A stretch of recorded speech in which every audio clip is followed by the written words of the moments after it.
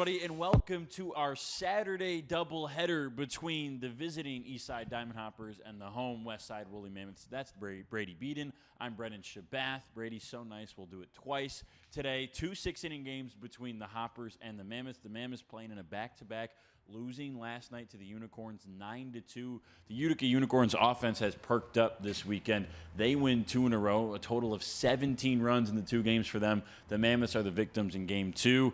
Unicorns just were the better team last night. Yeah, and we'll find out tonight whether it's the Unicorns really hitting their stride, if they are just playing really solid ball, or if the Mammoths maybe didn't live up to their potential a night ago. Coming out of the All-Star break, everyone's still pretty close, even though the first place Unicorns got their 2 wins on the weekend. So this is actually a really big doubleheader. If one of these 2 teams can sweep, that puts them within basically a weekend of first place here in the USPBL. The Unicorns 4 games above 500. Everybody else is either at or below 500. These 2 teams, both 2 games below, 10-12 for the Mammoths, 10-12 for the Hoppers. When you look at the Mammoths last night, the conversation in the league so far this year has been offense is down, pitching is up. Yes. The Mammoths, however, Garrett Martin really struggled last night, giving up a couple of those runs early in the game before he was pulled. He gave up 7 total in his 5 innings of work. And then on the offensive side for the Mammoths, they worked just 1 walk, had only 5 hits, and struck out 9 times. Tristan Harvin had a fantastic start. Kind of the flip-flop from what we've seen so far this season for the Mammoths last night. And the one stat we brought up last night that I think bears repeating is the Mammoths right now have 4 home runs on their roster. They have 8 as a team. 4 of them have left the team in some capacity. And you look at the flip side with the Diamond Hoppers pitching, they've only given up 4 as a staff. So that's a recipe for success for the Diamond Hoppers, where if you're not giving up the long ball, that means that the Mammoths are going to have to get high hit numbers just to push across a few runs. And if you look at the Diamond Hoppers as a whole, they don't give up a lot of runs. If they can get to 4 or 5 runs, they're winning most of those games. The Diamond Hoppers looking for success. They're on a 4-game skid. They have just 1 win in the month of July. They're averaging on offense only 2.5 runs per game in the month of July. Looking to turn things around. The offense has some shifts in the lineup. We'll get into that later in the pregame show. Ryan Kotke just tinkering with the lineup, trying to do something to find some offense. Well, I think he and Taylor Jelenkowski both have the same issue where you have 9 guys. You know you have 9 talented hitters, but you just can't seem to get them to all gel at the same time. You'll get 1 or 2 guys hitting well, but the other 7 are struggling. So if you can find a way to make it work, then you're going to be successful. I mean, if the Unicorns can start hitting, they're going to be dangerous. But like you mentioned, they only score 2.5 runs a game, yet they're still teetering about 500. That's how good their pitching staff has been this year. So if they can get even an all-right offense going, the Diamond Hoppers could reverse their fortunes and turn a 4-game losing skid into possibly a couple weekend-long winning streak. It's a rainy Saturday afternoon here. The tarp is on, but it is being pulled off as we speak. We are going to play 2 here between our Saturday doubleheader. Game 1 is Bo Atkins for the Mammoths versus Ryan Corraldon for the Hoppers. We'll bring you the Ascension pitcher comparison and the starting lineups after the break here on the USPBL Network.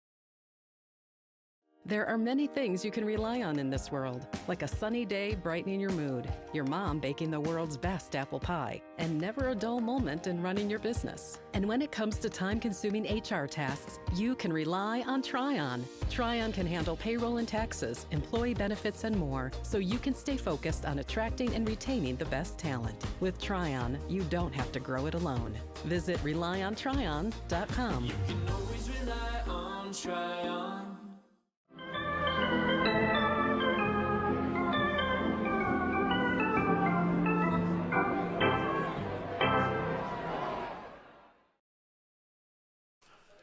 Welcome back to Jimmy John's Field. Starting lineups on the field. Let's start with our sponsors before we get to the lineups between the Hoppers and the Mammoths here for our Saturday doubleheader.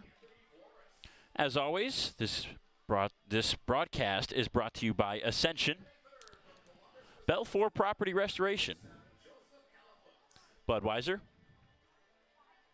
Dave & Buster's, DTE Energy, Fifth Third Bank, Jarbcom, Jimmy John's, Macomb Community College, McLaren Macomb, McQuaid Heating, Cooling, Plumbing, and Refrigeration, Metro Detroit Chevy Dealers, Pepsi, Scott's,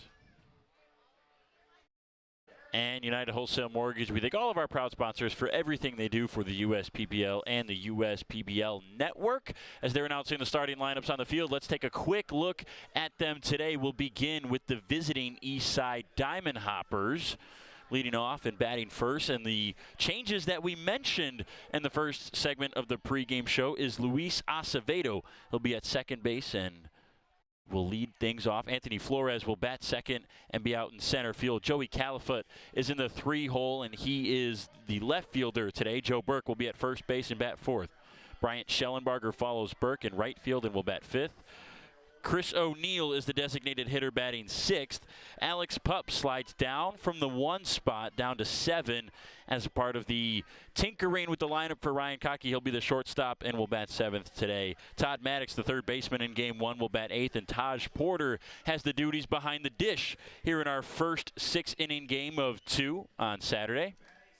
For the Mammoths, Jordan Hussein is in the 6-hole defensively. He'll lead things off for the Mammoths in the lineup. Burl Dixon, as always, in his 2 spot. He'll be out in center field. Livingston Morris slides up to the 3-hole today. He'll play first base.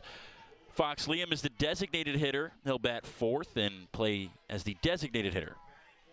Marcos Castillo is the left fielder and will bat 5th. Dre Williams-Nelson is the right fielder batting 6th. Alex Garbasic has the hot corner duties defensively. He'll bat 7th. Zach Beadle is the catcher in game 1 batting 8th. And Colby Seltzer will bat 9th. He is out at second base. It is Ryan Corraldon versus Bo Atkins today between these two squads. Corraldon, the right-hander for the Hoppers, Atkins, the right-hander for the Mammoths. Very few left-handers on these two squads. You see the Ascension pitcher comparison right there. Atkins with no decisions yet this year. Bo Atkins hasn't started in a very long time. He's got 10 appearances this year. Only one of them is a start. This is his second. His last start came on May 30th against the Beavers, so we'll see how he does in that situation. Two guys with a lot of strikeouts and a few walks. Ryan Corraldon is trying to steady himself after a rough outing his last start, which came back on July 7th. We'll step aside for the national anthem. Hoppers and Mammoths coming up after this.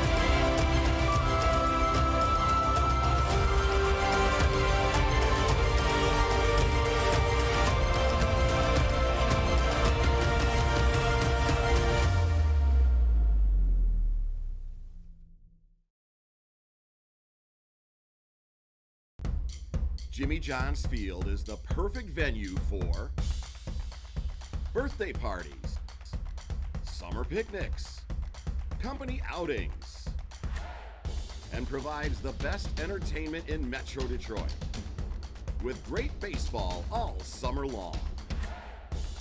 Spend your summer nights under the lights at Jimmy John's Field in historic downtown Utica. Yo, we gotta clean this place up, bro. So we gotta clean this place up. It's a mess. Coach, the house is a mess. Hey, you're gonna have to call somebody to get that house clean, because I need you guys down here now. Who can we call? Well, the company that does all the suites and company offices is Dawn to Dust Cleaning Service. What's their number? 586-932-4090. Give them a call. Hello, Dawn to Dust Cleaning. How can I help you? Hi, how soon could you guys come clean our house? You know, we actually have availability today. Are they here already? That can't be them. Hi, Dawn and Dust Cleaning. We're here to clean, so you don't have to. You guys got here quick. Come on in.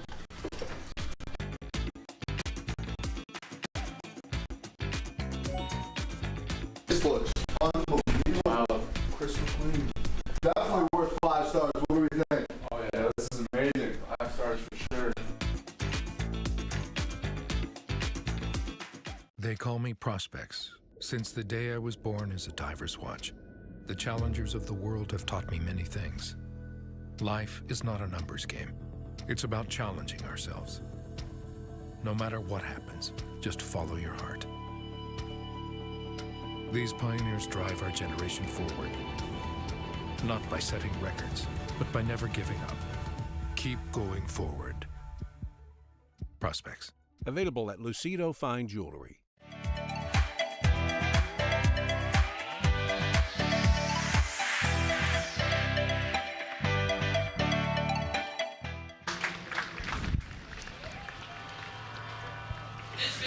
Beatlemania night here on the USPBL network, celebrating almost everybody's favorite band.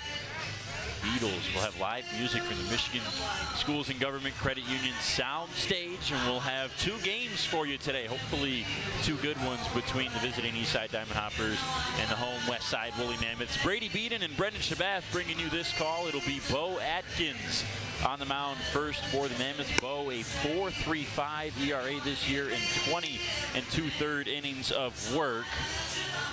18 2/3 of those all in relief. He's only made 1 start, as we mentioned. It last came on May 30th against the Beavers. Here's the defense behind Bo here in game 1. Hacklin in left, Dixon in center, Castillo in right. Garbasic and Liam on the corners. Hussein and Williams Nelson up the middle, and Zach Beadle behind the plate. That actually is, now that we look at it, yesterday's defense. It's Castillo in left here in game 1, Dixon in center, and Williams Nelson, the newcomer from the Los Angeles Angels minor league affiliate teams a couple of years ago. He's in right field. Garbasic and Morris are on the corners. Hussein and Seltzer are up the middle. Beadle is behind the dish, and Fox Liam is the designated hitter here in game 1. And if Trey Williams Nelson, if he can do what he did in right field, what he did at second base yesterday, I mean, he has already, in a short time here, impressed quite a few people, including his manager, Taylor Jelenkowski. So you're hoping for similar results in right field as you got at second base yesterday. Made a couple diving stops at second base. Some resulted in outs, others didn't, but they were just an A for effort for right. Williams again, Nelson. You're next to Burl Dixon, so your job in a corner outfield gets a little easier when you got a guy like Burl patrolling center field. It'll be Acevedo, Flores, and Califoot to lead things off for the Hoppers. An atypical lineup for them. Usually it's Alex Pup at the top of the order. This is a change that the Hoppers made a couple games ago in the non-publics last week. Alex Pup is in the 7 hole today. First pitch at 5:33 is a ball inside to the right-hander Luis Acevedo.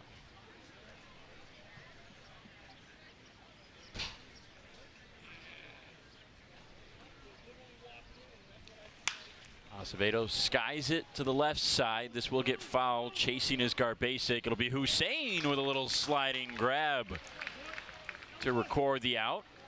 That's a long way to run from the shortstop position. That's tough. That's an over-the-shoulder, even looking a bit into the sun, all that. And also, you have to communicate with Castillo and Garbasic because they were all within a step or two of that ball.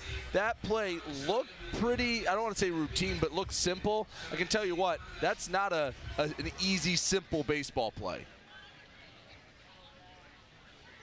Now Anthony Flores, the center fielder, digs in. He takes a ball outside.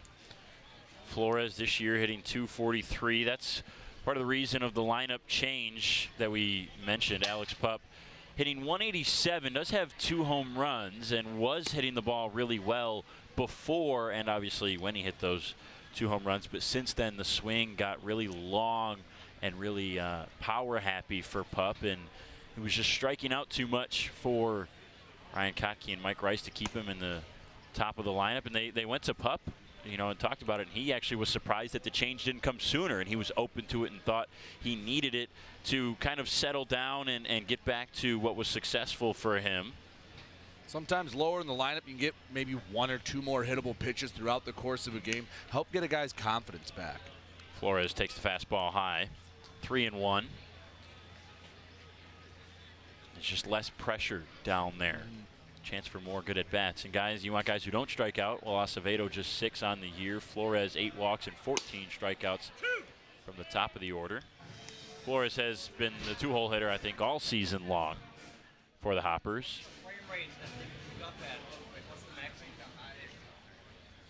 The full count on the ground to first. Morris can't range over. It will get by into right field. Anthony Flores with a little bouncing single here in the first. Had Morris just a bit off the line, slap it the other way. Not the prettiest hit, but a hit all the same. And a good at bat too. Right. 6 pitches for Flores. On the lefty Califoot. I was say, looking at some of the numbers before the game, the starts for both teams are so important. It seems like the first 3 innings play such a big role, and I guess you condense it down to a 6-inning game. For that, it's basically the first 2. But throughout the season, after 3 innings, if either side's winning, they're a combined 14-2 when these 2 teams are leading after 3 innings. And so what that tells me is they're holding on to leads, but it's almost the exact inverse when you flip it when they're trailing after 3. So they're both holding leads, but they're also not making any comebacks themselves. High and outside with the fastball. 2-0 on Joey Califoot, the lefty batting from that left side against the righty Atkins. Califoot this year, .345 against right-handed pitching. This is a good matchup for Califoot as he skies it way up there on the right side of the infield. Everyone converging. Garbasic going across the mound to make the out. A loud, high pop out. That's 2 down. That one looked dangerous just because everyone was kind of looking at each other for someone to make the play. And I will give the props to Garbasic for taking charge, even though he had to run probably the furthest of any infielder to make that play.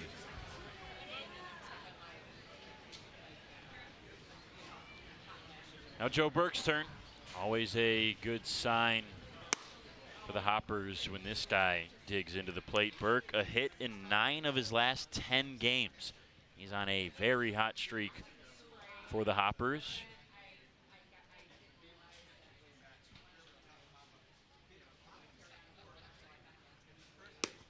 Slider outside. For Bo, it's a four-seam fastball slash sinker as characterized by him. Wants a little bit of run on that heater. A slider, a forkball, and a curveball to go along with it. That slider had a lot of break on that last pitch. 16 inches away from Burke. That's tough to read. 3 balls and no strikes on Joe Burke. A good hitter's count.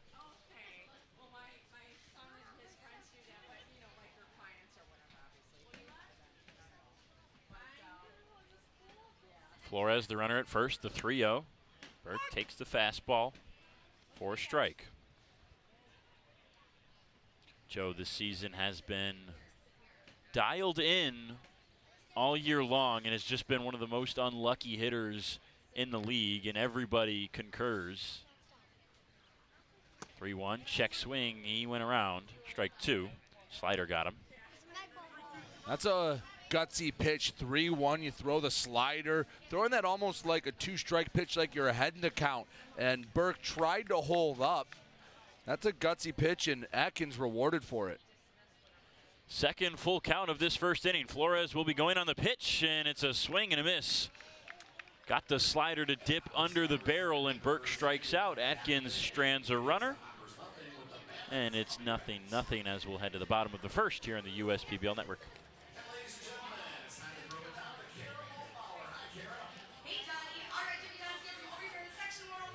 Giving a big wave today. Now I know we had a bit of a rainy Saturday, so we're gonna add some sunshine to the day with our sweetheart of the game. So JJ, our field general, got up really early this morning and went to our friends at Thrifty Florist, picking out this beautiful bouquet of red flowers. He went searching through the stands right before the game and found his friend Linda. They become best friends now, and Linda is at the game today watching her granddaughters on the dance team. We couldn't let them be the only stars of the day, so we made Linda our sweetheart of the game. So Linda, congratulations on being a star here at Jimmy John's Field. All right, let's send it back up to Johnny now.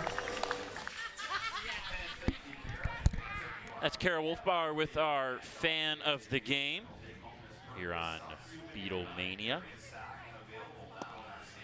Ryan Corlden on the bump, the 22-year-old out of Yale, Michigan, making his 6th start of the year. And 4 of the first 5 were really good. That's resulted in a 2.52 ERA in 25 innings for Ryan this season. The last one is the one that was a little difficult 2 weeks ago, back on July 1st, in game 1 of a doubleheader, as he will have today. Just 2 1/3 innings, gave up 5 runs on 3 hits. Now, only 2 of those runs were earned, but it was not the same Ryan Corlden that we were used to seeing. Had 3 walks and only 2 strikeouts. Those were pretty atypical numbers for a guy who's been very good this year for the Hoppers, and a big reason why they've been one of the best pitching staffs as a team all season. And Corolden, it's kind of the natural progression when you get to a new league. They make adjustments, so how will he adjust to the adjustments? And came in so hot. He's had 1 or 2 rough-ish starts. The one was really one bad final inning.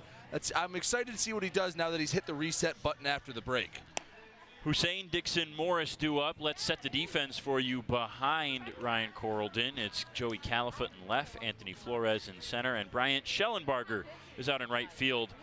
Alex Pupp and Luis Acevedo are the double play combination up the middle. Todd Maddox and Joe Burke are on the corners, with Burke manning first base. And Taj Porter, the switch hitting catcher, gets the start in game number 1.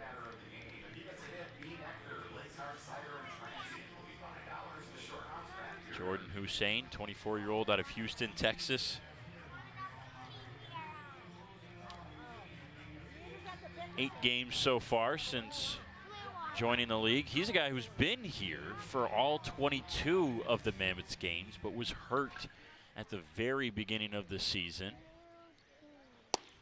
Still wears that brace that you can see on his right knee. It was a hamstring injury for Hussein in the simulated non-public game that the league has the day before opening day. Lifts this one to center, and Flores is camped under it. Just missed it a bit, put a good swing on it. Just couldn't quite get all of that. I mean, that's not a bad swing from Hussein, just slight adjustments. And you know the Mammoths are going to try to take a How you doing out there? than they did a night ago, because there was a lot of first pitch outs last night. Now Dixon will dig in from the left side. Burl Dixon, we talked about it last night, and nothing changed within one night. Shows bunt, pulls it back. It's a strike. 92 from Corlden for the fastball. Dixon leading the Mammoths. Average, on base, slugging, OPS, RBIs, walks, and stolen bases. And he's their best defender out in center field. He is one of those guys that when you come to a Jimmy John's game and you see him once, you say, we got to go back. We got to see Burl Dixon play again. And you better rush back, because he might not be around very long. Has played in all 22 games for the Mammoths. Would you take him out of the lineup? Absolutely not. And he's a guy who not only can't be taken out of the lineup because of his skill, but he's ready to go every single day. Burrell is locked in. Fouls one back. You know, I was talking to him 2 weeks ago when we had the Sunday night game before the 4th of July in our Salute to America night, and that was, for those that remember, delayed by 3 hours and 15 minutes due to rain. That was the Mammoths and the Beavers in that game. 1-2 is fought off foul. And I was talking to Burrell, you know, about some of his minor league stints and, you know, some horror stories of rain delays that he's had. But I asked him, too, how do you stay locked in during a rain delay and stay ready to go? And what he talked about was you have to just have the mindset that you're going to play this game no matter what. And we got into a deeper conversation about how he's improved on his walks and his approach at the plate. He spent a lot of time reading some meditation books and, you know, mental strength. And skies this one to center field. Flores going back. He slips. That one is going to drop on the warning track. It's wet out there, and Dixon's got speed. He's heading for third. The cutoff goes to Pup, and Burl Dixon is in with a stand-up triple. That's a little bit of bad luck for Carolden and the Diamond Hoppers. I mean, weather-assisted triple, but I don't know if Flores gets back to that anyway. It would have been a tough catch nonetheless, but even if it gets down with Dixon's speed, if he burns him over his head, that still could be triple territory. I don't know that Flores makes that catch even on a dry day. He seemed to have a decent beat on it. He had a good read. This is chopped to third. Dixon will come home. There will be no throw. They'll get Morris over at first on the throw from Maddox. So 2 down, but the Mammoths score first on the ground out RBI from Livingston Morris. Next up, the designated hitter, number 15, Fox Liam. That's doing the job. Probably not how Livingston Morris sits up at night picturing how he's going to drive in runs, but counts as an RBI all the same. So it takes just 2 pitches for Dixon to get on third and Morris to bring him home. Now Fox Liam from the left side. Takes one high and outside. Ball 1. Have to pay attention today to the approach for the Mammoths. That's what's in the mind of all of their hitters.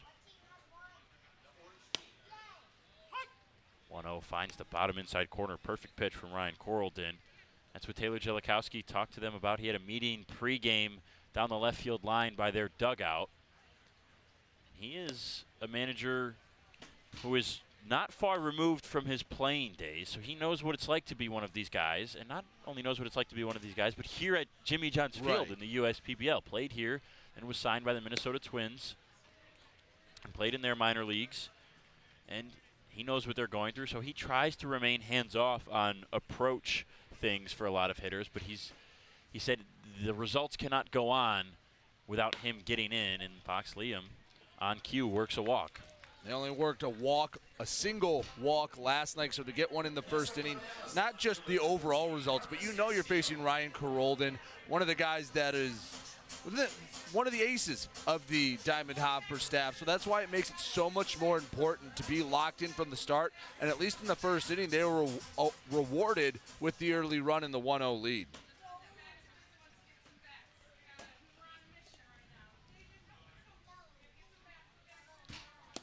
Marcos Castillo digs in and takes a ball outside.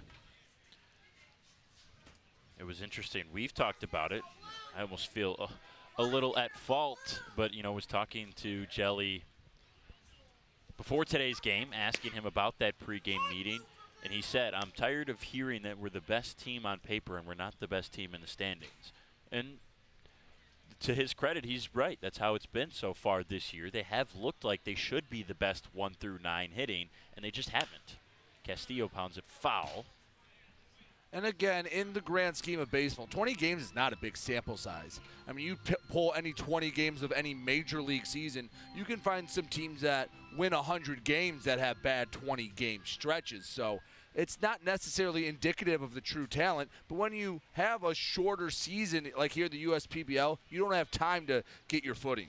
Off speed, got Castillo swinging. It's a strikeout to end the inning for Ryan Carolden, but the Mammoths get across first thanks to Burl Dixon's triple and Morris bringing him home. It's 1-0 after 1.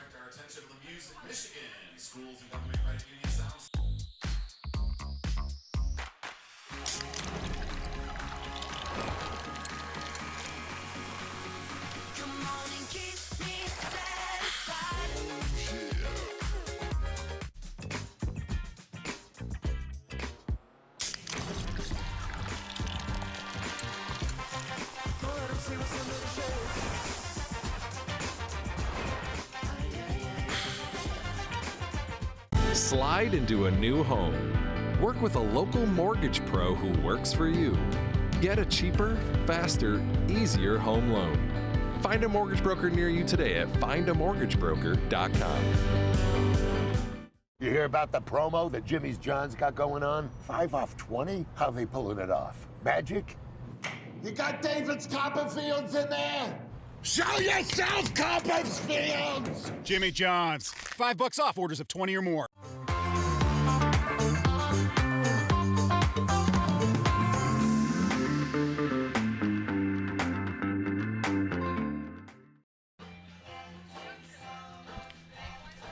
Skies have opened up at Jimmy John's Field. Had some rain earlier in the day. Batting practice was canned due to the rain. The tarp was on the field, but now it's sunny and a little warm. Pretty good day for some baseball. We'll play 12 total innings. It's 1-0 Mammoths after our first inning. A couple fans here in attendance. Chevy Pavilion had some home runs yesterday, finally. They didn't go to the pavilion, but they went to left center field. They were deep bombs from Josh Baker and Jacob Bisharat for the Unicorns against these Mammoths. Bryant Schellenbarger will try to replicate that for the Hoppers as he digs in against Atkins. First pitch misses outside. He's definitely a guy that has the power to do so. And why not get an answer right back after you give up the lead in the first inning? Get it back in a big way. Swing and a miss the fastball. Schellenbarger this season, .276 average, does have 1 home run. 10 RBIs is second on his team. So Bo Atkins, we talked about his last start being a long time ago, back on May 30th. He did pitch as recently as 9 days ago on July 6th. 3 balls and 1 strike. That was 3 scoreless innings with only 2 hits and 2 strikeouts in a 6-6 sudden death loss to the Unicorns. 3-1 and fouled back. Pitching in the 6th inning doubleheader has got to be a different approach as a starter, just because you're not being asked to go 7-8. If you're a guy that's more of a reliever like Atkins is, if you go 3-4 innings, you've eaten up the majority of the game. Out to left, but it's hooking foul off the bat of Schellenbarger.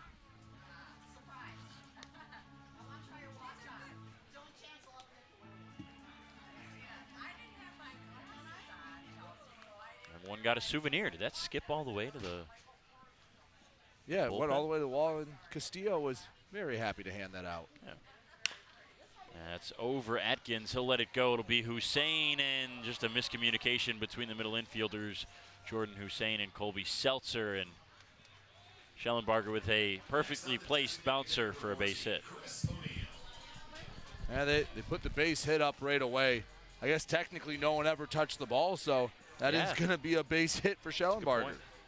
But that's one you got to communicate, just like 2 outfielders converging. Heck, we saw it in the first inning with Hussein. Over in foul territory, did a nice job communicating, made the play that time. It looked like Seltzer was pulling off at the last moment, and Hussein wasn't sure what to do. And, well, the door's open a little bit for the Diamond Hoppers. Can they take advantage of it? Chris O'Neill batting for the first time today, facing a 1-0 count, the designated hitter in the 6th spot.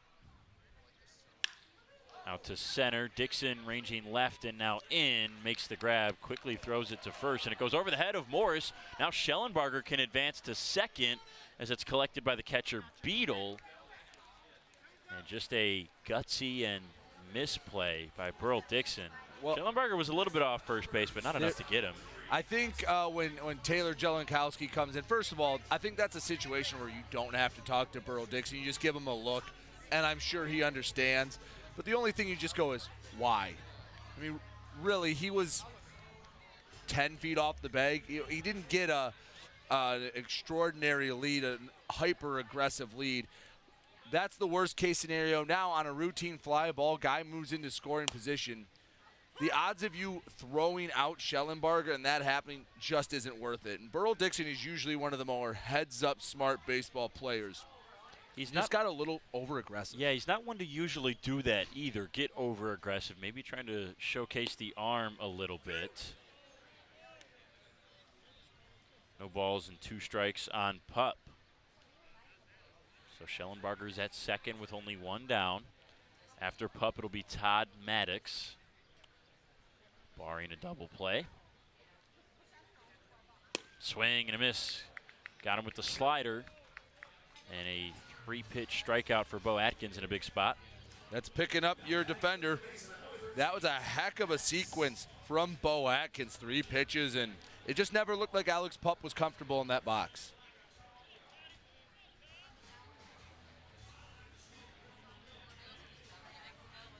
Todd Maddox is having a decent year, only a 185 average, but a 683 OPS, a decent slugging percentage due to a couple long balls. Plays sound defense at third base. Need to find a way to punch one through the infield. Schellenberger, not the fastest, but if you can punch one through, 2 outs, probably get a little bit of an aggressive send in the situation early in the game. Well, we talked about teams that respond to giving up runs, and this is the Hoppers' chance after conceding 1 in the bottom of the first. Skip Johnson, Jim Essian here for manager for the Unicorns, doing a little scouting. He watches Bo Atkins strike out back-to-back batters and retire the next 3 after giving up the leadoff base hit. Still 1-0 Mammoths. We'll be back after this.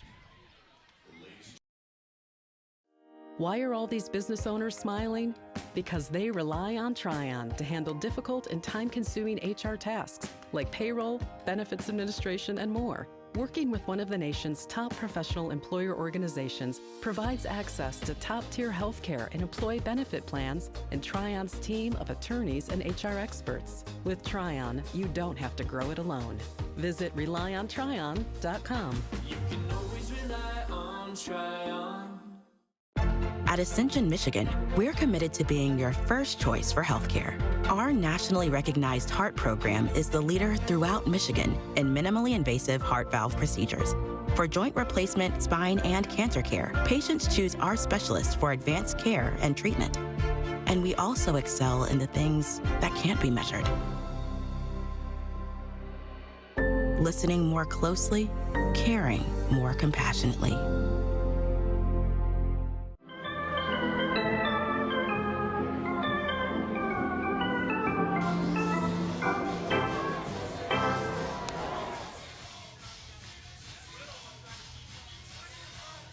Early 1-run lead for the Mammoths. It will be Dre Williams-Nelson, Alex Garbasic, and Zach Beadle looking to add to it against Ryan Carolden in his 2nd inning of work. And a little bit of everything in the 1st inning. A strikeout, a walk, a base hit, actually a triple, and a run. As those fans had a good view of it just behind home plate. Not a bad seat in the building. Zach Beadle talking to some of his teammates probably about this at-bat he's about to have. Trey Williams-Nelson digging in. Nija Nelson on YouTube says, "Go, Travion." I'll tell you, it's the first weekend we've really got to see him up close and personal. And Brennan, I don't want to speak for you, but he has at least caught my eye in the first couple of games. Absolutely. He's already got 2 hits in his first 7 at-bats and a pair of RBIs. And the plays he made defensively, very impressive yesterday at second base. Stole a base as well. Yeah. It's not usually a term you use in baseball. It's usually more filled for basketball, but he's filled up the stat sheet early. He has. There's a reason why he was drafted by the Los Angeles Angels out of high school back in Houston, Texas. He's just 23 years old, has a long baseball career ahead of him, and it's already been a storied baseball career. Oh, up and in. Yeah, he did break the plane. And he's saying he swung. Our home plate umpire, Williams Nelson, not happy with the call. I'm not sure that he did swing. I think That's he strike 3. Just in self-defense, he didn't mean to. He held up, but as he turned to get out of the way, I think the bat broke the plane. That's just an unfortunate situation. I do think that they made the right call. He held up, but it was as he kind of like bent out of the way, the bat came through a little more. That is a tough call and a tough break for the Mammoths and Williams Nelson. Now a chopper. Acevedo has to charge and make a nice play to get Garbasic. So that was the second strikeout for Carolden on Williams Nelson. Putout goes 4-3 on the Garbasic ground out. So 2 down for Zach Beadle. There's everybody's favorite, JJ, doing his daily duties.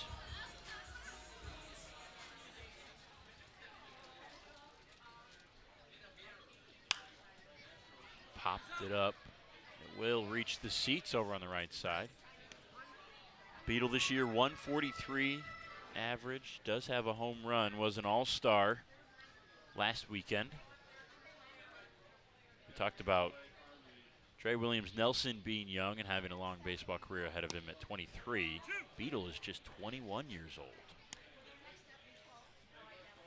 Carolden has settled in a bit. That was a beautiful breaking ball that you placed perfectly on that low outside corner. No balls and 2 strikes. Swing and a miss. Ryan Carolden, a quick, easy inning. A pair of strikeouts, and that's the 3rd out. 1-0 Mammoths. Still as we head to the top of the 3rd after this.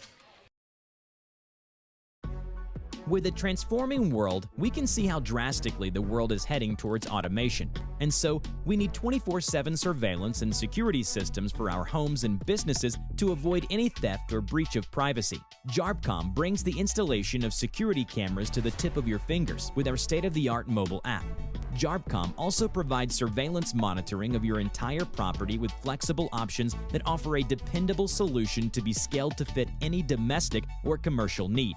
Contact JARPCOM today for a free estimate at 800-369-0374 or look us up on the web at jarpcom.com.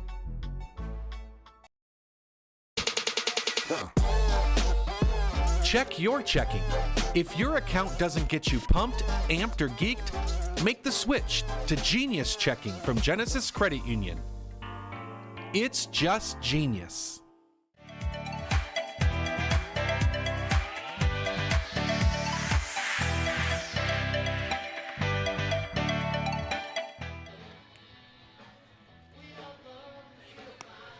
Hoppers trailing by a run. It's 1-0 as we're here in the top of the 3rd. 9-1-2 hitters due up for the guys in green. Porter, Acevedo, and Flores. Facing Bo Atkins coming out for his 3rd inning of work. And you mentioned it yesterday, Brady, in regards to Garrett Martin and how long he would go in that game. And I think there's maybe the same philosophy for Atkins. This is the 2nd game for the Mammoths of the weekend. They played 9 last night. They'll play 12 today, so they've got to fill 21 innings somewhere. Right. And we talked to Ryan Kotke. He's certainly not opposed to having his starter, Ryan Carolden, go 6 innings and have a complete game in this first game if he needs to. And I think Taylor Jellikowski's got the same philosophy that if Bo Atkins is on, which he has been, he'll get to go until he's not on anymore. Well, we saw a pitcher go 8 innings yesterday, but you're getting to the part of the summer where you're taking the training wheels off, you're taking the guardrails off, and depending on the pitcher, and as long as he's been throwing at a I'd say a typical rate at the ramp up, you're to the peak of that, and you're gonna go to whatever your arm limit should be on any given summer day. Switch hitter Porter batting left.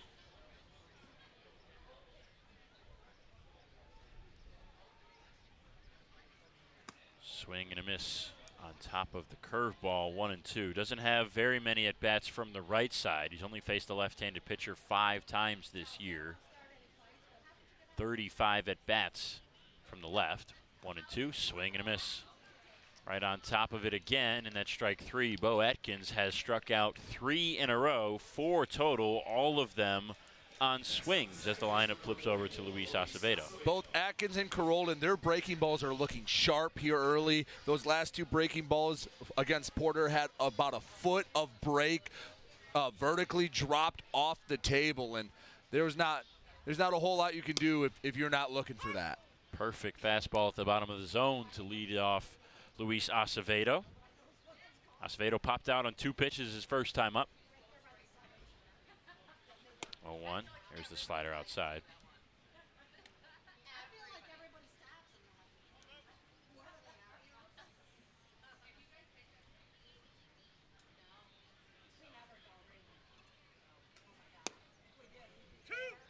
Curveball, strike 2 at the bottom of the zone.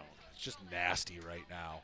I mean, you're putting that right where you want it again with a foot of break, about a 15-mile-per-hour difference from the fastball.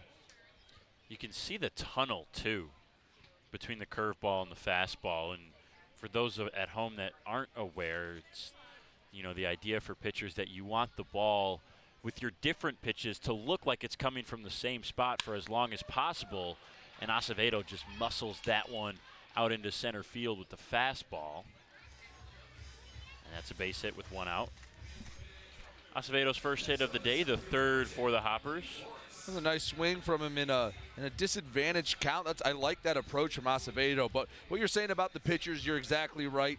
You want that is to look like the same pitch as close to the plate as possible. You'll see sometimes the overlays with some of the nastier guys in the MLB, and it'll get to about the end of the mound. Flores lays down a bunt, charging Garbasic, barehanded throw, not in time, everybody's safe. Heads up play by Flores, saw the way the defense was playing, said all the hits count the same for me. We'll get a guy in scoring position and I'll get on base and I'll get my second hit of the day. Really like that heads up play from Flores. Yep, that's now 2 for Anthony Flores and 2 on with 1 down for Joey Califoot. Popped out in a 2-0 count his last time. Looking to redeem himself. He takes a slider for a strike. These are the 2 guys you want due up if you're Ryan Kottke and the Diamond Hoppers. Califoot and Burke, back to back. You want to get that run back? Well, here's a perfect opportunity. 1-1. 3rd inning brought to you by Chevrolet on the US PBL Network. Mammoths up 1-0. They scored their 1 run after a Burl Dixon triple in the bottom of the 1st. Califoot chopped foul. Atkins has been cooking so far for the Mammoths, but only against the bottom part of the order, and this is his 2nd time through. The first 2 hitters are 3 for 4 today already against Atkins. And it's only the 3rd, but because of the 6-inning doubleheaders, it's really like the 5th or 6th inning if you compare the 2, if you have to shrink it down.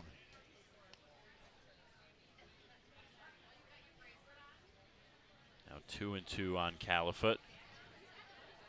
The lefty out of Columbus, Wisconsin, hitting .343 this year. Double-digit games. He's up to 10 now. The 2-2 inside with the fastball, and he fought it off foul. Another one up and in. He got a little luckier than Williams Nelson did holding up. At least he made contact. Yeah. Because I think he was going to break the plane too if he doesn't make contact.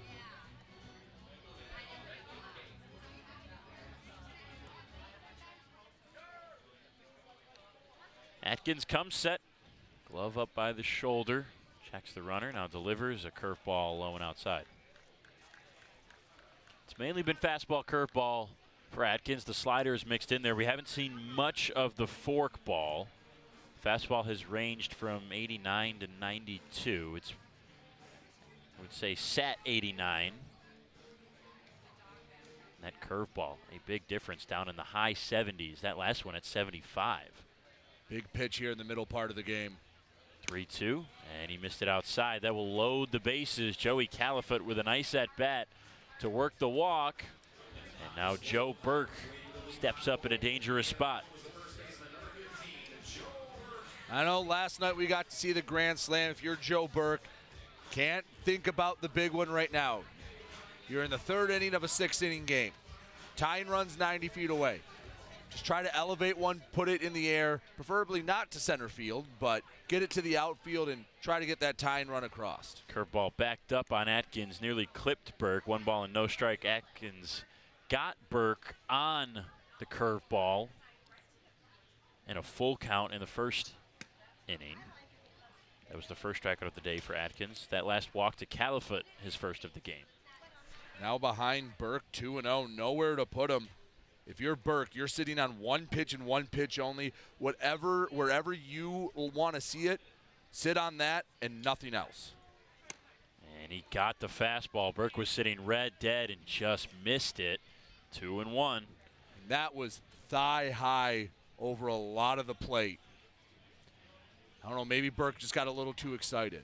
2-1, and he misses on the curveball. 2-2.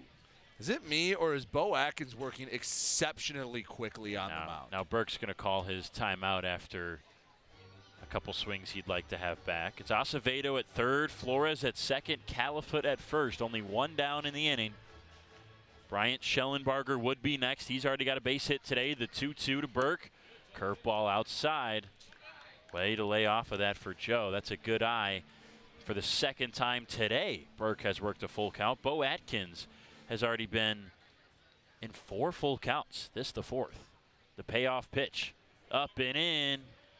Not sure if that hit him or missed. Either way, it'll be a free base for Joe Burke. And the tying run comes across as the Hoppers find the scoreboard. Both RBIs today, again, not how you draw it up, not what you dream about, but the RBIs all the same. Now Bryant Schellenbarger, he's going to have another opportunity, get a big hit. Now you can go into the bottom of the third with the lead. And knowing Bryant, he loves to hit in these big spots. A guy who he's one of those guys who feeds off the pressure. Loves to be in the big spot. He has the mentality of, this is why we play, you know? We play for the big moments. He does not shy away from the spotlight Not or at all. shy away from a moment like this. I expect at least one very healthy hack from Bryant. Usually early in the at-bat. There it is. Misses with the fastball.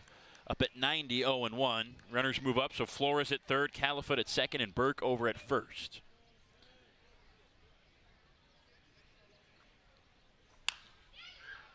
Fights that one off foul. Atkins has gone back to the fastball in this pressure situation, trying to get out of the jam. The Mammoths as a team get an average number of ground balls. Looking for one here to get a double play. Head in the count, work for the strikeout here. 1-2, out into left. This one slicing, that will drop for a base hit. Dixon cuts it off. They'll play station to station as Flores scores. Califoot got the stop sign at third, and Bryant Schellenbarger behind in the count turns it around for an RBI knock. 2 hits for him already. I like the approach here in the inning from the Diamond Hoppers.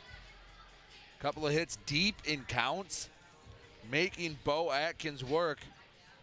The pressure's still on. You have the lead. Now you have a chance to, there's one in the gap. You can blow this one open a little bit here in the middle innings. Chris O'Neill looks at strike one.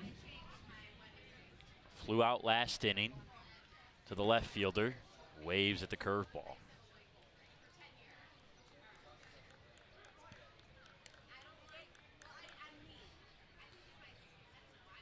Atkins doesn't walk many hitters, and he's already walked 2 in this inning, 2 today. We mentioned the 4 full counts that he's faced as well. Head 0-2, spikes the curveball right on the plate. Good block by Beetle.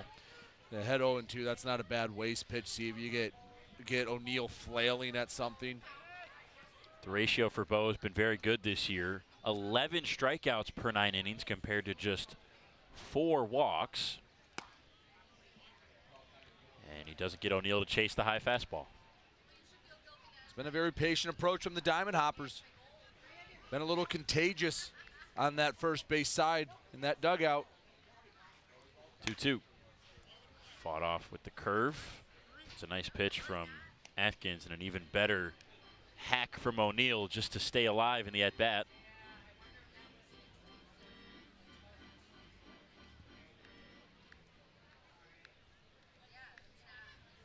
O'Neill with a tied for the team lead in home runs with 3. Hops it foul, gets over the net. And we talk about how much foul territory there is. If you foul it back, there's really not a lot of room. You run out behind home plate. Yeah, if it's going, I'd say, 30 degrees either direction straight back, it's going to get out pretty easily. Now, if you go down the lines, that's where you get into the cavernous areas. 2-2 again. That one is foul over at third base. Very close. Went right over the bag as Califoot had to get out of the way. So 8 pitches will be seen by O'Neill in this at-bat. Not making it easy for Atkins. There's still only 1 out. No matter the result, this is a good at-bat from O'Neill. Battling in a tough spot. 2-2 up and in with the fastball. 3-2 for the 5th time today. Atkins was in cruise control through the first 2 innings. His first 2 walks came on 3-2 counts. This one, and that's walk number 3. He's walked in the 2nd run this inning. Califoot touches the plate. Now it's 3 for the Hoppers, and I don't see, there he is. Justin Karn will pop out of the dugout and go consult Atkins. That's an at-bat that if you didn't catch this game and you just look in the box score, you go, oh, whatever, he walked in a run. That's a heck of an at-bat from Chris O'Neill. Fouling off some tough pitches. That 2-2 fastball was relatively close to the top of the zone to hold off. And then you earn a walk and an RBI out of it. That's one that I'm sure you're going to look back on film and know that's not anything that goes on a highlight reel. That's a well-earned walk and RBI. So Atkins started this inning with his 3rd consecutive strikeout to Taj Porter. That was his 4th of the game. Since then, 3 walks and 3 base hits to bring around 3 runs. It's now 5 hits total for the Diamond Hoppers. Karn is done on the mound. Beetle will head back behind the plate as he's accompanied by the home plate umpire. And Alex Pup gets ready for his 2nd at-bat. Struck out the first time. 6 straight batters have reached. If you're Pup, you went, like you said, went down on 3 straight pitches. Be patient. See one. Atkins has struggled with command. Make him come to you. Curveball right in the zone for strike 1. And if you're Atkins, we discussed yesterday something that Tristan Harvin was good with just 3 pitches, pitcher for the Unicorns, being creative on how you get guys out. For Atkins, it was the combination of fastball, curveball the first time through the order, especially the curve, and now hitters are laying off of them. A good adjustment for one by the Hoppers. Now Atkins has to make the adjustment back and try to figure out a way to get these hitters out. 1-1 on Pup. Up with the fastball, 2-1.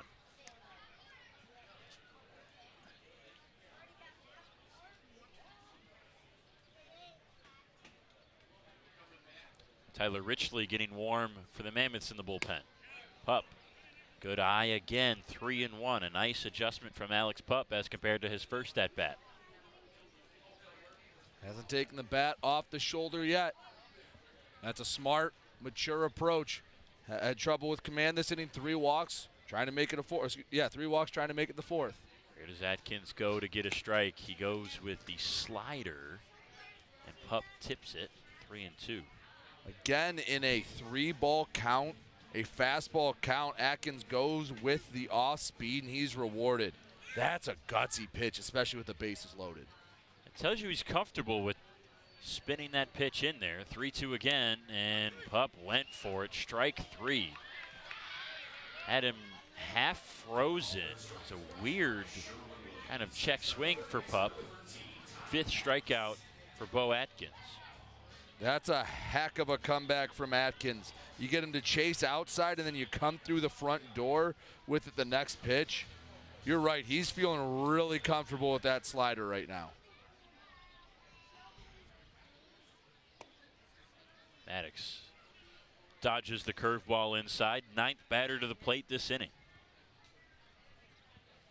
Despite how bad this inning's been, if you can get out of it with this limited damage, 2-run deficit, not too bad. Now you give up a ball hit down the line or in the gap. Batters are going to be off on contact.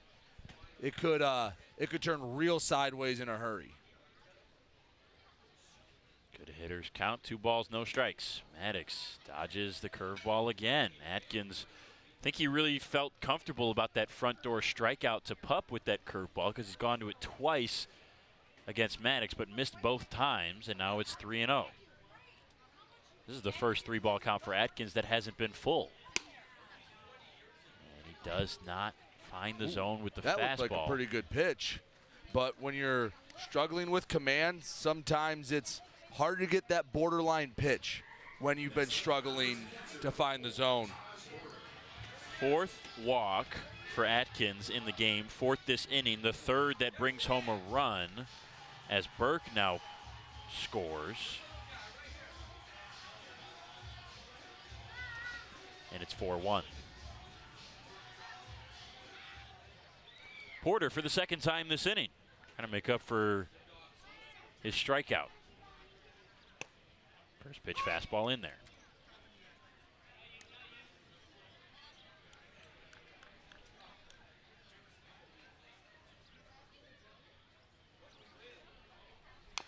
Oh, 1 is a little bouncer foul.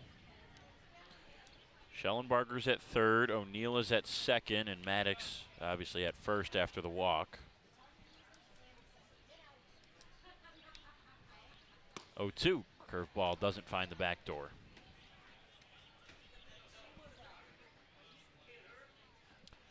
Four to 1 hoppers all coming in this inning.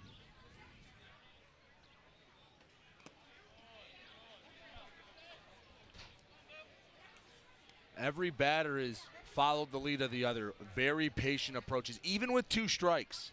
They've really made Atkins work for this.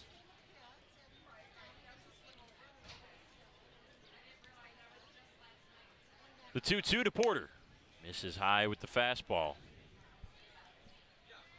Now you'll get guys off with the pitch. The ground ball up the middle is going to score 2.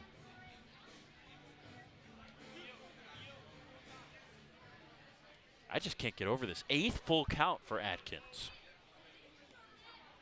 Every at-bat has been a long one. The runners go, a slow jog, and he plunked Porter.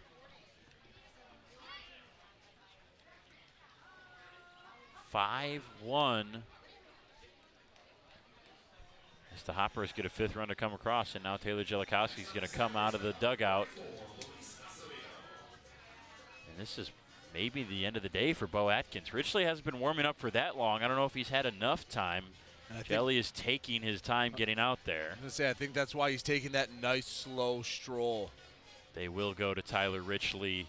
Bo Atkins, really good until this 3rd inning. 4 walks, a hit batter, 3 base hits, and 5 runs. His day is done.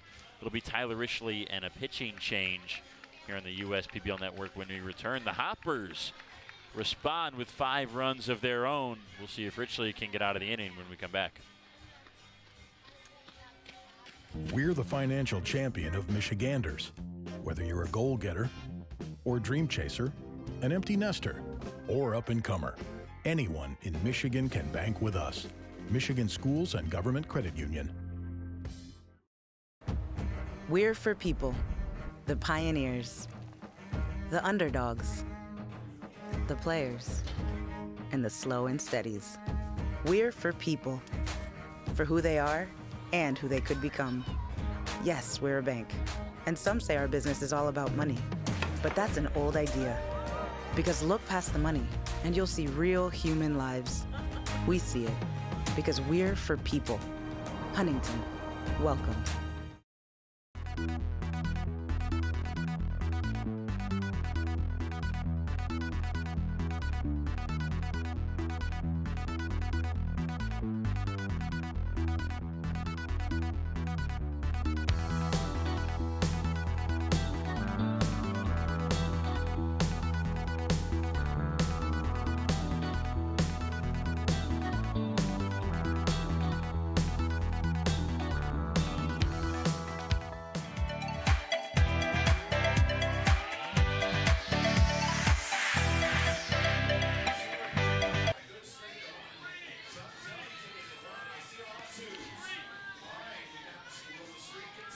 Colorado native Tyler Richley now on the mound for the Westside Woolly Mammoths, facing a 4-run deficit. All 5 runs have come in this 11-batter third inning. Bo Atkins finishes just 2 2/3 innings, 5 hits, 5 runs, all of them earned.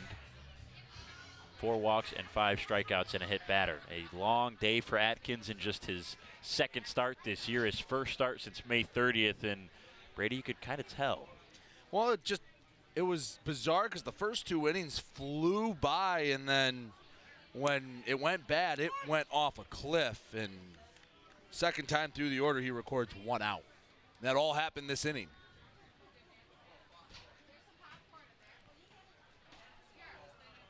Acevedo singled and scored earlier this inning after the first out when he was the second batter. He's facing an 0-2 against Richley.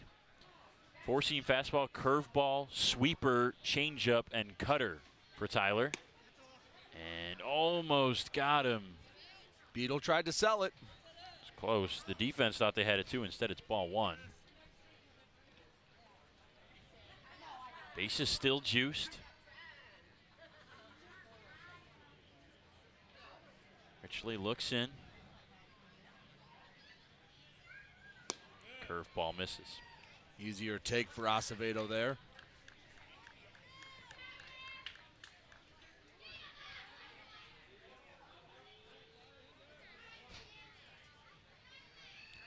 Two. Another curveball hit hard to short. Hussein will back up on it and flip to Seltzer at second. The Mammoths are finally out of the inning. Tyler Richley comes out and gets the 5th third out of the game. As always, brought to you by Fifth Third Bank, and the Mammoths, the Hoppers, get 5 runs as well. It's 5-1. As we'll head to the bottom of the third, see what the Mammoths can do after JJ makes his daily water delivery out into shallow right field.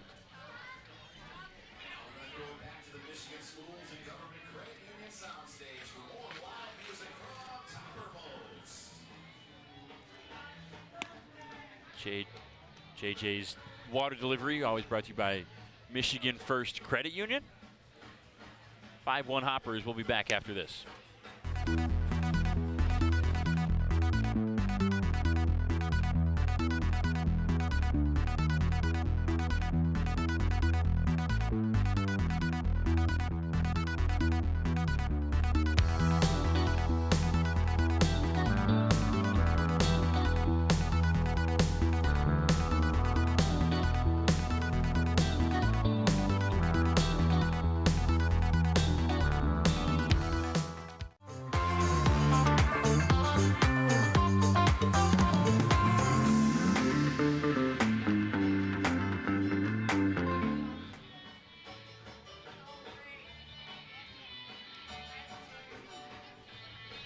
Always fun to watch JJ make his water delivery and then get to play a little frisbee out in right field. Everyone knows who the star of the show is, and it's right there. It's Absolutely. JJ. So now it's a very different mindset on the mound for Ryan Corlden.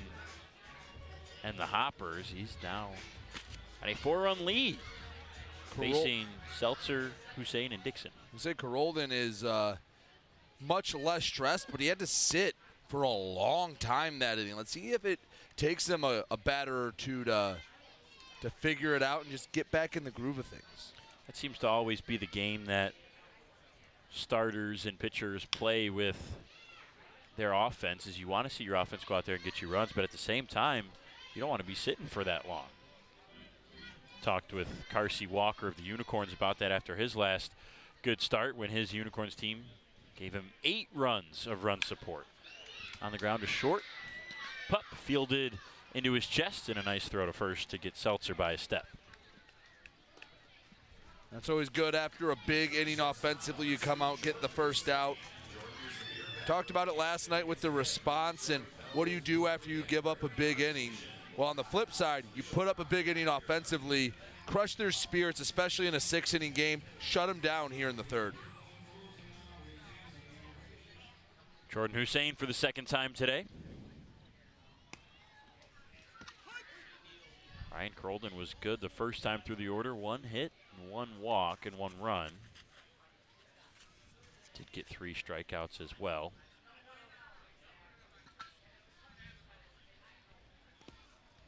It's a 4-seam curveball and changeup for Ryan. That 4-seam has a lot of life in the low to mid 90s. Seen a couple 93s today. 1-1. Another 93 fastball for strike 2. Talked with Ryan Kottke before today, asked if he had any reservations about Carolden starting in the exact same situation of his last start, game 1 of a Saturday doubleheader, because that last start was one of the rougher ones for him.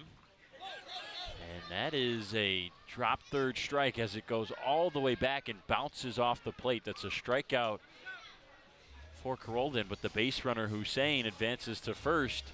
Boy, that took a huge hop. That almost went over the protective netting. I have never seen a dropped third strike, not on a throw, just the third strike, almost also go out of play. That was almost a scenario where it was a drop third strike out of play, and on a punch out, Hussein would have been on second. And no one could have done any. Like, that's a great pitch from Carolden. Yeah. There's nothing Porter could have done besides try to maybe very non-traditionally try to trap it, but it hits the plate and it bounces. How high is the top of the screen here, Brendan? Like 50 feet high? Yeah, I'd say 50. 40, 50 feet above home plate. It just took a huge hop. I don't know that I've ever seen that. See if that base runner proves to be important. Hussein's got speed at first, and now you've got the best hitter in the Mammoths lineup at the dish, who's already got a triple today, and he's in a 2-0 count. Hussein takes a medium primary lead. No steals yet this year for Jordan. Dixon swings through. Bit of a long swing from Burl Dixon. I think he was trying to get to the outside part of the plate, but that one just took a while for the barrel to get through the zone.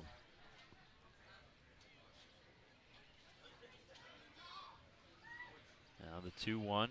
Carolden slowly comes set, checks the runner twice, and misses low with the fastball. 3-1. Going back to what we were talking about with our conversation with Ryan Kottke pregame today, and if he had any reservations about Carolden's start, he said no, not at all. He still has trust in his ace, who's got a 2.52 ERA this year. 3-1. Finds the corner.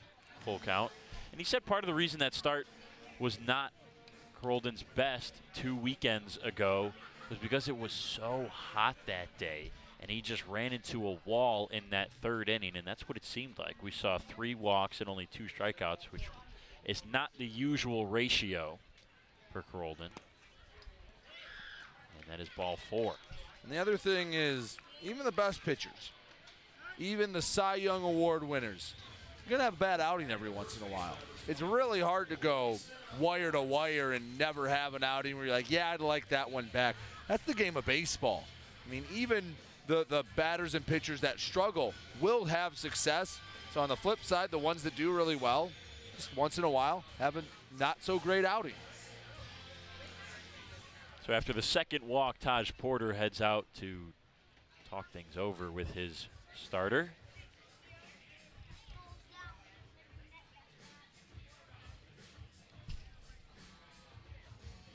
This inning looks bad. 2 on, only 1 out with the 3-hole hitter Livingston Morris up. But remember, there's a strikeout in this inning already. It should be 2 outs. But that spiked curveball that shot off the plate allowed Hussein to easily advance to first on the drop third. 92 with the fastball, just outside against Morris, who batted Dixon home on the 5-3 ground out his first time up. Get another ground ball here. Chance to turn it, get out of the inning unharmed. Perfect pitch from Corraldon. Gets the bottom corner for a strike.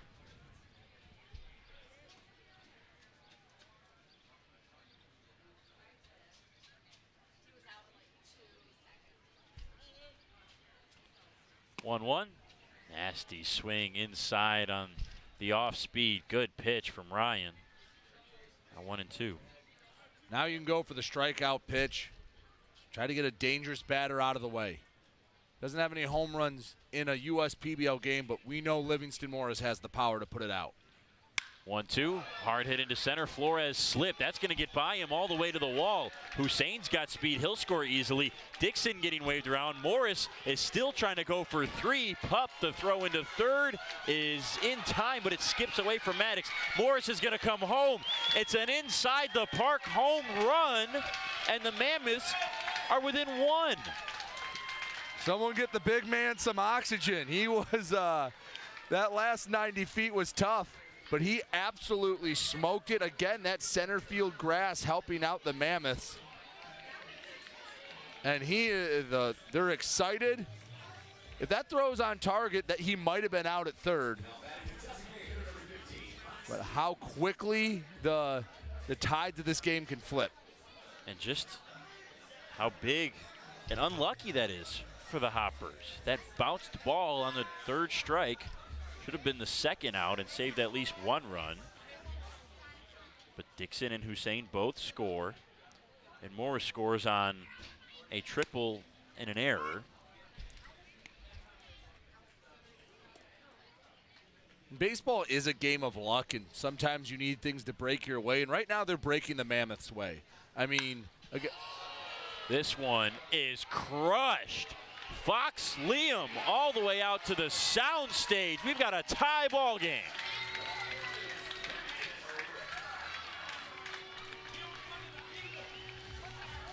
He absolutely crushed that one. 99 off the bat. And that's what we have, a projected distance of about 385. All I know is it cleared the fence by a very healthy margin. Schellenbarger took a couple steps back and then went, not worth it. Before you can even blink, the Mammoths have tied it up in the third. It's 5-5. So as I was just about to say that the Mammoths are getting some of the breaks, they create their own luck in a moonshot from Fox Liam. There's the fan who got that souvenir. Castillo facing a 1-1. Fox Liam, his second home run of the year, ties the game at 5 apiece out of nowhere. And that's how, when you talk about creating your own luck. Yeah, hey, center field grass, Flores hasn't been able to get the grips and then the strikeout. But really, Liam hits the home run, so really the luck evens out a bit, because even if Livingston Morris doesn't come home to score or Flores stays up and keeps it to a double, they come home anyway. But man, Liam unloaded on that one. Changeup drops under the zone, 3-2. How about Corraldon in this inning? Has he really? He's made 2 bad pitches? That one to Liam was a middle fastball to third, and it ate up Maddox. Took a weird hop. He moved to his right. It bounced to his left behind his glove, and Castillo gets on base. So you look at the total line score for Carolden right now. He's given up 3 hits, and I believe that's going in the book as an error, Brendan. I think they put it up there. I don't see the 1 on the scoreboard. I don't know if that's from the Livingston Morris. I think that is triple. Either way, I think I put that in my book unofficially as an error. He's given up 3 hits, 2 triples, and a home run. So when he's missed badly, but everything else has been really solid. And there's a pitch clock violation on Carolden. 1 ball, no strikes before a pitch is thrown to Dre Williams-Nelson.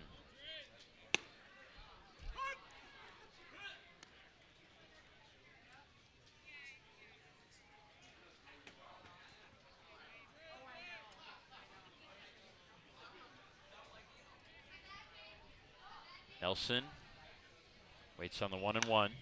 Skies it foul right side. Not playable for anybody. 1-2.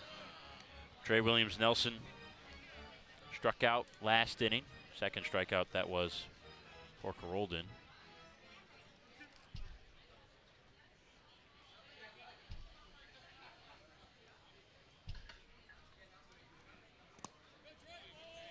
Two and 2. This game's had a lot of emotions in it in just not even 3 innings yet. Yeah, we have been all over the place.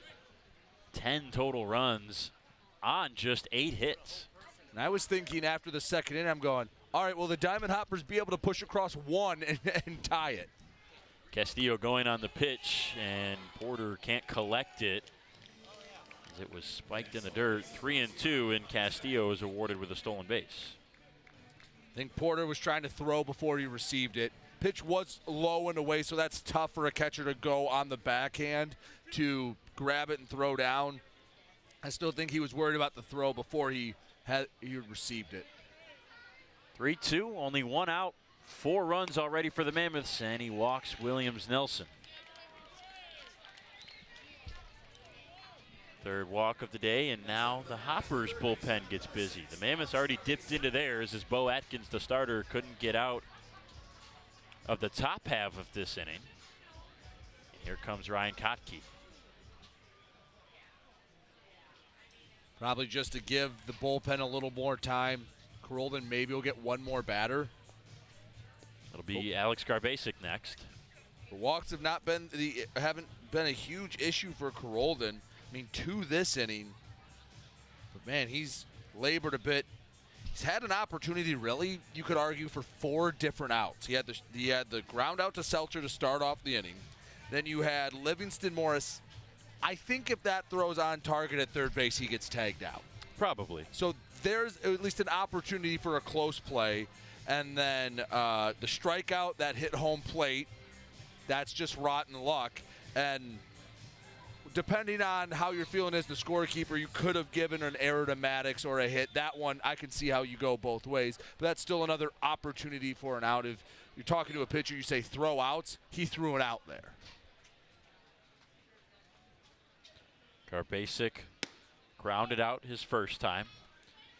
Takes a ball inside. It is hard to say whether Carolden would be out of this inning yet if that strikeout to Hussein that bounced off home plate didn't do that and they were able to get Hussein. Because that was followed up with the walk to Dixon, the triple from Livingston Morris that eventually was a Little League home run, then the home run from Fox Liam, the single from Castillo, and Williams-Nelson with the walk brings us to Garbasic. I don't know that they'd be out of this inning yet. It'd be 1 less run across. It's always hard to tell with the butterfly effect and how you feel as a pitcher. I'm sure Carolden feels like they'd be out of the inning if he got the strikeout. Right, and even if just for a pitch or two you're a little frustrated, like really I throw a perfect pitch and it bounces 50 feet in the air, not a whole lot you can do about it. Maybe it had no effect. You can't really tell until you talk to the young man. 2-1. Strike 2. Garbasic can't believe it. He calls time.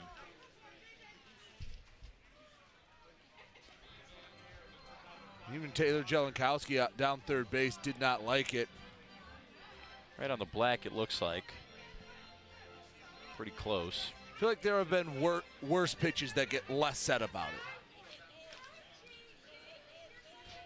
2 on, 1 out, 2-2 count. Carolden delivers. Fastball bottom of the zone. It gets past Porter. He can't find it. Nobody knows where it is. It's all the way to the backstop. Coming around to score is Castillo. Over to third is Williams Nelson, and the Mammoths have taken the lead. When it rains, it pours. I mean, you talk about rotten luck. A pitch that gets through the legs of Porter and hits the umpire's heel and just can't locate it. Scores on a pass ball or a wild pitch from second, wild pitch from second base.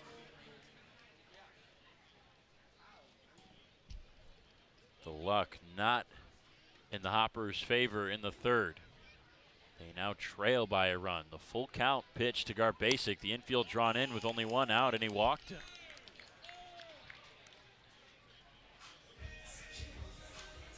Fourth walk, third this inning. And then you don't help yourself Here with the comes walks. Ryan Kotke. What is with the third inning today? Man. Two guys that, again, after the second inning, Brendan, I was thinking, all right, we're going to have a pitcher's duel, and both just unraveled after 2 really solid innings to start. 3 hits, 3 walks, 5 runs. The Mammoths have responded and taken the lead. Ryan Carolden's day is done. We'll be back after this with another pitching change on the USPBL Network. Jimmy John's Field is the perfect venue for birthday parties, summer picnics, company outings, and provides the best entertainment in Metro Detroit with great baseball all summer long. Spend your summer nights under the lights at Jimmy John's Field in historic downtown Utica. What are the odds that we're neighbors, where you've known each other our whole lives, and both tear the exact same things in this exact same knee? So an ACL tear is an injury to the main stabilizing structure of the knee. You want a good team around you, because then you know that what you're doing is going to help you in the long run. My message to everyone who's helped me, thank you so much, because you guys helped me progress so much. Also hearing it from a friend that's went through the exact same thing, I think sort of helps that know that there's a bright side at the end. Why are all these business owners smiling? Because they rely on Tryon to handle difficult and time-consuming HR tasks like payroll, benefits administration, and more. Working with one of the nation's top professional employer organizations provides access to top-tier healthcare and employee benefit plans and Tryon's team of attorneys and HR experts. With Tryon, you don't have to grow it alone. Visit RelyOnTryon.com. You can always rely on Tryon.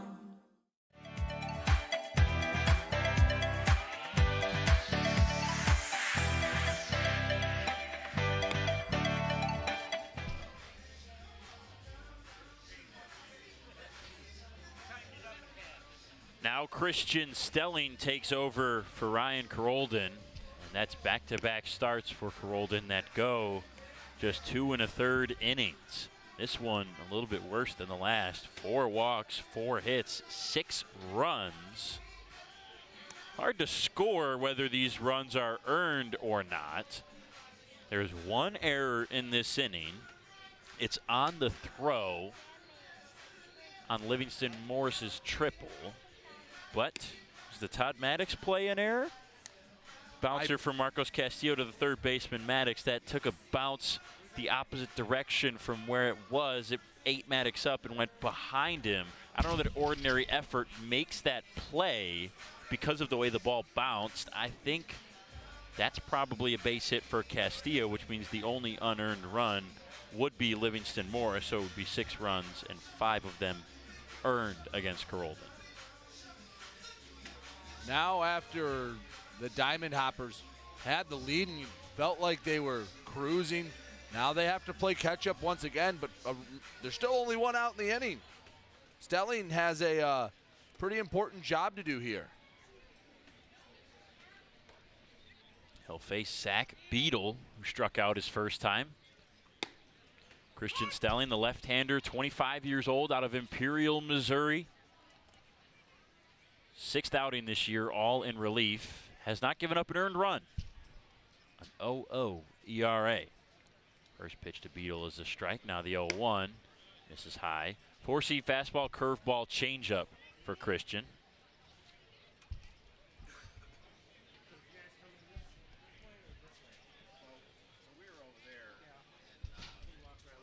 One. Fastball blew it by him. 88 on the gun, 1-2. Got a big leg kick, and he brings it up and across, so not one that can be deceptive on a pickoff move. Wonder if any of the Mammoth runners will try to use that to their advantage and maybe try to swipe second. Stelling comes set. 6-3 frame. 2 balls, 2 strikes.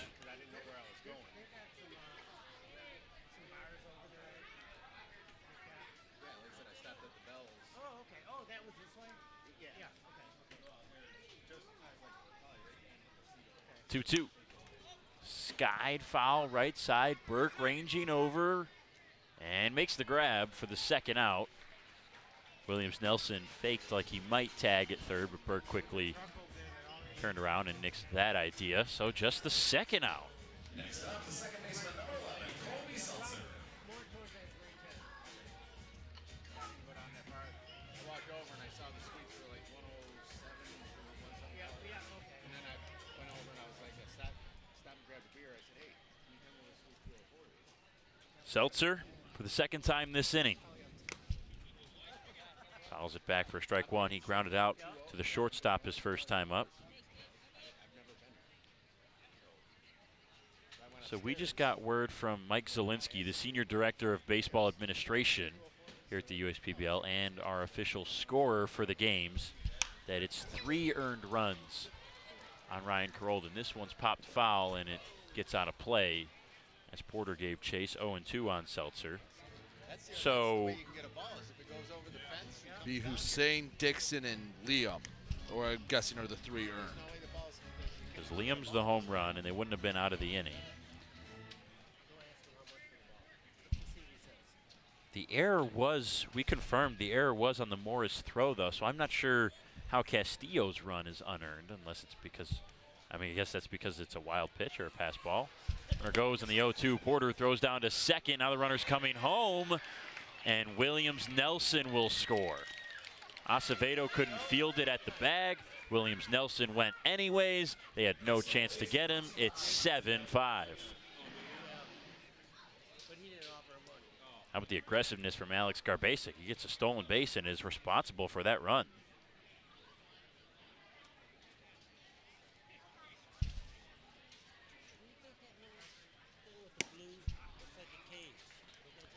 Seltzer strikes out. 7 runs for the Mammoths, 6 of them in the 3rd inning. We get a combined 11 runs between the 2 teams this inning. Mammoths lead it. We'll head to the 4th.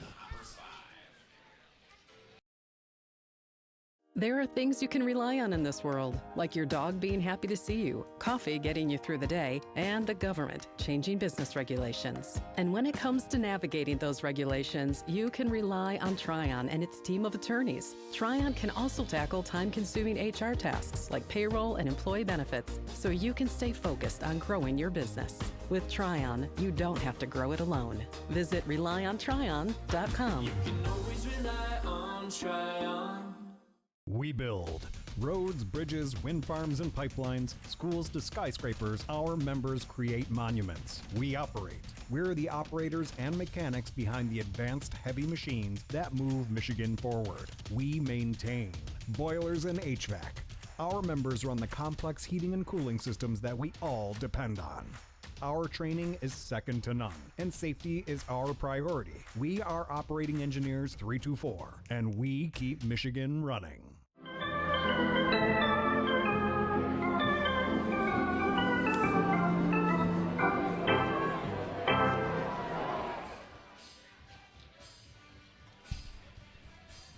Boy, it has been quite the game. It's 7-5 Mammoths. 11 of our 12 runs in this game just came last inning. Partner, you good? I mean, everybody take a breath. Yeah, it's and the Diamond Hoppers are going to hope for more offense because, well, they're chasing despite putting up those 5 runs last inning. I just think both sides need to hit that mental reset button now that we're halfway through the game. Tyler Richley came on last inning to get Luis Acevedo. So Flores pops one foul. Scorebook is absolutely a mess today.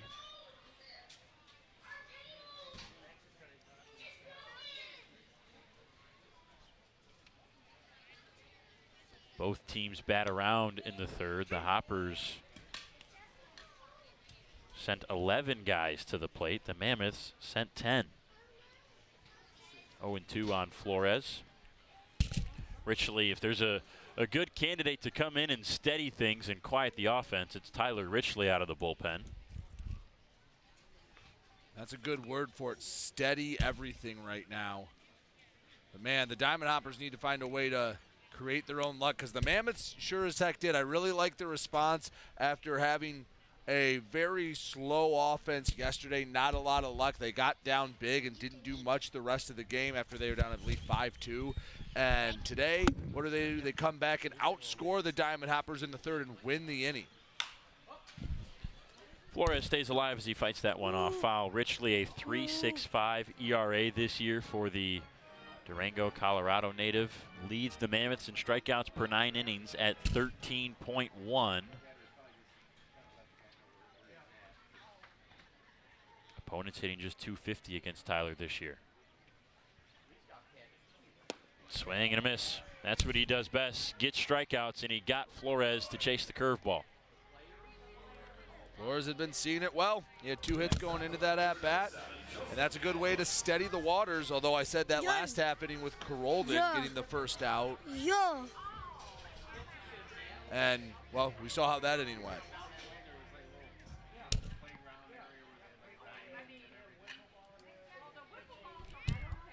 First pitch to Califoot. In for a strike. Had a really fun and insightful conversation with Richley pregame today about his pitch mixes and about pitching in general. Why his mix is what it is. We mentioned it. 4-seam fastball, cutter, curveball, sweeper, changeup. That sweeper, the hottest new pitch in baseball. It's a kind of seam-shifted slider. That's the new buzzword in baseball, seam-shifted wake, with the orientation of the seams and how they spin and how that affects how the baseball moves. It's a new StatCast analytical idea. And the sweeper is a kind of altered slider that focuses solely on horizontal movement. Richley says when he looks at the TrackMan data of his sweeper, he wants there to be 0 vertical movement, and it basically just goes sideways at about 80 miles an hour. Califoot skies this one to right. That is way up there for Livingston Morris to make the grab. But Richley is well-versed in the art of pitching and the new age of pitching with all the data that we have. Has trained with some pretty impressive guys out in Scottsdale, Arizona in the offseason. I was talking to him. He said, you know, I don't want to be that guy, but I can name drop some of the guys I trained with. I said, go ahead. He goes, Eric Gagne. Only one of the best relievers of all time. Right. That's it's a pretty good name to drop. But when we were talking to him, it's just funny that you'll talk to 3 different pitchers, and they'll all say they throw a slider, and they hold it and throw it in 3 completely different ways. Thought it was really interesting talking to Richley about his 4-seam fastball and the cutter mix. Well, the cutter's an interesting one. Some people use it basically as a fastball with a little bit of movement, basically the opposite of a 2-seam. Some guys, basically it's a slider that they just call a cutter for whatever reason they want to. Burke Takes a 1-1 pitch outside, 2-1. I would say the stereotypical cutter is supposed to be a high-velocity pitch that's a little off of your fastball, 3, 4, 5 miles an hour below. It stays on the same plane and moves horizontally. And for every pitcher, it moves to the glove side. So for Richley's cutter, it moves to the left, away from a right-handed hitter. But his acts different. 2-2. Couldn't paint the corner with the four seam. 3-2 as Burke takes a close one. Good take from Burke. Richley said he actually wants his cutter to have some drop to it, have some sink, and go under the barrel because his four seam is a high spinning fastball that almost rises to the hitter. 3-2 tipped foul. So you've got the four seamer that looks like it's riding up a ramp, and then the cutter, which looks like the fastball that's coming in and staying on the same plane, or going to rise up a little bit, and instead it drops away and down, similar to a slider, but with a little bit more velocity, going away from a right-handed hitter. And amongst all of this discussion, we're about to see a really nice inning from Richley, a very much-needed quiet inning if he can get out Joe Burke. Which is no easy task. Burke, a strikeout and a walk today so far, did score in that 5-run third inning last inning.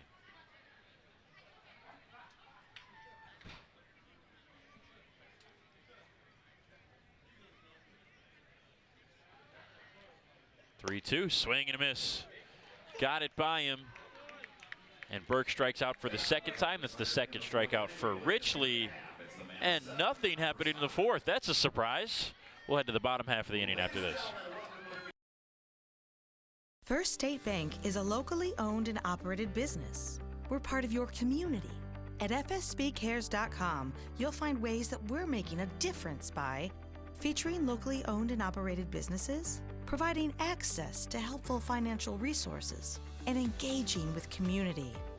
FSBcares.com is part of our commitment to the neighborhood because strong neighbors mean stronger communities. Where good neighbors do great things. Member FDIC and Equal Housing Lender.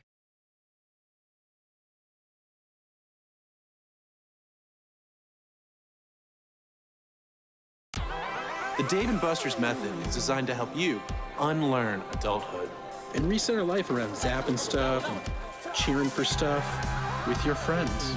Begin the method today with 5 free games. You know you want to. We're the financial champion of Michiganders.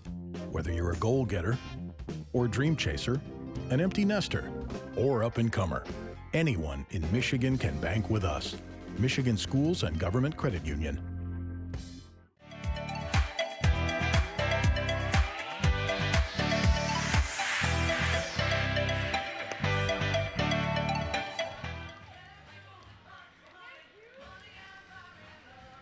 Justin Carr, assistant manager for the Westside Woolly Mammoths and in charge of the pitchers here at the USPBL, looking on from first base. He's the reason, he's the man to blame for the offense this year because the pitching has been so good. They flipped that narrative this week, really. The Unicorns the last 2 nights, and then, well, today the score speaks for itself. 7-5 right now in favor of the Mammoths. Top of the order due up. Hussein, Dixon, and Morris after they tacked on 6 in the third inning. Hussein, first pitch right to Acevedo, backs up for the long hop and throws out Hussein by a couple steps. 1 pitch and 1 out. So the Hoppers put up 5 in the third, and then in the fourth went 1, 2, 3. If I know baseball, I think there's a good chance the Mammoths do the same. And go with a quick fourth inning here. I mean, the third right now is the anomaly. For whatever reason, neither side could get an out in the third. And besides that, the pitchers have done really well. But such is the life of pitching. 1 bad inning can sink all the stats. A nice curveball there from Christian Stelling to drop in for strike 1. Throws another one for strike 2. Boy. 75 on the gun. And Dixon quickly behind 0-2 needs a timeout. Well, you've gone too off speed to Dixon. You can throw whatever you want here. You can go another curveball away. You can try to bring the fastball. Try to see if you can get Dixon to chase. Whatever you want to do is Stelling. Curveball low, blocked by Porter off his mask, though. Let's say it was. I don't know if it was low or if it ended up bouncing it into the strike zone. That was about a 50-foot curveball.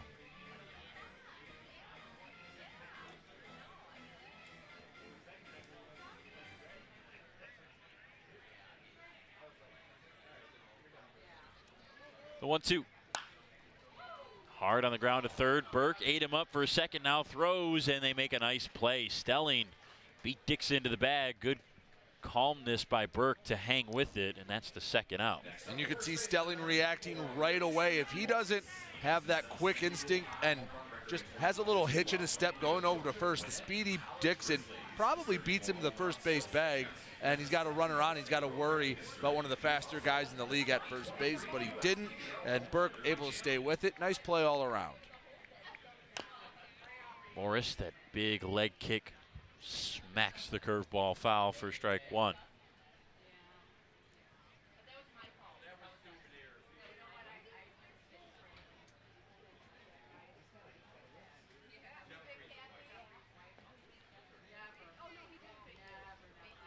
Now the 0-1, swing and a miss. Morris right through it.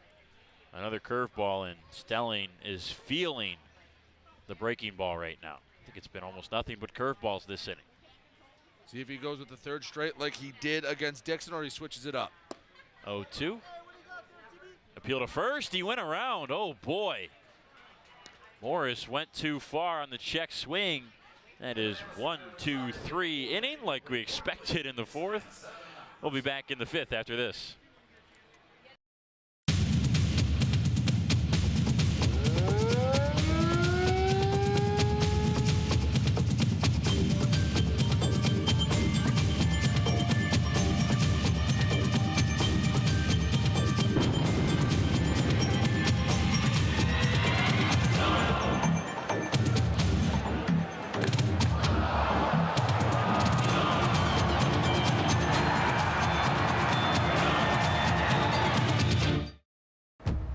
We're for people, the pioneers, the underdogs, the players, and the slow and steadies.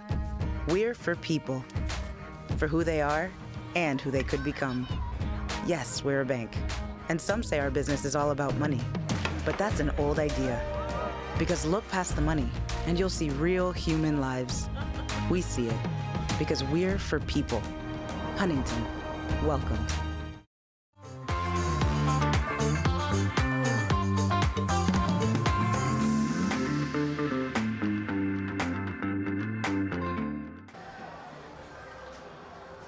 Wolfbauer here with Eastside Diamond Hoppers manager Ryan Kottke. Now, Ryan, we've seen some tough outings for the pitchers on both sides tonight with a lot of walks. So how are you guys looking to capitalize now that the Mammoths have taken the lead? We got to be patient at the plate. Tyler's done a good job coming in and shutting us down a little bit and throwing strikes. And we got to battle in the box, and we got to be clean defensively. Yes, we're already getting back to game time, so I'll send you on your way. Thank you so much for talking to us today, and we'll send it back up to the boys in the booth. Thank you. Thanks, Kara. Thank you, Ryan Kottke, for taking the time to talk to us here on the USPBL Network. 7-5 Mammoths against these Diamond Hoppers into the top of the fifth.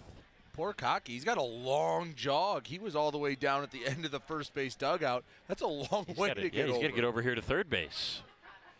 Schellenbarger facing the 1-0 against Richley. Didn't offer. 2 balls and no strikes. We were talking in the last half inning, in which Richley was pitching, about his mix and how he decides on his pitches. Hard hit through the right side of the infield. Base hit for Schellenbarger. And I thought it was interesting that Richley on any given day will actually likely just get rid of one of his pitches based on how it feels in the bullpen or how actually even how hitters react to it. He says, I thought this was really insightful. If he throws a perfect pitch, a perfect fastball or a perfect cutter or something in a right spot where he locates it, he spins it well, and the hitter doesn't offer at it and it's just off the plate and it's called for a ball, he knows they're seeing that pitch well, so he'll throw that pitch in the trash can for that day, not necessarily for the rest of the season, obviously. But that's the advantage of having a 5-pitch mix in your arsenal. One's not working, you can bang that one for the day, and then you still have 4 to work with. And again, pitching's so much just about feel. For whatever reason, some days, yesterday, hey, curveball was working for a few guys. Today, early on, both with Atkins and Carolden, the breaking balls were working for whatever reason, and you just go with what's feeling strong for that day. And you're right, you have a 5-pitch mix. You're afforded the ability to get rid of one if you need to, if you feel like the other guys are seeing it well. 2-1. High and tight, 3 balls and 1 strike. Taylor Jelenkowski's putting a lot of trust in Tyler Richley. No one warming up in the bullpen. So if he gets out of this inning rather quickly, if he can settle this down, could see maybe him go the rest of the way. Richley steps off and throws a soft toss to get Schellenbarger back on the bag. 1 disengagement for Tyler. Don't see too many of those just courtesy throwovers, the I'm thinking of you throws. Missed up and in. Ball 4.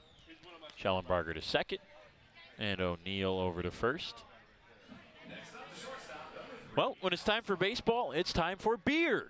Two Hearted Ale has been named the #1 beer in America for the past 4 years by members of the American Homebrewers Association. Play ball with the best. Two Hearted Ale, the iconic American IPA from Bell's Brewery in Comstock, Michigan.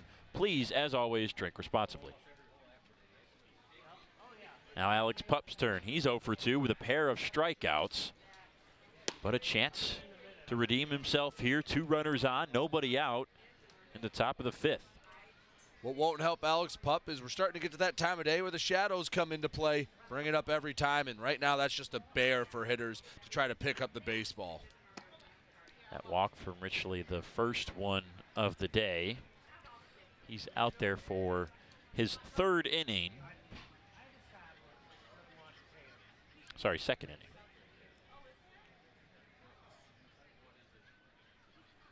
The 1-1. And that skips away from Beetle. Both runners advance.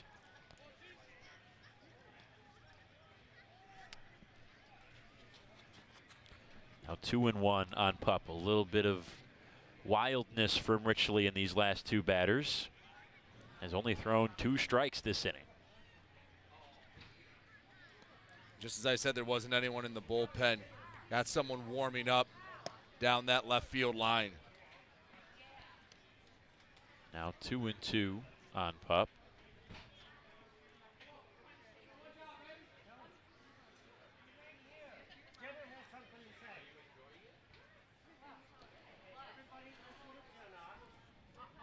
Two in scoring position for Pupp. The 2-2 curveball misses up. Now 3-2. Hoppers this season with runners in scoring position. .253 average. Middle of the pack in the league. A full count. Popped up. Right side, Morris calling everybody off and misjudged it for a moment, able to recover and make the grab. That's exactly what you wanted if you're Tyler Richley on this clear, sunny day. Say perfect pitch in the big spot.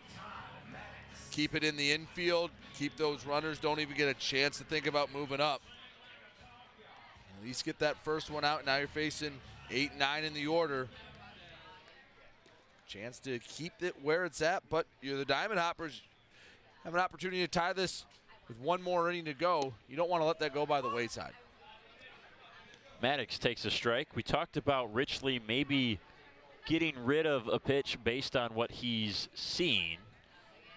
Haven't seen the fastball a lot in this outing, especially this inning. There's another breaking ball. Dips in there for a strike.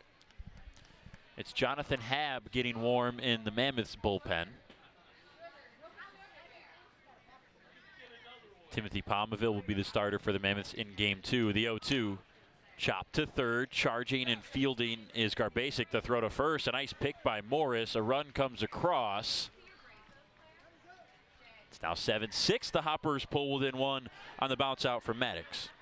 And Garbasek thought for a moment, you could see him look down the line, thought about trying to cut down the run at home, but that's the right move. Take the out, put 2 away. You're still in the lead, and you trust your pitcher going up against the 9 spot. That's the right move by Garbasek, but you could tell for a second he thought about trying to cut down the runner Schellenbarger at home.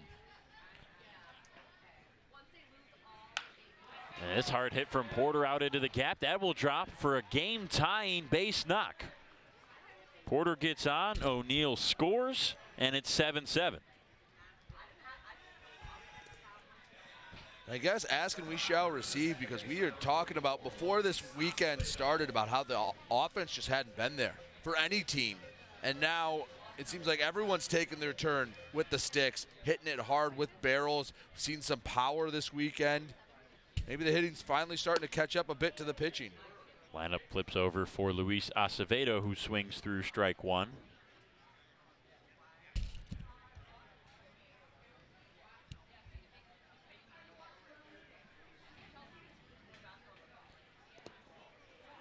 Good block by Beetle to save the advancement from Porter, who sits over at first. O'Neill and Schellenbarger have scored already this inning.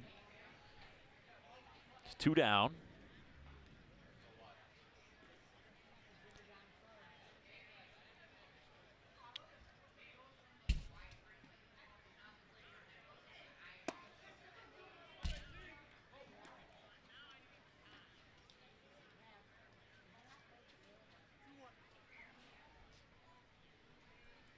Two and 1 on Acevedo, 1 for 3 today with a run scored in the 3rd. Curveball misses up and in. It looked like a pretty good pitch from Richley, and I think he thought the same thing. Makes a big difference between 3-1 and 2-2. Now Acevedo can sit whatever pitch he thinks Richley's most likely to try to throw for a strike. Remember, we haven't seen the fastball much today. We don't see it again. Spikes the curveball for ball 4. And Taylor Jellikowski comes out of the dugout. 2nd walk for Richley. Tough situation if you're Taylor Jellikowski, because again, you have another game to worry about, but you've been struggling. You're near the bottom of the standing, so are the Diamond Hoppers. You don't want to put the cart before the horse.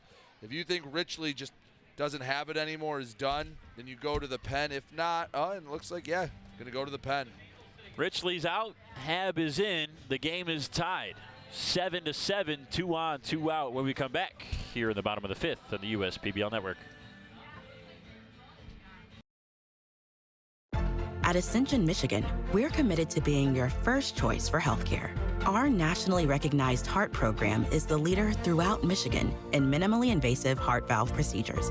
For joint replacement, spine, and cancer care, patients choose our specialists for advanced care and treatment. And we also excel in the things that can't be measured. Listening more closely, caring more compassionately.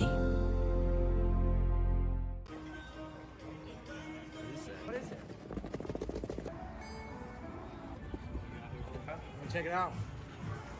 Woo! Dang, this is clean right here. Ooh, I got it. Oh man, a new era. Whoa, let's go. Fire. I really like them. Look at that. And the baby blue. And the baby blue at the bottom. Those are tough. Those are tough. These are tough. These are fire. We're bad to the bone.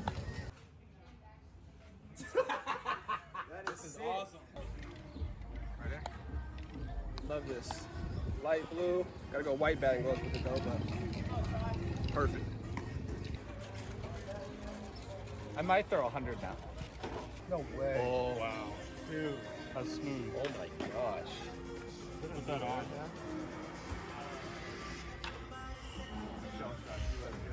I'm ready to go, baby. Let's go. This is nice. What, is it New Era? Yeah. Oh, fire. Is this one yours? That's mine. Mine now.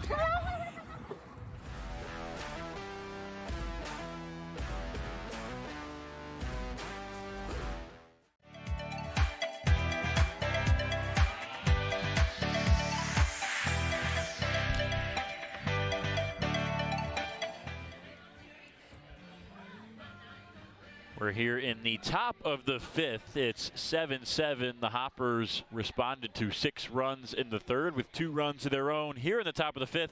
And that was all Taylor Jellikowski was going to let Tyler Richley give up before Jonathan Habb comes in with a 2-on, 2-out jam to face.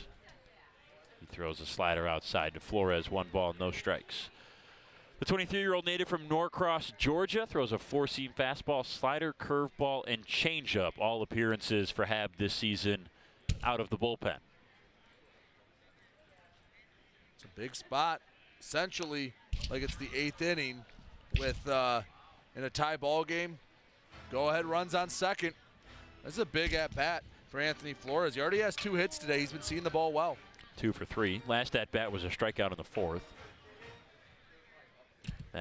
One of those 2 hits, a bunt in the 3rd inning. The 1-1. Fastball in on him, 93. Good velo from Habb and a good fight from Flores. But that is the 2nd strike. Jonathan Habb, a 5.68 ERA this year. Only 6 1/3 innings. Got here late. He was a post-college showcase guy. Really good numbers to look at, though. It's only 6 1/3, but 1 walk and 6 strikeouts.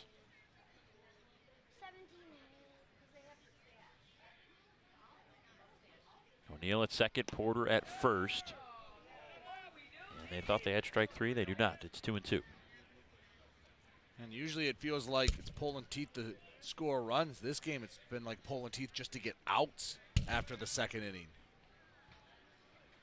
These batters have had really solid approaches. 2-2. Popped foul back to the screen again.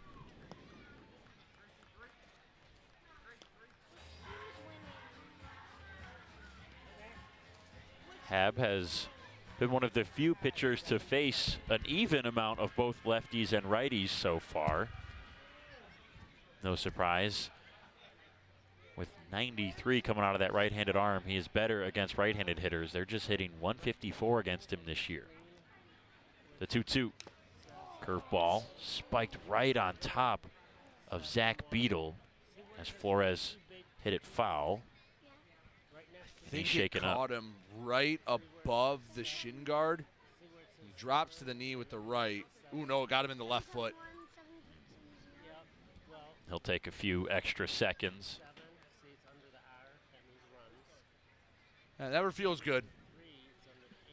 There was a stretch there about a month back where it felt like the catchers were just getting beat up. Like they just felt like every 3rd inning they were taking a foul ball like that.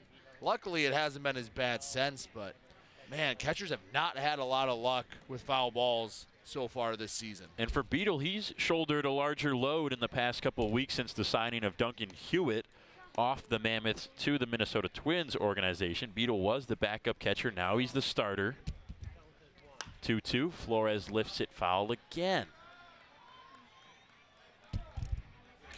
7 pitches this at bat. The 8th one on the way. It's Porter at second. Acevedo at first.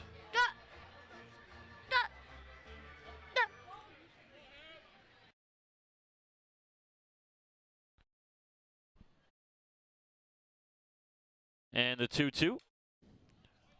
Guess what? Chopped foul. Say another foul ball, and they'll do it again. Flores is battling, so is Habb. Habb comes out of Oglethorpe for his first 2 years of college in Brookhaven, Georgia. And then he went to another Georgia school. I'll give you a guess which one it was.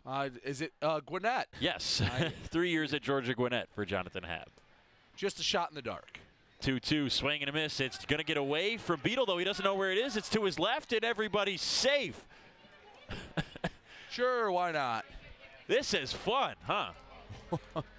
I was just going to say we have 14 runs, but we have 10 hits. It's on both sides, too. It happened to Porter earlier in the game. He missed a drop 3rd strike that went all the way to the backstop that scored a run. Not to mention the drop 3rd strike to Jordan Hussein that bounced off the plate nearly 50 feet above the net to let Hussein get on base, which sparked a 6-run 3rd inning. And now Joey Califoot can bat with the bases loaded because Anthony Flores swung and missed at strike 3 that got away from Beetle. At least Hab gets the strikeout.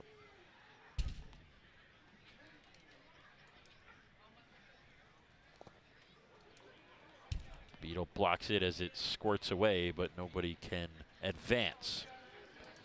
So this inning started with a single from Schellenbarger, followed by a walk from Chris O'Neill. Those two have come around to score. They both advanced on a wild pitch and scored on a Todd Maddox groundout. That was followed by a Taj Porter RBI single. Then a walk to Acevedo and a strikeout to Flores. He sits over at first because it was dropped. The 1-1 to Califoot, fouled off. Joey Califoot is 0 for 2 with a walk and a run tonight. I'm sure he'd take a walk any way he can get the Diamond Hoppers back in the lead. Man, this has been a marathon of a game with so many different feels to it.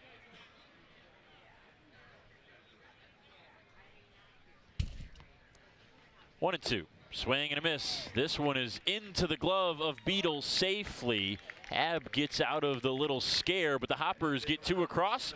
We're tied at 7. Home half of the 5th after the break.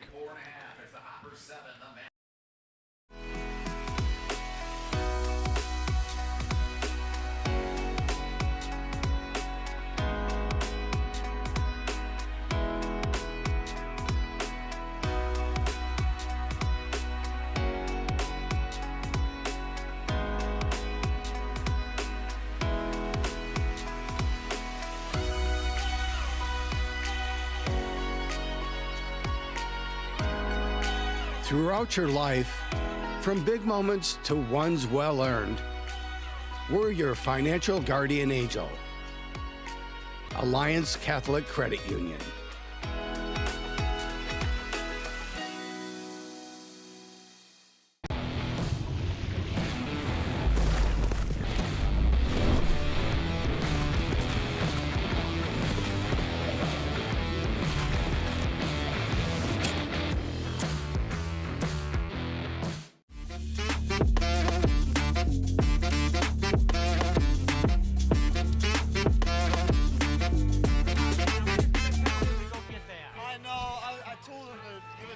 Another pitching change here in the USPBL Network. Christian Stelling is done. Now Andrew Verbrugge takes over on the mound.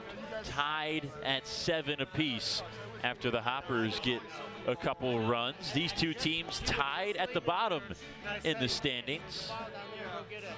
Yeah, if the I think we have the Diamond Hoppers and the Beavers flipped, so both are 10 and 12. But we talked about this in the pregame. If one of these two teams can get a sweep, that goes a long way. And keeping pace with the Unicorns, who out of the break, they look solid the past 2 nights. They look like they enjoyed their All-Star break a lot. But so have these two offenses. The approach has been better, especially you can tell Taylor Jelenkowski has gotten the offense in the rhythm he wants it in. However, hasn't had the pitching to go along with it. And for the Diamond Hoppers, this is very unlike them. This is only the 3rd time this year a team's surpassed 5 runs against them. They usually keep it pretty low scoring. They have been the best pitching staff all year long. A team ERA of 3.56 this season. The thing that has really been successful for the Hoppers, which is different from today, opponent slugging, 266 slugging. Right. Below 300. Everybody else in the league has an opposing slugging percentage well above 300. Almost all are above 350. The Hoppers are at 266. They've only given up 4 home runs before today. And this guy, Fox Liam, cranked the 5th one against them. But Burl Dixon had the triple. Livingston Morris had the triple. There's been a couple extra base hits, which the Hoppers have typically been good against, but not tonight. Those are the only hits they've given up.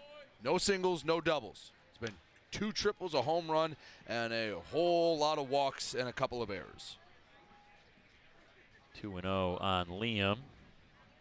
Home run his last at bat. 1 for 1 because he walked the first time up. Was a solo shot that was crushed to the soundstage out in right center. It's Andrew Verbrugge on the mound, the right-hander out of Grand Rapids, Michigan. 3 balls, no strikes. Finds the zone to make it 3-1. It's been a tough year for Verbrugge so far, 6.65 ERA. This is just his second outing in relief, primarily a starter. They've really wanted to get him going. They know there's something in there with Verbrugge that if he can harness it and get it going, be a pretty solid pitcher, but early returns just haven't been there. Well, last year he finished the season with a 4.90 ERA in 68 innings for the Hoppers. Almost all of them were starts. And that 4.90 is inflated because of a rough start to the season, but I'd wager that in the last 2 months of the season, Andrew Verbrugge had an ERA around 2. He was lights out at the end of the year there. Swing and a miss into the glove for strike 3 as Fox Liam is down on a strikeout, and that's a good comeback for Verbrugge, who was behind in the count, 3-0. Brings up Castillo, but Verbrugge last season finished with 32 walks and 67 strikeouts, and that was his bread and butter as the season went on. Was mixing the fastball and the curveball really well, was getting a lot of swing and miss, got a lot of strikeouts at the end of the year, averaged 9 per 9. This year, it's been completely different. More walks than strikeouts in 23 innings. He's averaging 9 walks per game. And I think most of the time when you see pitchers that struggle, it's going to be the walk number. It's going to be those 2 numbers you mentioned, the walks per 9 and the Ks per 9. Usually when the walks are up, that's when the ERA goes up. That's when the whip goes up. All those numbers that tell you how strong or not strong you've been correlate pretty well with walks. 2-0. Fastball in for a strike. And that's, to your point, too, opponents hitting 280 against Andrew. That's around league average. He's better against right-handers than left-handers.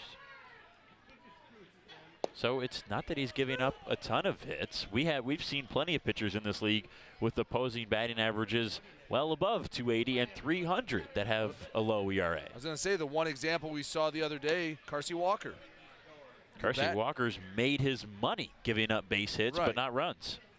Yeah, it just seems like a lot of singles, a lot of just weak or small contact, I should say, not giving up the extra base hit, and then not giving up any free bases. You can survive a couple singles in an inning, but you let someone turn and burn on one, put it over the fence, not much you can do about it, and there's no saving that. The 2-2 to Castillo. Just missing the fastball outside, 88 miles an hour. It's a 2 and 4 seam fastball for Andrew, plus that curveball that we mentioned, a changeup and a slider. 3-2, curveball, got him swinging. Castillo down, back-to-back strikeouts for Verbrugge. Really like the way he's battling on the mound right now, and that's 2 down. Think Castillo was sitting fastball on that one? I think so. That's a heck of a 3-2 pitch. We saw it earlier in the game. A couple of gutsy pitches from Atkins when it was a hitter's count and going with the off-speed. This time it's Verbrugge taking his turn.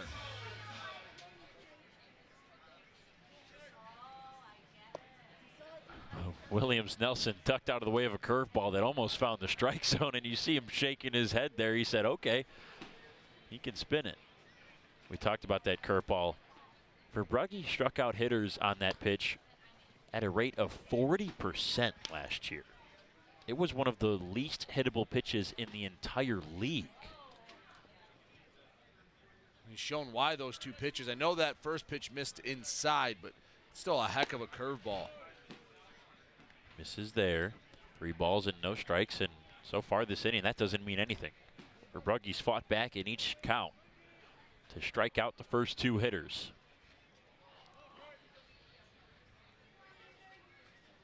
3-0. Missed inside with the tailing fastball. Andre Williams-Nelson works his second walk in a row. 0 for 1 today with 3 plate appearances. First walk for Andrew.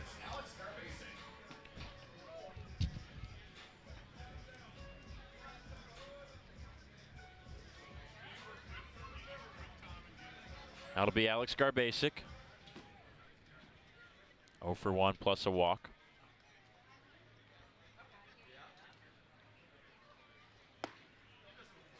Fastball painted inside. Perfect pitch from Verbrugge, strike one.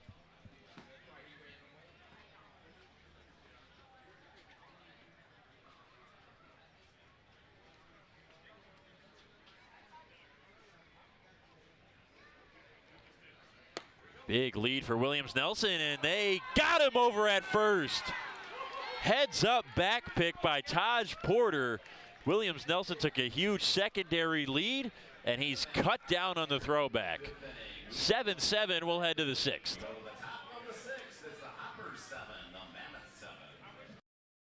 Fifth Third Bank. Yeah, it's a quirky name. But here's the thing, 5/3 equals 166.7%. So we put 166.7% into everything we do.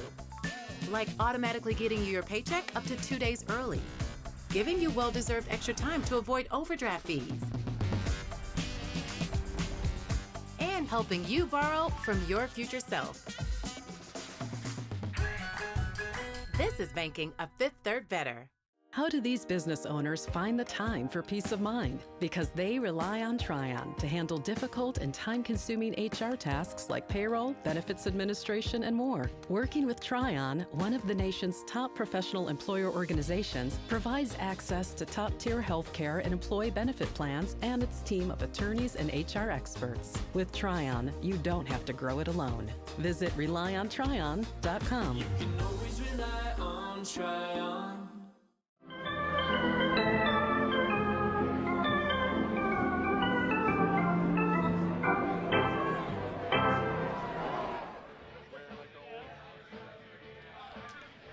There's the guy we were just talking about, Carsey Walker.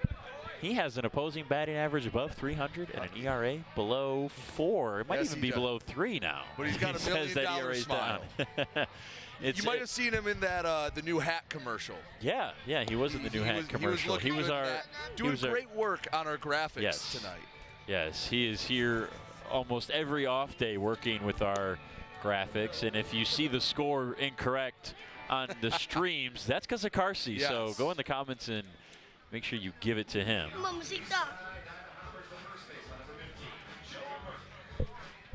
7-7 here in the sixth. Strap in, ladies and gentlemen, because this has been fun. It's 14 runs total on 10 hits, and only 3 for the Mammoths, and they've got 7 runs.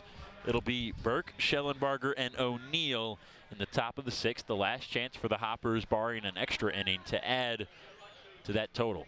Well, the good news, if you're Ryan Cockey and the Diamond Hoppers, you've got guys that have the power to untie this game in a hurry. But after all the chaos of the first 5 innings, where do we end up? 1 inning to decide it, all tied up back, right back at 0. One. There's a long, winding road to get there, but ended up in a spot where you score a run this inning, you got a pretty good chance of winning the game. Burke is 0 for 2 with a pair of strikeouts, does have a walk and a run in that 3rd inning. 855 OPS this year. He's got the batting average up to 318. We mentioned it earlier, 9 hits in each of the last 10 games. If you're Joe Burke, I know I talked about spin it to win it, put it over the fence. If you can get on base here, that's the biggest thing. Get on base to start off the inning. 2-1, fouled the fastball back. 93 from Jonathan Habb, who's still on there for his 2nd inning of work. Came on and got a pair of strikeouts to end the 5th.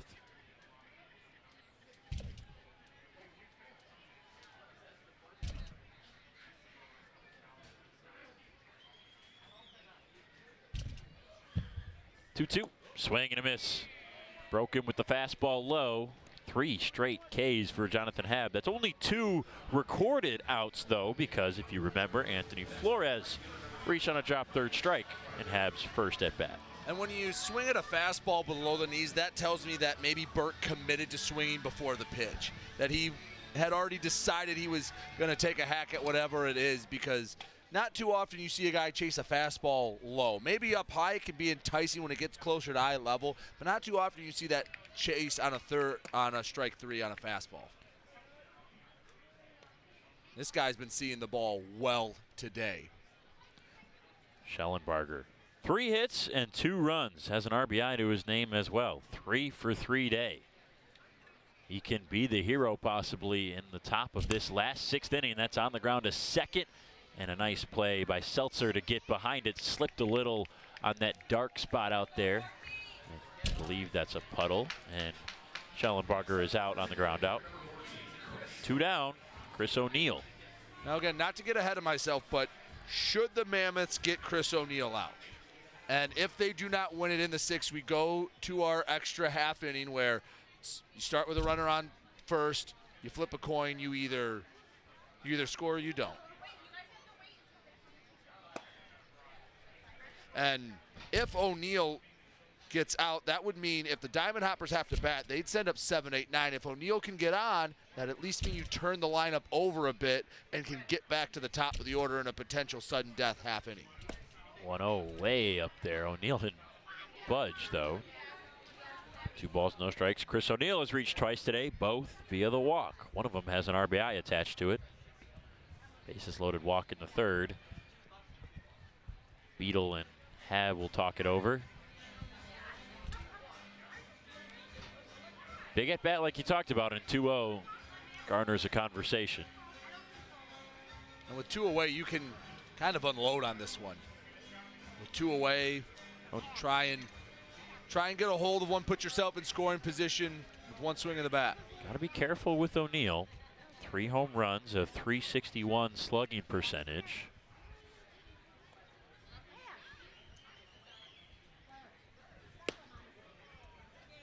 They miss with the curveball. Another off speed and a fastball count.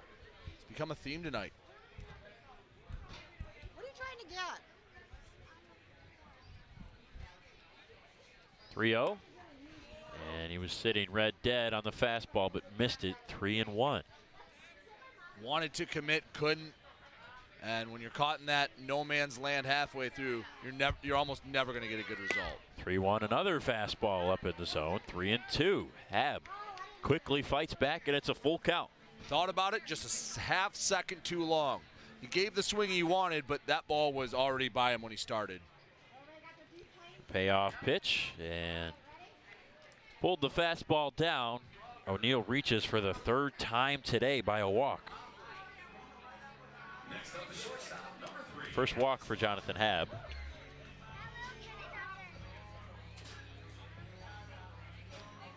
Now Alex Pup will step up. He could use a base knock here. 0 for 3 with 2 strikeouts in this game.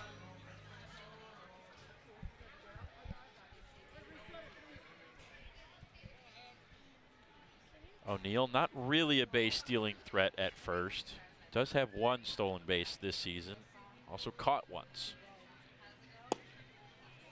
We'll see if he tries to get out of the force out with 2 outs here in the Hoppers' 6th. This would be a great time for Pup to break out of the slump he's been in. Curveball got him swinging. 0-2. He's just been working from behind in the count all day long. 2 strikeouts and a pop out. Not a great line. 1 good swing as he takes his time out.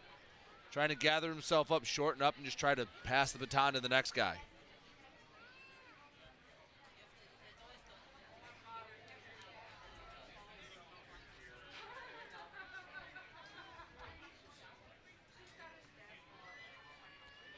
Hab gets the sign and sets. 0-2. Check swing. Did he go? The appeal? No. Pup will live to see another pitch. Pretty good pitch.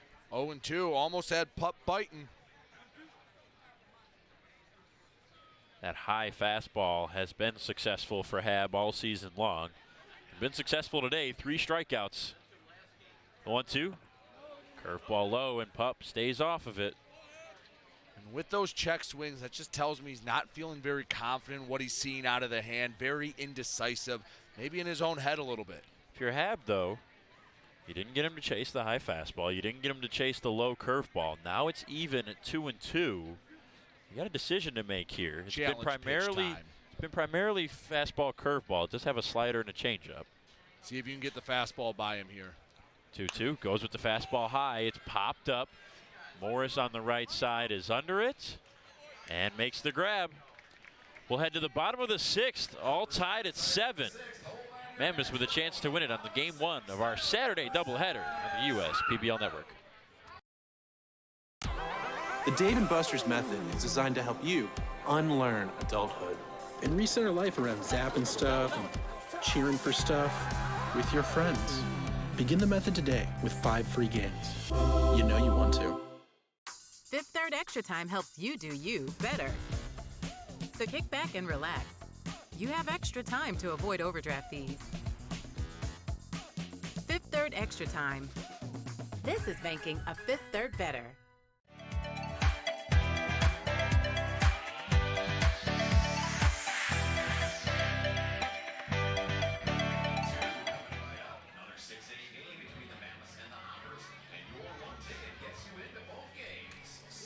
Bottom of the 6th, all tied at 7. We have had a wild game 1 on our Saturday doubleheader. We hope you've enjoyed it here in the ballpark. We hope you've enjoyed it here on the broadcast. Brady Beat and Brendan Shabath bringing you this one all weekend. USPBL Network, no game tomorrow, so get your fix of USPBL baseball right now. We've got one more half inning at least. If we're still tied, we'll go to the extra sudden death half inning here in game 1. Game 2 starters after this. It'll be Timothy Palmaville for the Mammoths against Chris Kelly for the Hoppers, but we got to finish this one first. Andrew Verbrugge came on and got the outs he needed last inning. He faced the minimum. Started with a strikeout to Fox Liam and Marcos Castillo. Dre Williams-Nelson reached via the walk and then was caught stealing technically as he was picked off on a back pick from Taj Porter. So Verbrugge only faced 3 batters. That means the bottom of the order, Garbasic, Beetle, and Seltzer, 7, 8, 9, will bat in the 6th. Leadoff man's the most important in situations like these, especially with the bottom of the order. Now the Mammoths do have Ward Hacklin and Scott Combs on the bench. Wouldn't be surprised if we see Hacklin come to the plate. Combs could pinch hit for the catcher Beetle should the Mammoths need to defend in the extra half inning. Can also keep Hacklin in as a possible pinch runner.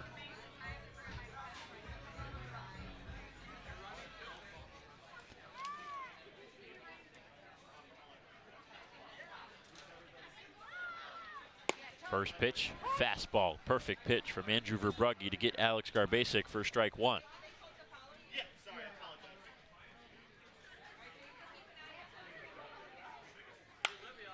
On the ground, right side through the infield. Alex Garbasic goes the other way for a leadoff base knock. He's the winning run over at first.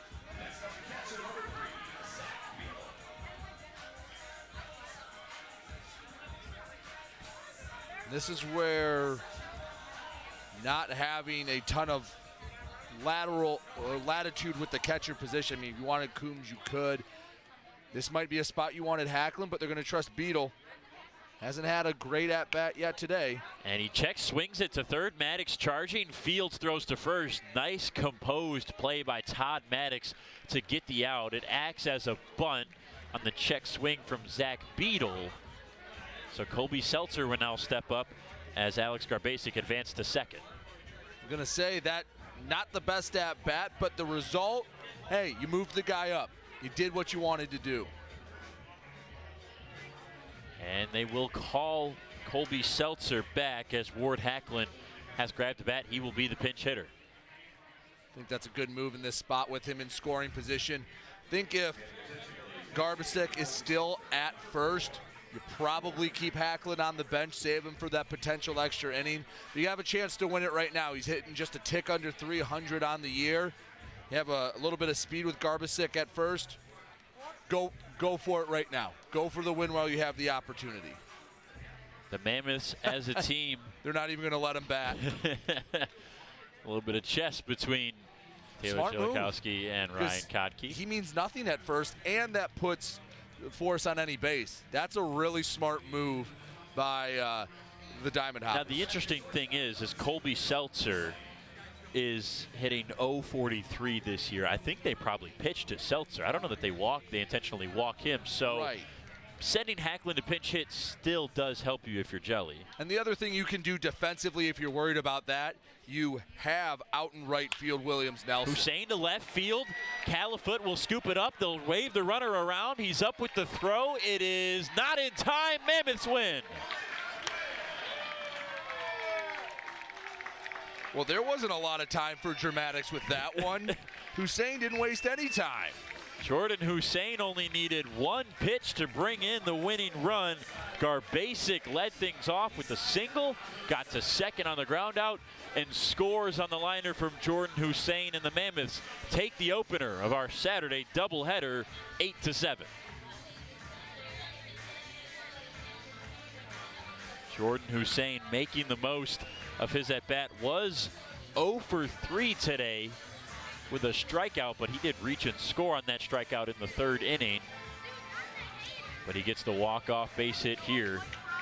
That's got to be a good feeling for a guy who has missed out on much of this season. This is only his 9th game played. He's been here for all 23, though. Right. That hamstring injury sidelined him for a large chunk of the beginning of this season, but now he's in there every single day, a good defender in the middle of the infield for Taylor Jellikowski, and a good hitter at the top of the lineup, and he comes through in the clutch. You know what the ironic part is before the game we were talking about how the Mammoths need to take a more patient approach, how they've changed it up. So what does Hussein do in the biggest at-bat of the game? Takes a hack at the first one he sees and drives it into left.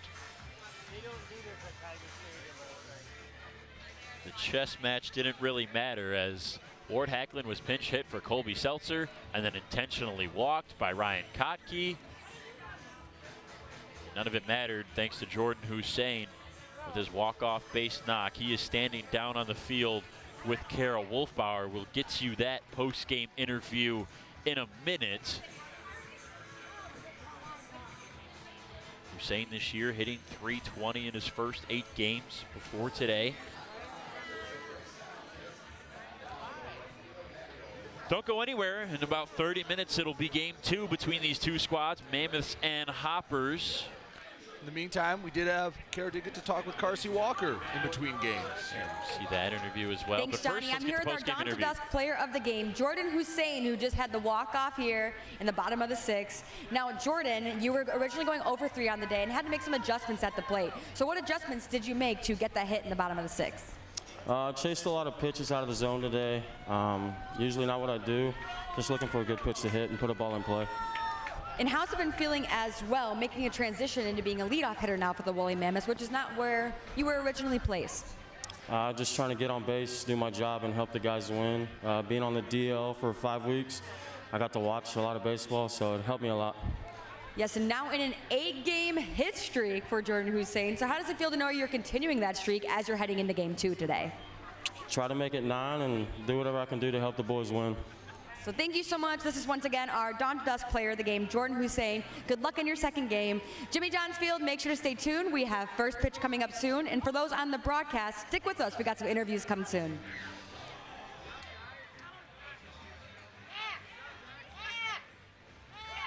Thanks, Kara. Thanks, Jordan. 8-7 Mammoths win game 1. Game 2 in just a few moments. We'll bring you the starting lineups in between. Stick around for that Carsey Walker interview. He's coming off a fantastic start and win for the Unicorns earlier this weekend. We'll have game 2 of our Saturday doubleheader in a few moments here on the USPBL Network.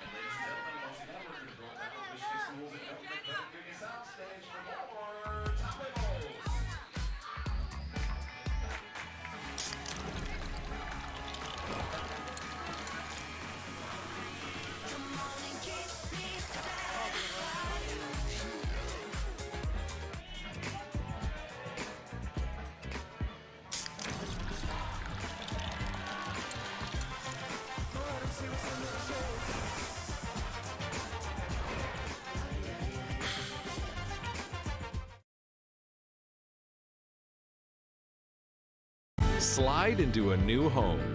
Work with a local mortgage pro who works for you. Get a cheaper, faster, easier home loan.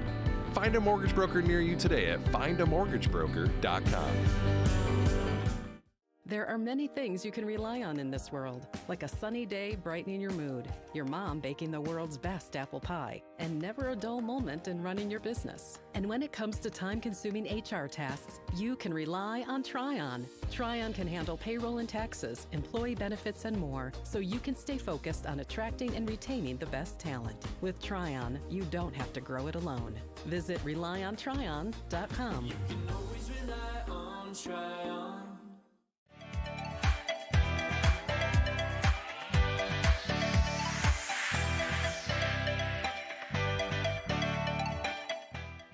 How do these business owners find the time for peace of mind? Because they rely on Tryon to handle difficult and time-consuming HR tasks like payroll, benefits administration, and more. Working with Tryon, one of the nation's top professional employer organizations, provides access to top-tier health care and employee benefit plans and its team of attorneys and HR experts. With Tryon, you don't have to grow it alone. Visit RelyOnTryon.com. You can always rely on Tryon.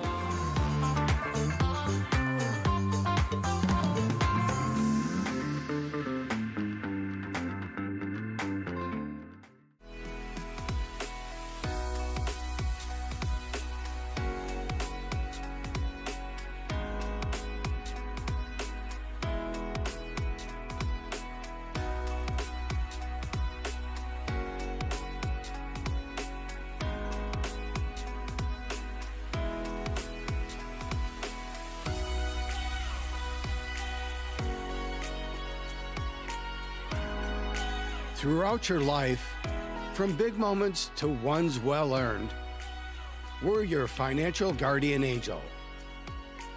Alliance Catholic Credit Union.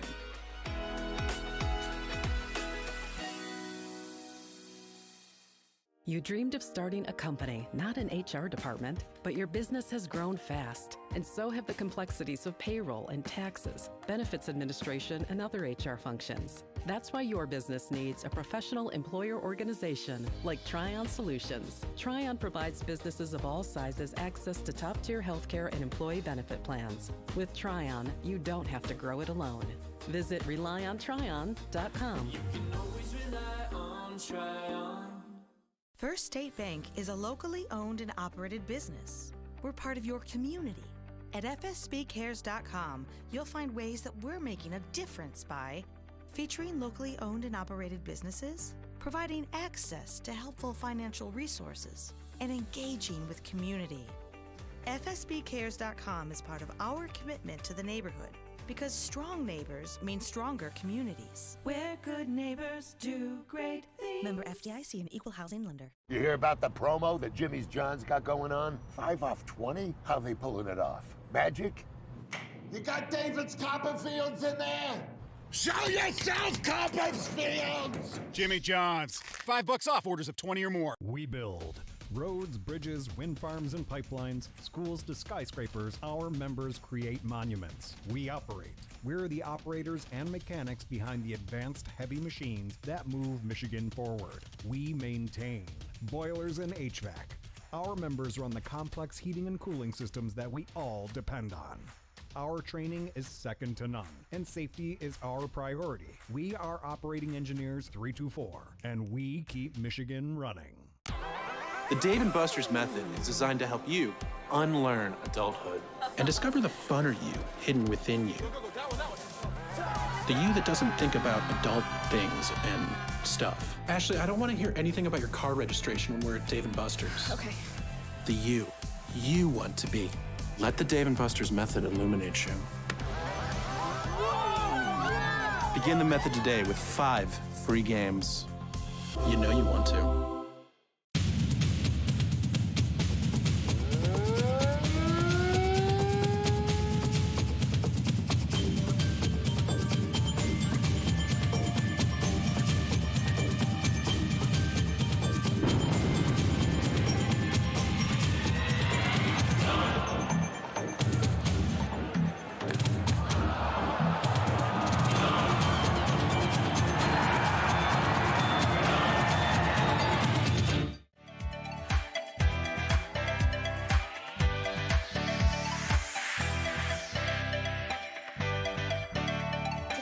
I am joined by Carsey Walker, number 23 from the Utica Unicorns. Now, if you guys watched our game Thursday night, you saw him starting for the Unicorns, went 6 innings, 5 strikeouts, only giving up 1 run, giving them a win against the Beavers, 8-1 that night. So, Carsey, tell me what was working for you on the mound Thursday night.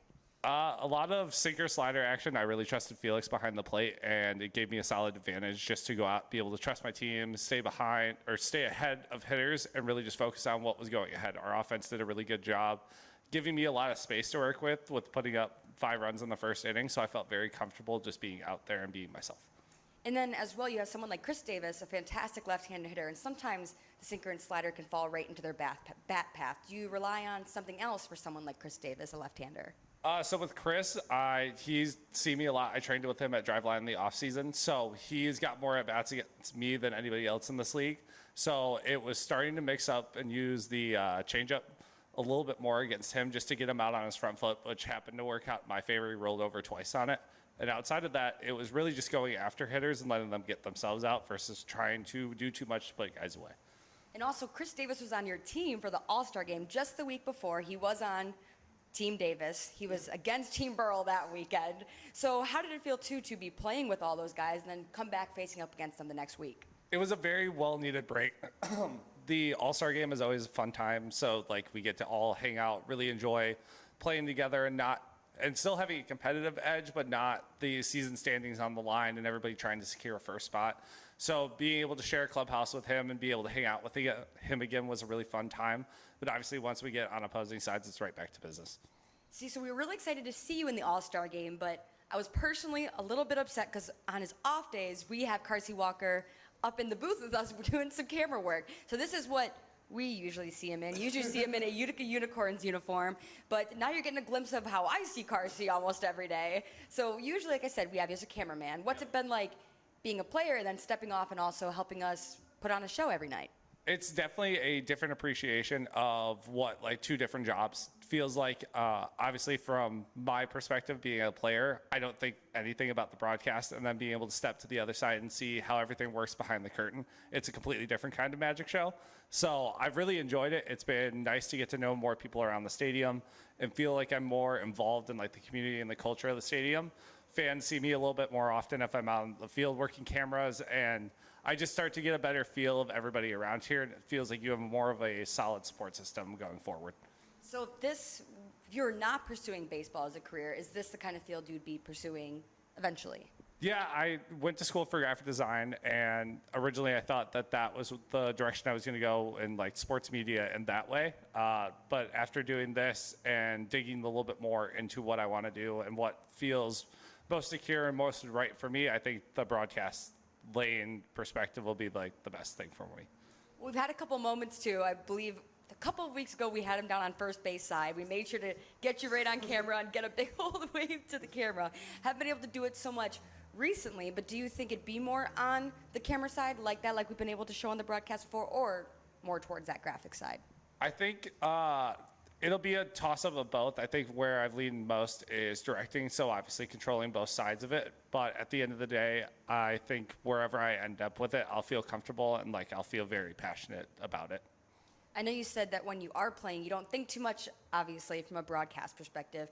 But now, considering you're working in it every other day when you're not playing, does it ever come up on your brain a little bit when you're out? Like when you're pitching, we have a shot right on you. Do you ever think about that, what you look like on camera? No, I've gotten over that a long time ago. I think at the beginning of every year, especially now that I have longer hair, it's always surprising to see myself from the back. But other than that, when I'm out there, I'm thoughtless. I get tunnel vision, the blinders go on, and at that point, it's just going to compete. Now, however, on my days that I'm not pitching and we are playing, I always wonder if one of the cameras has gone down or if something's going around because I see you flying around the stadium. But that is a completely different thing. Yes, usually I see you in a uniform and I just want to come up and say, will you help me just really fast? Just step aside for a minute and give me some help. But we always appreciate you coming out here and doing this with us as well and being on the field. But one more question for you before we send it back up is, what has been your favorite memory here at Jimmy John's Field so far, whether it's working with us on the broadcast or just being out on the field? I think, honestly, probably the All-Star game was my favorite memory so far this year, being here for what I hope is the full season. I really enjoyed seeing media and everybody collab just because you got to see the mic'd ups with Marcus and a bunch of the different guys And so you get a lot of these different interactions that the broadcast can use and that players get. But then also it was being able to have everybody in a really supportive environment because they knew how big of a day it was for all of us. I think that it's really tough to beat that memory. Well, really excited to have you continue working with us on the broadcast tonight and to keep watching your games throughout the season. So once again, this is Carsey Walker. You guys will see him all throughout the year. For kids who are always watching with their families, make sure to come find him throughout the games. He loves to say hi to you guys. So thanks so much for joining us today, Carsey. Absolutely. Happy to be here. Yes, so thank you guys so much, and we'll be back for first pitch for our second game soon.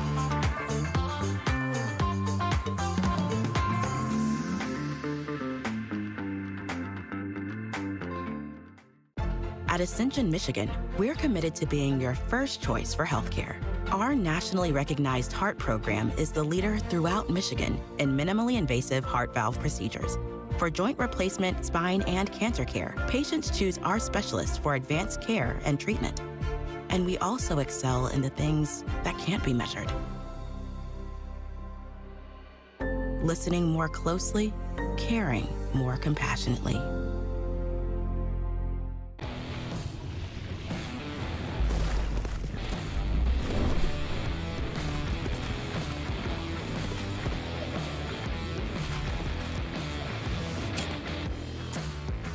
We're the financial champion of Michiganders.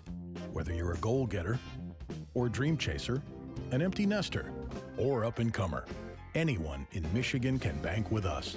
Michigan Schools and Government Credit Union. We're for people, the pioneers, the underdogs, the players, and the slow and steadies. We're for people, for who they are and who they could become. Yes, we're a bank.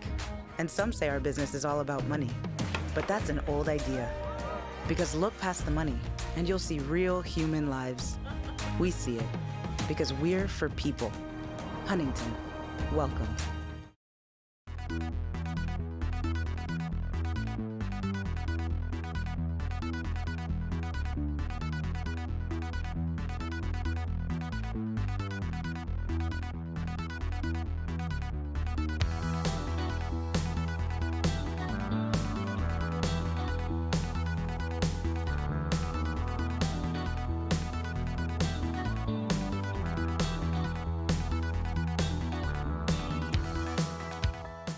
Companies are competing for talent like never before. With the complexities of handling tasks like payroll, benefits administration, and other HR functions, it's easy to see how a professional employer organization like Tryon Solutions makes all the difference. Tryon empowers businesses of all sizes to attract and retain talent by offering access to top-tier healthcare and employee benefit plans. With Tryon, you don't have to grow it alone. Visit RelyOnTryon.com.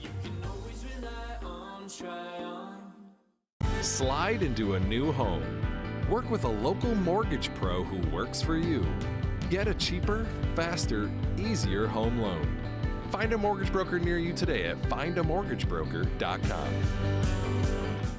How do these business owners find the time for peace of mind? Because they rely on Tryon to handle difficult and time-consuming HR tasks like payroll, benefits administration, and more. Working with Tryon, one of the nation's top professional employer organizations, provides access to top-tier healthcare and employee benefit plans and its team of attorneys and HR experts. With Tryon, you don't have to grow it alone. Visit RelyOnTryon.com. You can always rely on Tryon.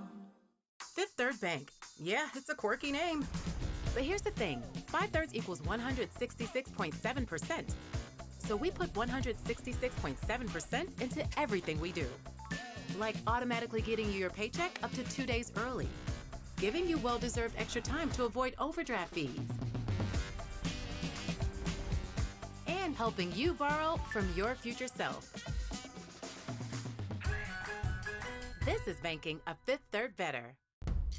Jimmy John's Field is the perfect venue for birthday parties, summer picnics, company outings, and provides the best entertainment in Metro Detroit with great baseball all summer long. Spend your summer nights under the lights at Jimmy John's Field in historic downtown Utica.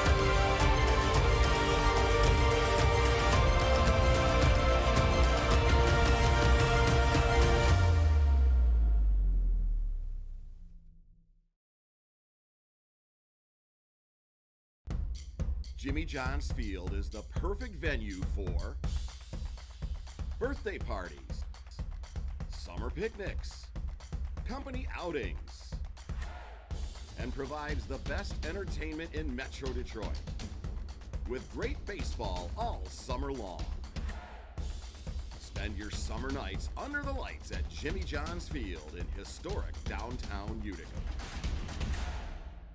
What are the odds that we're neighbors, we've known each other our whole lives, and both tear the exact same things in this exact same knee? So an ACL tear is an injury to the main stabilizing structure of the knee. You want a good team around you because then you know that what you're doing is going to help you in the long run. My message to everyone who's helped me, thank you so much because you guys helped me progress so much. Also hearing it from a friend that's went through the exact same thing, I think sort of helps that know that there's a bright side at the end. Why are all these business owners smiling? Because they rely on Tryon to handle difficult and time-consuming HR tasks like payroll, benefits administration, and more. Working with one of the nation's top professional employer organizations provides access to top-tier healthcare and employee benefit plans and Tryon's team of attorneys and HR experts. With Tryon, you don't have to grow it alone. Visit RelyOnTryon.com. You can always rely on Tryon. At Ascension, Michigan, we're committed to being your first choice for healthcare. Our nationally recognized heart program is the leader throughout Michigan in minimally invasive heart valve procedures. For joint replacement, spine, and cancer care, patients choose our specialists for advanced care and treatment. And we also excel in the things that can't be measured. Listening more closely, caring more compassionately.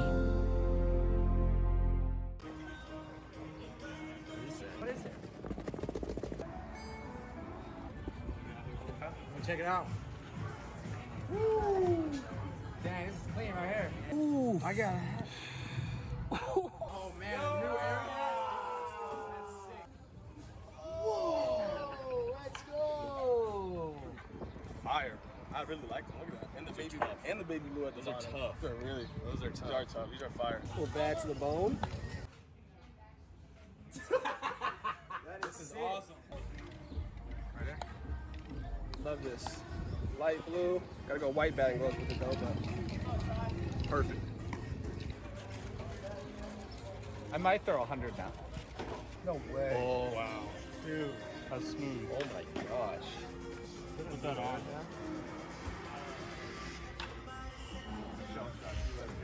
I'm ready to go, baby. Let's go. This is nice. What, is it New Era? Yeah. Oh, fire. Is this one yours? It's mine. Mine now.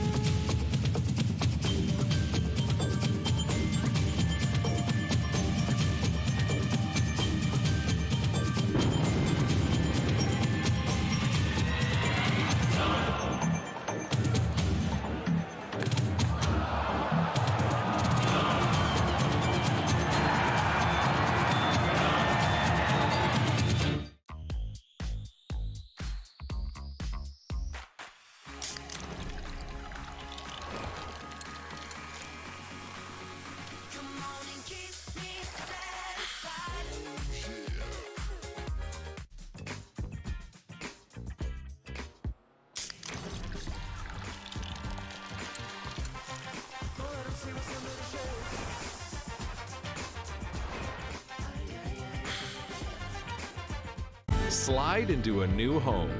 Work with a local mortgage pro who works for you. Get a cheaper, faster, easier home loan. Find a mortgage broker near you today at findamortgagebroker.com. You hear about the promo that Jimmy's John's got going on? 5 off 20? How they pulling it off? Magic? You got David's Copperfields in there? Show yourself, Copperfields! Jimmy John's. $5 off orders of 20 or more.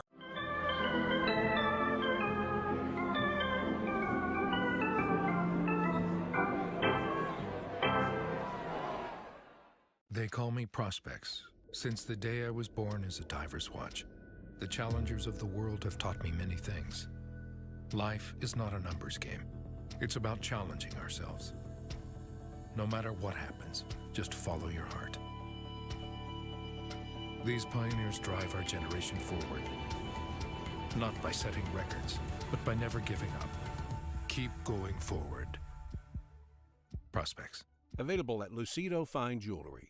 What are the odds that we're neighbors, where you've known each other our whole lives, and both tear the exact same things in this exact same knee? So an ACL tear is an injury to the main stabilizing structure of the knee. You want a good team around you, because then you know that what you're doing is going to help you in the long run. My message to everyone who's helped me, thank you so much, because you guys helped me progress so much. Also hearing it from a friend that's went through the exact same thing, I think sort of helps that know that there's a bright side at the end.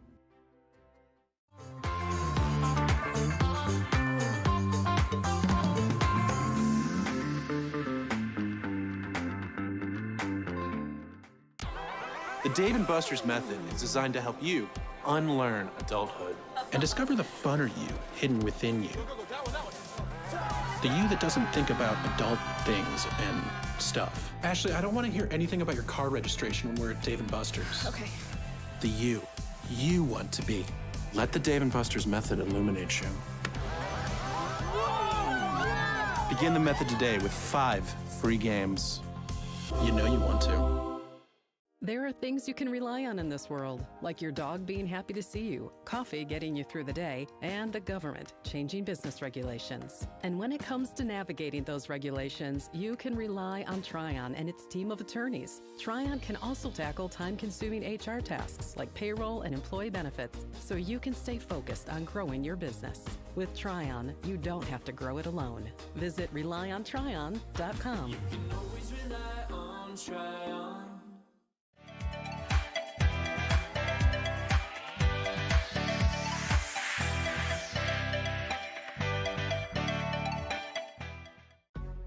With a transforming world, we can see how drastically the world is heading towards automation. And so, we need 24/7 surveillance and security systems for our homes and businesses to avoid any theft or breach of privacy. JARBCOM brings the installation of security cameras to the tip of your fingers with our state-of-the-art mobile app. JARBCOM also provides surveillance monitoring of your entire property with flexible options that offer a dependable solution to be scaled to fit any domestic or commercial need. Contact JARBCOM today for a free estimate at 800-369-0374 or look us up on the web at jarbcom.com. You dreamed of starting a company, not an HR department, but your business has grown fast, and so have the complexities of payroll and taxes, benefits administration, and other HR functions. That's why your business needs a professional employer organization like Tryon Solutions. Tryon provides businesses of all sizes access to top-tier healthcare and employee benefit plans. With Tryon, you don't have to grow it alone.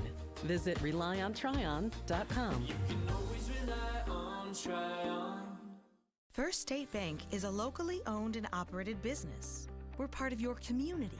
At fsbcares.com, you'll find ways that we're making a difference by featuring locally owned and operated businesses, providing access to helpful financial resources, and engaging with community.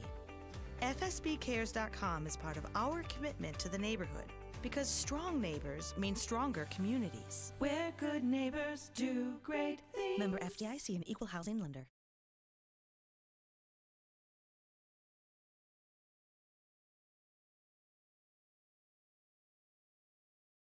We build roads, bridges, wind farms and pipelines, schools to skyscrapers. Our members create monuments. We operate. We're the operators and mechanics behind the advanced heavy machines that move Michigan forward. We maintain boilers and HVAC. Our members run the complex heating and cooling systems that we all depend on. Our training is second to none, and safety is our priority. We are Operating Engineers 324, and we keep Michigan running.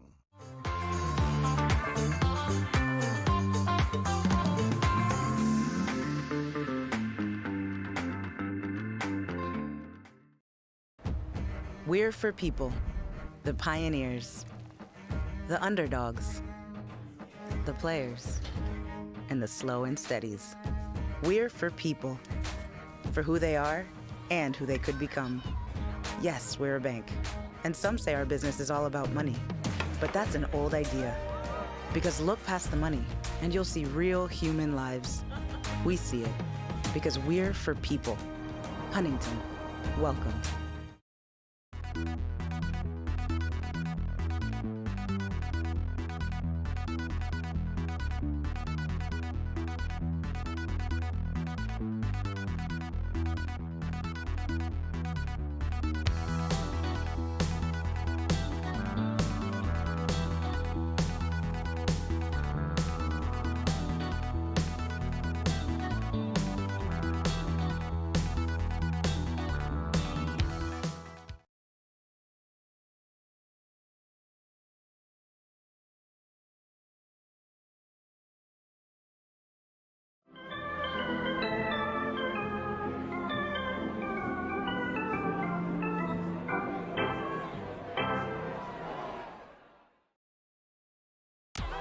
The Dave & Buster's method is designed to help you unlearn adulthood and reset our life around zapping stuff and cheering for stuff with your friends. Begin the method today with 5 free games. You know you want to. Fifth Third Extra Time helps you do you better. So kick back and relax. You have extra time to avoid overdraft fees. Fifth Third Extra Time. This is banking a Fifth Third better.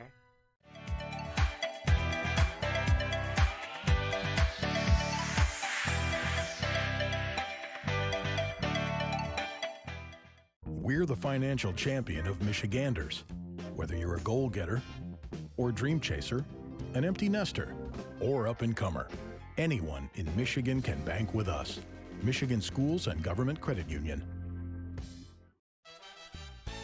Make your move with a quick and easy mortgage from Genesis Credit Union. We have mortgages to fit your life. Genesis Credit Union. Visit us today.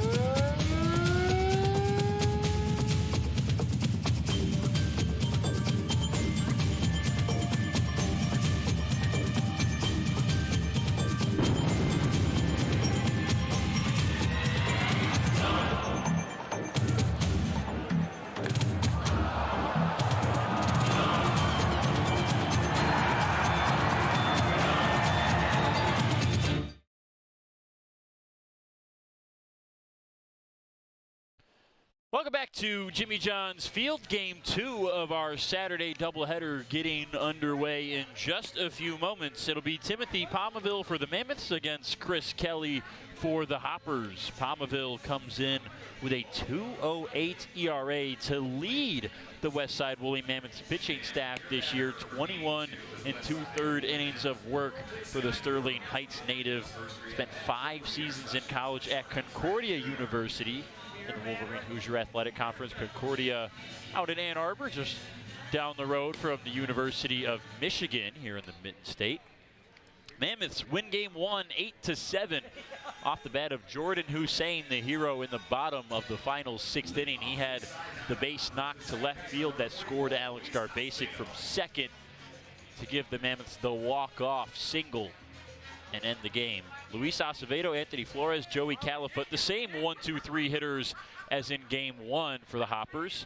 We'll start here in game 2, and our first pitch is in at 8:23, a ball high on Acevedo. Have to have a short-term memory in these quick doubleheaders. I mean, you maybe have a half hour between a heartbreaking walk-off loss to refocus. And, well, the game has started anew. Got a fresh 6 innings in front of you. Hopefully a little cleaner game between these two ball clubs. Acevedo 1 for 3 with a run and a walk in game number 1, facing the 2-0 fastball, breaking ball actually in 2-1. For Palmaville, 4-seam fastball, slider, curveball, splitter is the mix. And strike 2.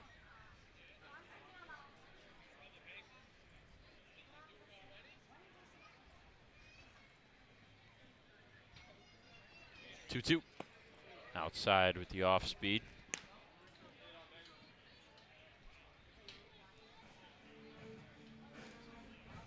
Palmaville this season, opponents hitting .203 against him. Fastball off the mask of Scott Combs.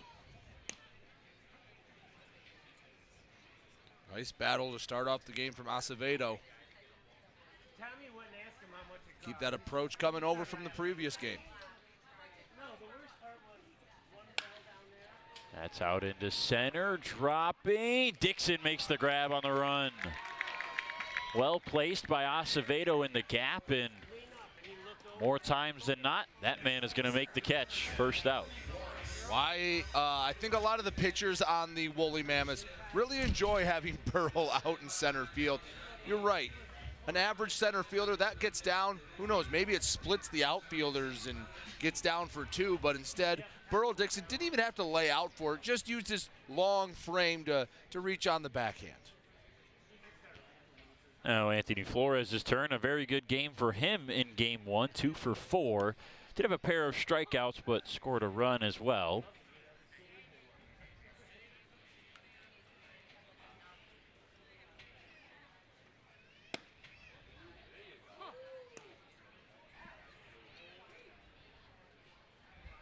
See what the batter called the time. It was a very slow reaction from the umpire for a second. I think that pitch didn't count. It's on the scoreboard as 1-1. Unless that was because he acted like it was a pitch clock violation almost, but right after the pitch was thrown. So that one's high. It's at least 1-1 on Flores. He put up 2 with the right hand, so it looks like the scoreboard's corrected. 2-1. That pitch count. Not sure what that was from our home plate umpire. Flores out to right and hooking foul. Unless Flores just immediately called time. Yeah, I'm not sure. Wanted to collect himself pretty quickly, but he hasn't turned around to correct the scoreboard.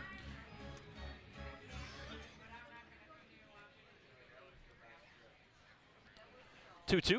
And hard hit to third. Nice pick by Garbasic over there. Throw to first, and Liam stretches forward to make the grab.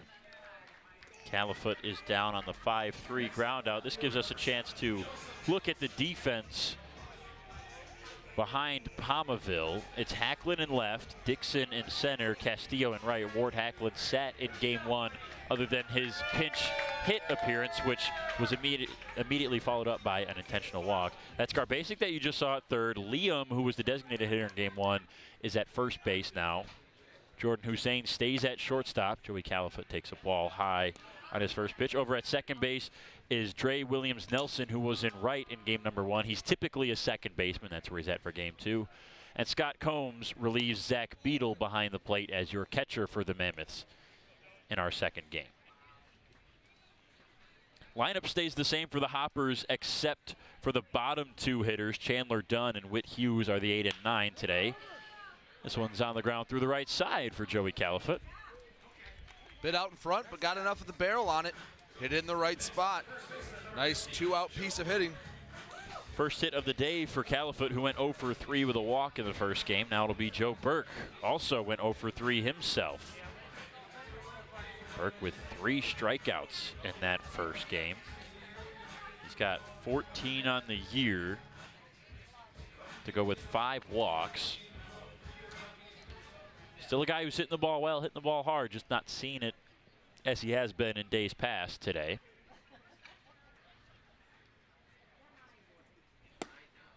Had a 7-game hit streak at one point that was interrupted 2 games ago. As we mentioned, was hitting in 9 of his last 10 before game 1. That's now 9 of 11. That's why you have to have a short memory. That one took a high bounce for Hussein, and he played it perfectly, jumped up with the ball, and throws to second to get the final out as Califoot was heading that way. Kara Wolfbauer has our Chevy fan of the game right here in front of us on the grandstands here on Beatlemania night. Hey, Kara? Johnny, it is time for our Metro Trade Chevy Dealers fan of the game, Andrew. So everybody meet Andrew today. Give him a big wave. Hey, Andrew. There we go. So Andrew's family is a host family. Burl Dixon is his host brother, and he said he really just feels like an older brother to him. They play baseball together, and they're super close. He doesn't see Burl all the time because he said he's so dedicated to the game, but we see that in him out there. So congratulations, Andrew. You are the spotlight today. Congratulations. And he's got his Burl shirt on. Take a good look at it. But now you guys can be winners today, too. Make sure to check out that scoreboard right up there. A QR code is about to come up. Make sure to scan that QR code for a chance to win 4 tickets to our championship game. So one more time, congratulations, Andrew. And thank you so much, Donnie. Send it back up to you. Thank you, Kara. Andrew, where do I get one of those shirts? That's a sweet Burl Dixon shirt. Burl has played well this season. 1 for 2 in the first game. He'll bat second here in the bottom of the first in our second game for the Mammoths. They're facing the 24-year-old native of West Nyack, New York, Chris Kelly, the right-hander out of Catholic University in Washington, D.C., leading the Hoppers this season in ERA, .42 in 21 1/3 innings. Does not walk very many batters. 4 walks to 17 strikeouts on the year for Chris. And being told those are pretty good numbers. Yes. Just our research department has radioed in and said, guys, those are good numbers in the sport of baseball. Hopefully they can continue that after the weird... it wasn't necessarily an offensive explosion because the final line score was, 8 runs on 5 hits for the Mammoths last game, I believe. Yep. So it's not like they put together a dozen-hit performance or something in the 6 games. They worked the walk, some timely hits, some base running that scored the runs. But, yeah, I think everyone's looking, at least on the Diamond Hopper side of the field, looking to settle this one down and play what the Diamond Hoppers have done a lot this year. Low-scoring games, at least for their pitching side. I'm sure they're hoping their offense keeps it up. But low-scoring games where they're in it basically until the very end. Last time out for Chris Kelly was an appearance in relief about a week ago, July 7th against the Beavers. That was a 5-2 loss for the Hoppers. He just threw a scoreless inning. The only thing he did was strike out a batter. Everything else zeros. The last time Kelly made a start, a little bit further back, June 29th in a 4-2 win against the Unicorns, and it was a good start. 5 innings of 1-run baseball, a pair of walks and a pair of strikeouts as well, but pretty quiet stuff for Kelly, and that's what comes along with a .42 ERA. Yeah, not a lot of room for mistakes with a .42. Well, he has to face the hero from about a half hour ago, Jordan Hussein. Still high off that adrenaline, maybe. Didn't take Hussein long to get the base hit that would win the game for the Mammoths. Just 1 pitch in that bottom 6th at bat. Now here in the bottom of the first. Hard on the ground to third. That's Chandler Dunn, as we mentioned, into the lineup, and crisply throws it over to first. So the defense behind Kelly. It's Dunn at third, Burke over at first. Pup and Acevedo remain in their usual spots up the middle. That's Califoot in left, Flores in center, Schellenbarger in right. Nothing changes there. The only difference, Hughes behind the plate and Dunn over at third. And expect a lot of what we just saw from Hussein against Kelly. He's just got a 3-pitch mix, but they all drop down in some way, shape, or form. Sinker, knuckle curve, changeup. Trying to get a lot of guys on top of the ball and, pound it into the ground like Hussein did. Dixon takes strike 1 on the sinker. That one just dribbled foul. Had some backspin off the left-handed bat of Dixon to slice into foul territory. And the mix of Kelly works to the new age approach in baseball, where at the plate, you want to hit fly balls. You want to put it in the air because eventually the theory is that they'll go out, they'll find the gaps, and they'll get those extra base hits that are becoming so much more desired in baseball nowadays. The old school approach was, hey, shorten up, put the ball in play, put it on the ground, and make the defense make a play.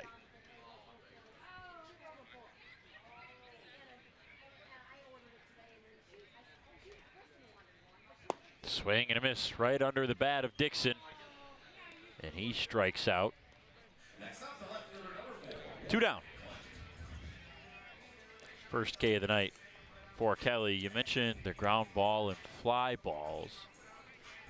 Chris Kelly, it's the second most ground outs of anybody on the Hopper squad. The only one with more is Ryan Carolden, who has a decent amount of innings on Kelly. And that's typically the mark of a good sinker ball pitcher, not just a pitcher who throws sinkers, but one who throws them well. Get a lot of ground balls as opposed to the fly balls. And you mentioned it, with all three pitches going down, hard for hitters to get under the baseball.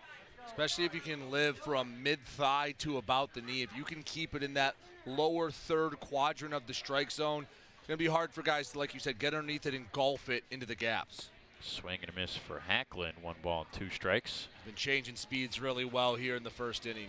Hacklin's first real at-bat, or I should say real plate appearance. He was intentionally walked at the end of last game on a pinch hit appearance. Now the 1-2. Spiked the sinker.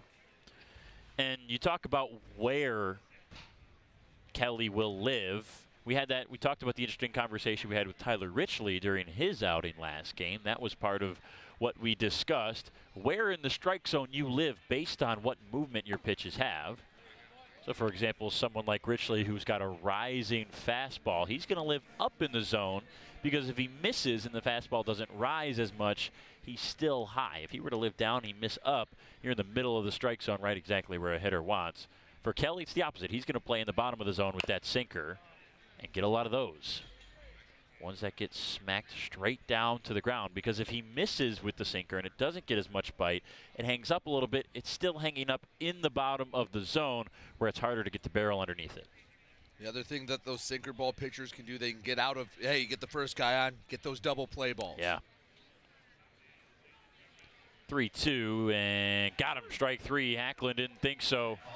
Got the knuckle curve in there on the full count pitch. Pair of strikeouts for Chris Kelly. And it's nothing after 1 here on the US PBL Network.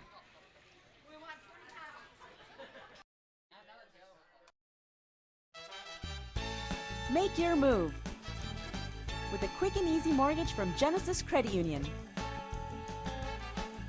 We have mortgages to fit your life. Genesis Credit Union. Visit us today. The Dave & Buster's method is designed to help you unlearn adulthood and discover the funner you hidden within you.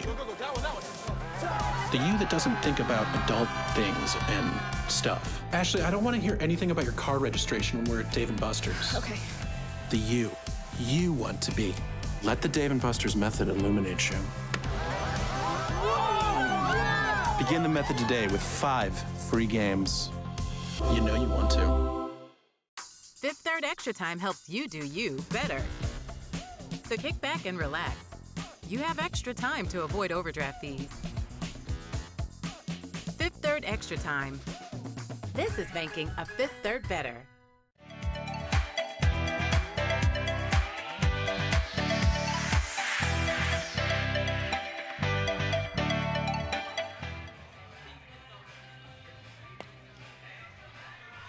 Absolutely gorgeous weather for our second game of 2 on a doubleheader Saturday. 0-0 after 1.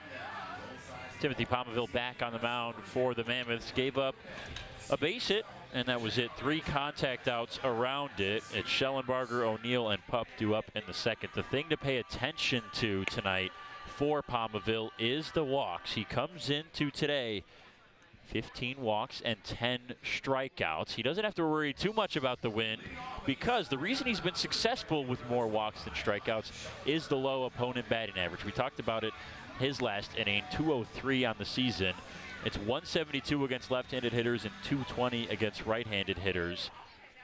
There's obviously a little bit of luck involved with the guy who's got an ERA that's almost below 2 and has more walks than strikeouts. Right. It's a good defense behind him. You do want to get that walk number down. The strikeout number, hey, if you're a pitch-to-contact guy, the strikeouts aren't the big thing, but 15 walks in his tenure so far, that's a bit high. Those will come back to bite you if you keep on this pace. He is at a strikeout rate of 4 per 9. The walk rate is at 6. Even if those numbers were flipped, that would be middle of the pack for most starters. So he is going the right direction, though, in the last few. And usually you see those numbers more with relievers, those high-velocity, feast or famine type guys. Not a guy like Pominville who's got the slower velocity, but doesn't get many swings and misses like that. Schellenbarger down for the first strikeout for the night for Pominville. Brings up Chris O'Neill. Schellenbarger had a really good first game. 3 for 4. 2 runs and an RBI. O'Neill had 3 walks. 0 for 1. OBP will like that performance. Came into today with a 314 OBP on top of his 213 batting average. Average as of right now is going to go down, but like you said, Brady, that on base going up, and even if it's walks, a good on base percentage always stands out. If you can get on base, you can find your way in a lineup. I always love the backwards explanation from Jonah Hill in the movie Moneyball about how it works for baseball. In order to win games, you need to score runs. In order to get runs, you need to get on base. So you just need guys who will get on base. Doesn't matter how you get on base. Who cares? Get on base. Exactly. And that's the philosophy now at the USPBL level, where a lot of these players are looking to sign with a major league organization. There's another philosophy that goes along with that, as this one's skied in the air to right. Castillo's under it for the second out. A philosophy that Von Joshua, championship manager of the Beavers last year, had, that you can't walk your way to a minor league contract. They're looking for guys that can hit. If you can walk on top of that, I think of a guy like Burl Dixon. That's what they're really looking for. I mean, he's hitting in the 300s and he walks. He leads the league in walks. He's kind of been the full package, and I think you alluded to it in the previous game. With all the attention and all the guys that have been signed through the first half of the season, I'm waiting for his number to be called, because his play on the field has certainly shown he has the capabilities to get another shot at it. And that's what the scouts are really looking for. Guys who can hit. They're not necessarily just looking for power. Guys who can hit for both power and average and show discipline at the plate. That doesn't mean you have to have a high number in the counting stats, that is walks. They'll look at walk percentage. They'll look at the TrackMan data and check the chase percentage, the whiff percentage, how often they swing at pitches in the zone. And the other thing that sometimes people have a hard time wrapping their head around is projectability. Whether it's going from high school to college or college to the pro. Sometimes you can have a great high school player, doesn't project well to go to college or the pro, and you'll have guys that don't have great numbers that do project well, and coaches will take a flyer on, because if they can hit their ceiling, it's usually the uncoachable things, the size, the speed, the strength, things like that, that are tough to coach into guys. Pup had to get reeled back in after he thought he worked the walk, and now works it there second time around. And we'll see what happens to Pup this inning. Luckily for Pominville, on his first walk of the game, there's already 2 outs, and he's facing the bottom of the order. Chandler Dunn is next. Hughes would be after him. Dunn hasn't played yet today. This is his first at-bat. Chandler on the season. 133 average. Lifts it to left center field. Dixon grabs it. That is 3 outs. Quickly, Pominville strands the base runner. Nothing doing for the Hoppers in the second. We'll be back after this on the USPBL Network. What are the odds that we're neighbors, where you've known each other our whole lives, and both tear the exact same things in this exact same knee? So an ACL tear is an injury to the main stabilizing structure of the knee. You want a good team around you, because then you know that what you're doing is going to help you in the long run. My message to everyone who's helped me, thank you so much, because you guys helped me progress so much. Also hearing it from a friend that's went through the exact same thing, I think sort of helps that know that there's a bright side at the end.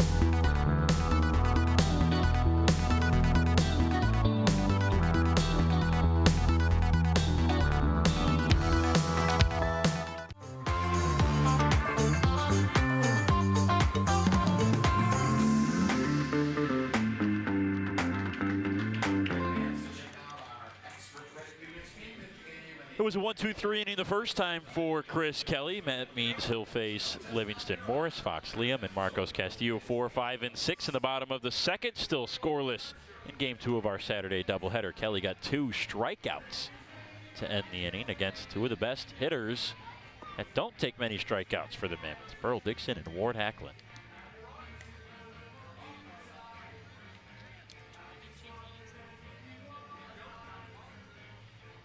Game 1 started out this way. Pitchers looked like they were settled in right away, so I'm not going to make any Don't think we're in for a low-scoring game just yet. Until we get through that the third inning and single-digit runs are scored, that's how I know, all right, maybe the pitchers are actually settled in.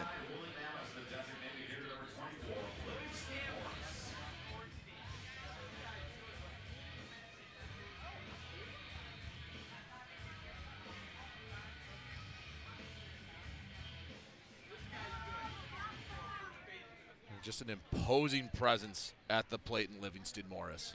It's even more imposing that Cult of Personality is his walk-up song. I do like that. That's one of the better ones we have. Yeah.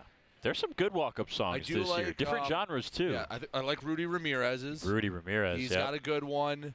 But no, the Cult of Personality, and then you see, a 6'5" behemoth come to bat. What a pick by Dunn. Can he make the throw? He got it. Not in time, though. Ooh. Smoother than a strawberry banana smoothie at third base, but he couldn't finish it. Livingston Morris beat it out at the bag. Wow. That's one that I think if we had the frame-by-frame replay that they have at the major leagues, we'd be sitting here for 5 minutes going, well, this angle, but another angle, I don't know. Very close. That was, regardless if he got him out or not, I mean, he's called safe, so it'll be a hit. That's a heck of a snag by Dunn. And he deserves his flowers for that. Liam puts it into right. Acevedo can't range over to get to it. And now their first 2 are on in the bottom of the second for the Mammoths.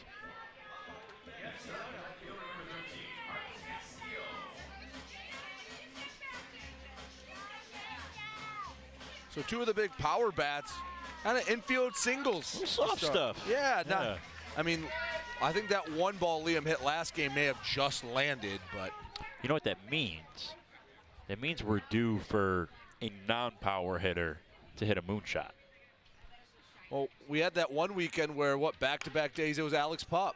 Castillo skies this one to medium depth left field. Califoot gets there. Pretty hard hit, but too high for Marcos. 1 pitch and 1 out. That's the first out. Trey Williams-Nelson steps on. Little update on the standings after Game 1. Unicorns still in first place at 13-9. The Beavers 2 games behind them at 12-12. Mammoths move within a game of 500 at 11-12, 2.5 back of the first place Unicorns and the Hoppers. Down in last, 10-13, 3.5 games back with the highest run differential of any team in the league, plus 16 this year. So when they win big, and when they lose small. And unfortunately for them, despite them more often than not out hitting their opponents, they just can't find a way to get those wins. And if you're the Mammoths, you get a win here. After a pretty poor Friday, you get 2 wins Saturday, you win the weekend, and you don't gain ground, but you stay right in the race. I've heard the Beavers and John Dombrowski, their manager, talk about that idea of winning the weekend, and that is really the focus in the USPBL, a league that plays weekend to weekend. There's the non-publics in between, but you want to win the public games where the fans are in town and everybody's watching. And so the idea is to maybe not let one game beat you, win the weekend, worry about however many games you have that weekend, and try to at least, it's like a series, like a 3-game series at the major league level. You want to win the series. And instead of it being such a long, basically continuous season, it's good and bad in it, but it breaks it up. You can leave one weekend behind you and focus on the next. And, well, if you have a good weekend like the Unicorns have, or maybe the Mammoths could if they pull this one out, then you want to keep it going, but you wish that game came sooner. Acevedo charging and an 8-him up. Elected to play it on the hop, and everybody's safe. They'll throw back to third just in case Morris dives back in on the crisp throw from Pup. Bases juiced as Trey Williams-Nelson a little fortunate. I think Acevedo was thinking about tagging Liam going from first to second. They'll give Williams-Nelson the hit.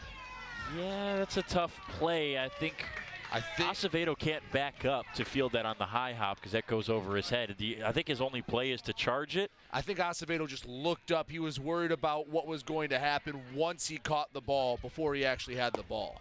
I think he was trying to judge where Liam was in the base path, whether he needed to turn to throw or tag before he actually had the ball. So do you think it's an error?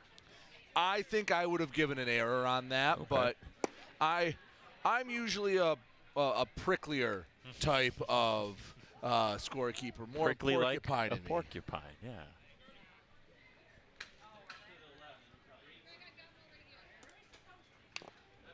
Foul down from Garbasic. I always learned from the great Dan Dickerson, the Detroit Tigers radio announcer, who I've been fortunate enough to know for a couple years, who's one of the smartest baseball people I've ever met, been in the broadcasting game for over 2 decades. I was gonna say, he's been the voice for about, what, 20 years 23 years for the Tigers, and he always relies on, for errors, does ordinary effort make that play? If ordinary effort makes that play and it's not, as those extraordinary balloons fly beyond the light towers, if ordinary effort should make that play and that play is not made, then it's an error. If you need extraordinary effort to make a play and it's not made, then it's a base hit. I think that would have been an extraordinary pick and play from Acevedo to get even one out to get Williams-Nelson at first. Thus, I would give him a hit, as they did on the scoreboard here. But I'm not as prickly as you. Yes, and baseball scorekeeping, I mean, you can do it forever, and sometimes you still don't understand it. It is not an easy thing to do. There is subjectivity. It is a complete mess at the major league level right now. There's an idea that the official scorers are getting memos from the major league office as this one's bounced to third and thrown to first by Chandler Dunn. And the Mammoths threaten with the bases loaded, but get nothing more. We'll pick up that thought after the break. Head to the third.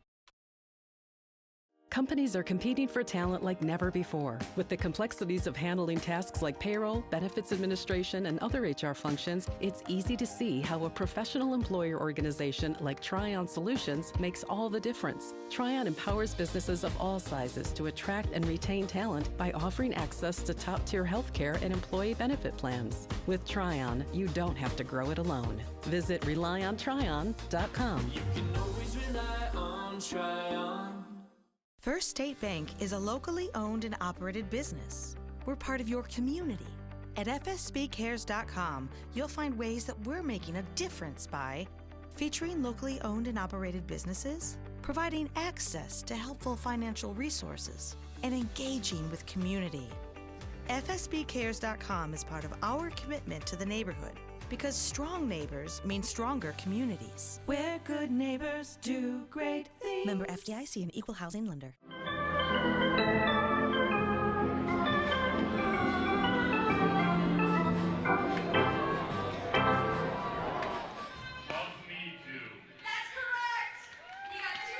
Sun has departed.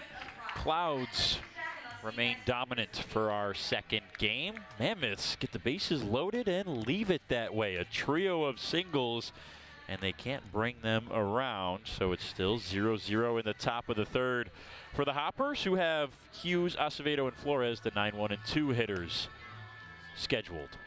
I think we need a congratulations are in order for Whit Hughes. In the offseason, he was a volunteer assistant up at St. Clair County Community College. Now, with the coaching change, Ryan Cockey stepped down there, so the number 1 assistant moved up, and Whit Hughes has moved up to be the number 1 assistant up at SC4 in Port Huron, Michigan. Have at least one skipper, well, he and Ryan Carolden both spent time there, so getting some time at SC4 and getting his coaching on. up there in the offseason. Yeah, huge congrats to Witt. There are a few players in the league who are assistant coaches at various colleges in the state of Michigan. Taylor Jellikowski is the new head coach at Macomb Community College, as he had his first season there last year. Nick Caruso is his recruiting coordinator. Kyle Bischoff is going to be the pitching coach with the Macomb Community College baseball program. Now Whit Hughes can be added to that. We have a... No, we don't. Scott Combs is the catcher for this game. It was weird interaction at home plate. I thought they might have been switching catchers, but that's still Combs behind the dish. They've done it to us once this weekend. Yes. So I was we were a little on edge looking for something. Taylor Jellikowski is the master at sneaking defensive substitutions by the broadcasters. Hughes batting for the first time today as he sat in game 1. Skies the 0-1 foul, no balls and 2 strikes. On the season, a 184 average for Whit Hughes. Valued for his defense behind the plate. And you talked about it earlier, Brady, the projectability of certain players. Whit Hughes is a guy that projects very well and is beloved on this Diamond Hoppers team. This one's popped up in play for Jordan Hussein. I imagine it's got to be tough playing game 2 of a doubleheader, and not where you see in the major leagues where a game's at 1 and then a game's at 7, and you basically restart your routine. You got 30 minutes, so if you're Whit Hughes, you're on the bench basically just waiting for the game to end, and then you don't have a lot of time to get in your routine. You did your routine, then you sat for a game, and now you're ready. You have to be ready to play. Liner to center off the bat of Acevedo on the first pitch. And for the second time in a row, he flies out to Burl Dixon quickly. 2 up and 2 down. Now Anthony Flores.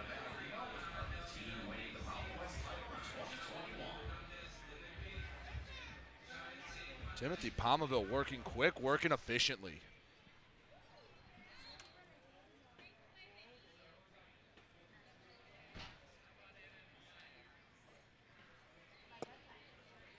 Flores takes a ball low. 1 ball, no strikes. Palmaville, that last start, and a 6-6 sudden death loss to the Unicorns on July 6th. Nice play, stopped by Garbasic, get up, throw to first, they got him. Alex Garbasic shines at the hot corner. This time makes the play and makes the throw, and they're out of the inning, still scoreless as we head to the bottom of the 3rd.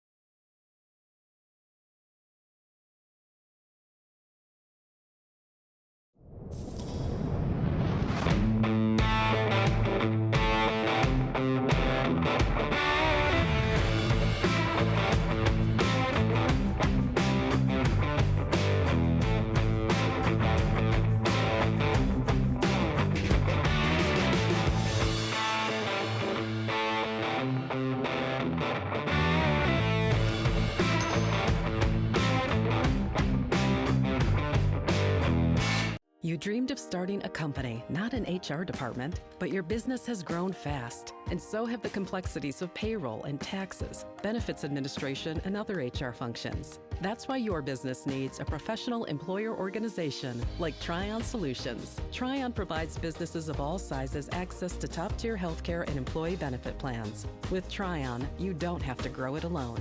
Visit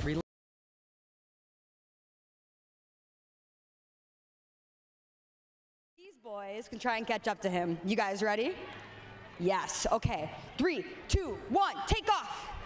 All right, they're fast out of the day. Deacon is already yelling towards Ribby, and they're rounding 2, but they need your help to come home. Let me hear you guys.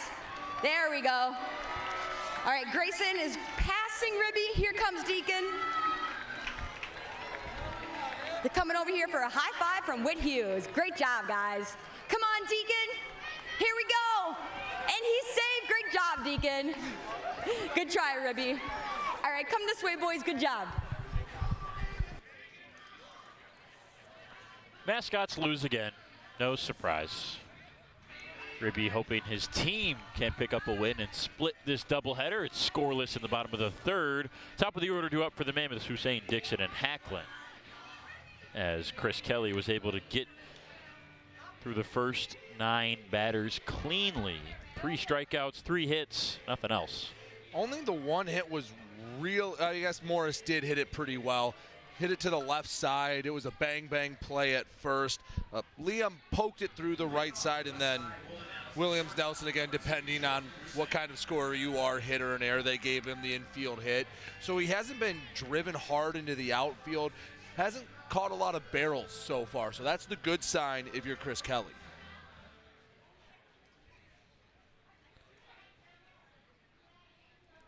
Hussein bounced out to third his first time up.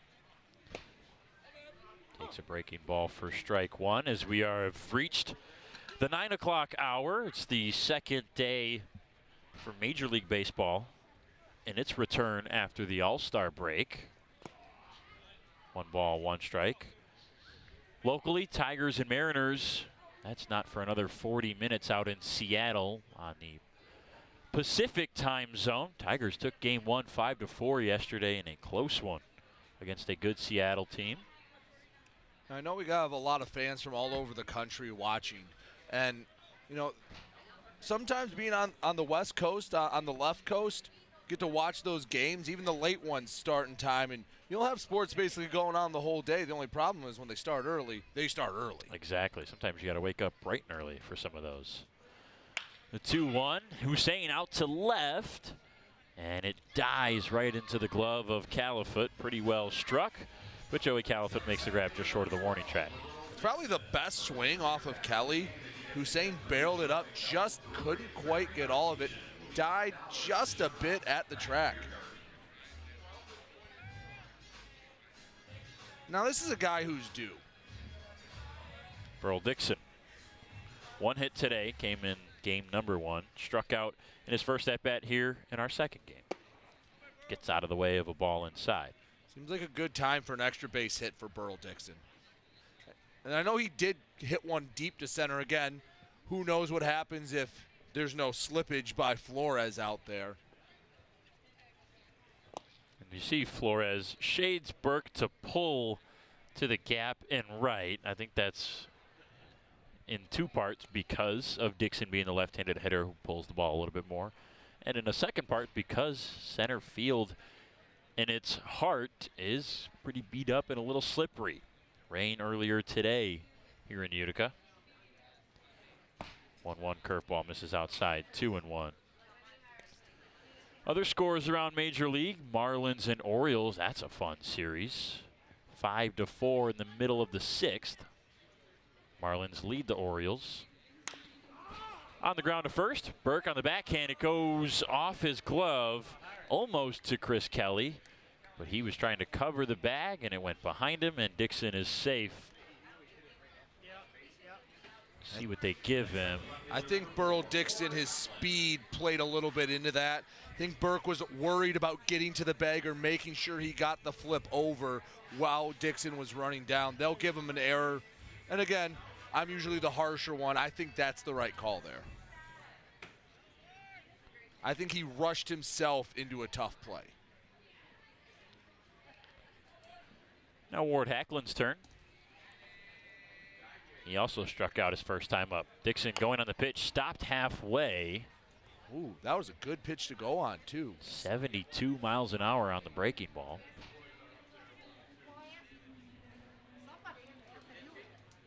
Any Canadians watching? The Blue Jays have taken the first 2 against the Diamondbacks. Talk about the out west teams. Diamondbacks out in Arizona. They took game 2 5-2 today.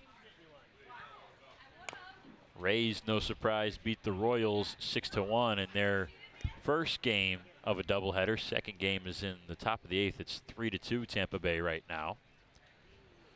The Twins got a late win last night over the A's, and they're winning right now in a close game 7-6. That's in the bottom of the 6th out in Oakland.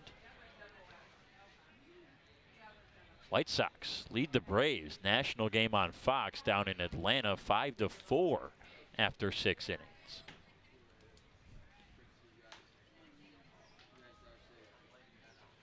Burl Dixon weighing heavy on the mind of Chris Kelly. Already faked once like he was going to go and stopped halfway when Hacklin fouled it off.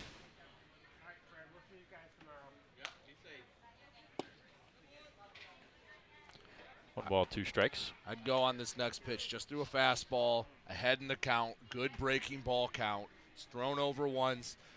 Might have had reservations about throwing over again. I expect Dixon to be on the move. And Dixon goes, and Hughes can't grab it cleanly. Missed outside the zone, 2 balls and 2 strikes. Not a big surprise. Was the off speed. Perfect pitch to go on. It was low. That's a tough pitch to throw down as a catcher. I think even if Hughes grabs that cleanly, I think Dixon gets a pretty easy stolen base. Burrow's up to double digits, 10 for 11 stolen bases on the season.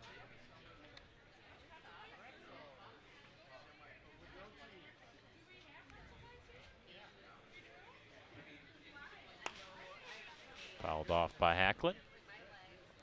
Only 2 games on the Major League slate have not been played yet. One of them is about a minute and a half away from that. Astros and Angels in their second game. Astros took the first game against Shohei Ohtani, who started.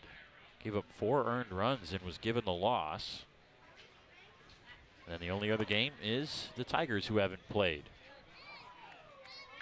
Ball up and outside. Dixon went on the pitch, too. An easy steal of third. Now he's up to 11 on the year. That officially puts him in first place on the leaderboard for stolen bases. Tremaine Spears at 10 is right behind him.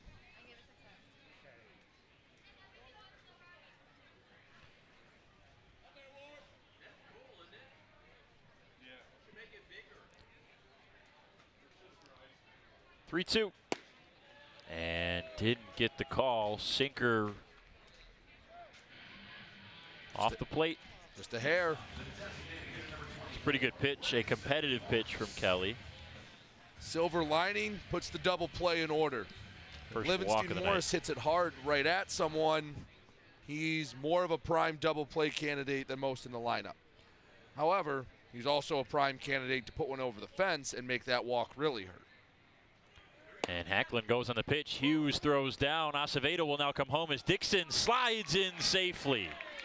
The double steal works to perfection, and the Mammoths strike blood first. Make that 12 stolen bases on the year for Burl Dixon. He steals his way around the bags.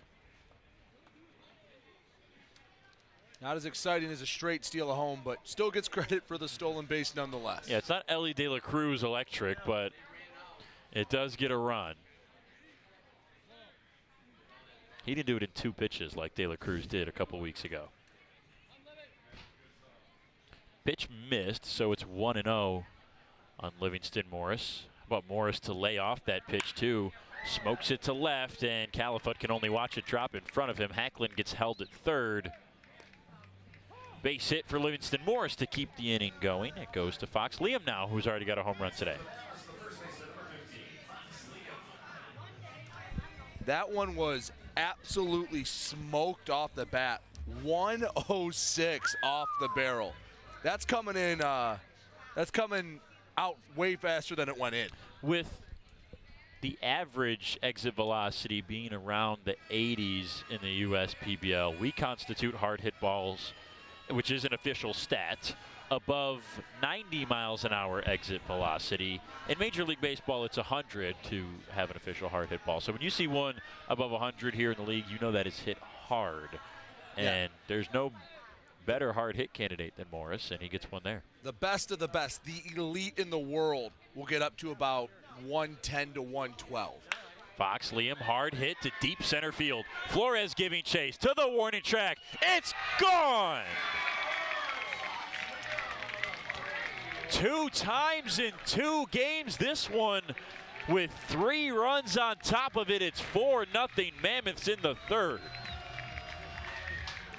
You're just talking about exit velo and how hard it's being hit. That one 100 off the bat.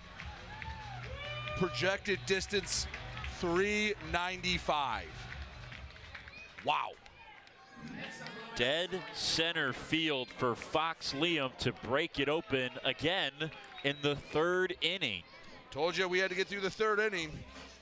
But that is a grade A name with grade A power. Fox Liam. That I'll say it every time. That just sounds like a baseball name. Second home run of the day for Liam, his third of the season. And he is seeing the ball well and feeling good.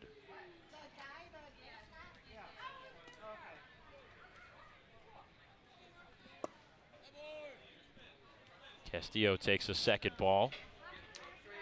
He was 1 for 2 with a run and a pair of strikeouts in game one. Flied out his first time up. That was last inning.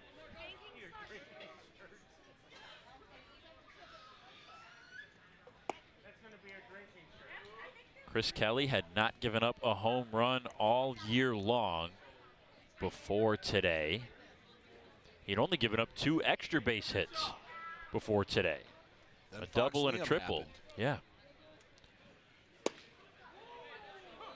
Finds the strike zone with the sinker on the corner, 3-1. And has to just lock back in against a good hitter in Castillo.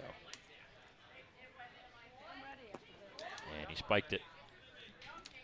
Doesn't look like there's currently any action in the bullpen for the Diamond Hoppers. Chris Kelly needs to bear down, find a ground ball, get out of this inning. But I think the wake-up call, the meeting Taylor Jelenkowski had about the approach is because, Brendan, it was just so many first pitch outs a night ago, a lot of non-competitive at-bats. And you talked about it at the start of last game. Jelly is a very hands-off manager. He understands baseball's a mental game, and everyone's a little different. It's not a one-size-fits-all approach. But he knew he had to do something, and he has to feel a little vindicated that it's paid off in such a big way with 12 runs in now the 9 innings they've played today. Inside to Dre Williams-Nelson, who's already singled in this game, was 0 for 1 with a pair of walks in the first game.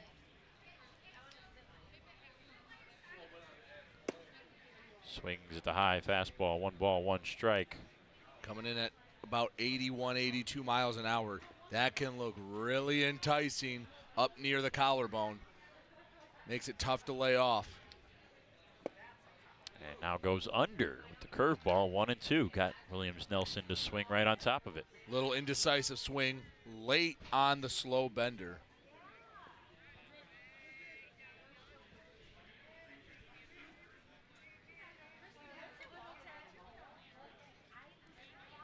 One and 2. Chop to second. Acevedo backs up this time. Feeds the pup for 1. Relay to first. Got him. Nice double play. Acevedo charged on a ball earlier and it ate him up. This time elected to back up on it. And they turn 2 on the 4-6-3. But the Mammoths get 4. Fox Liam with another bomb. It's 4-0. You dreamed of starting a company, not an HR department, but your business has grown fast, and so have the complexities of payroll and taxes, benefits administration, and other HR functions. That's why your business needs a professional employer organization like Tryon Solutions. Tryon provides businesses of all sizes access to top-tier healthcare and employee benefit plans. With Tryon, you don't have to grow it alone. Visit RelyOnTryon.com. You can always rely on Tryon.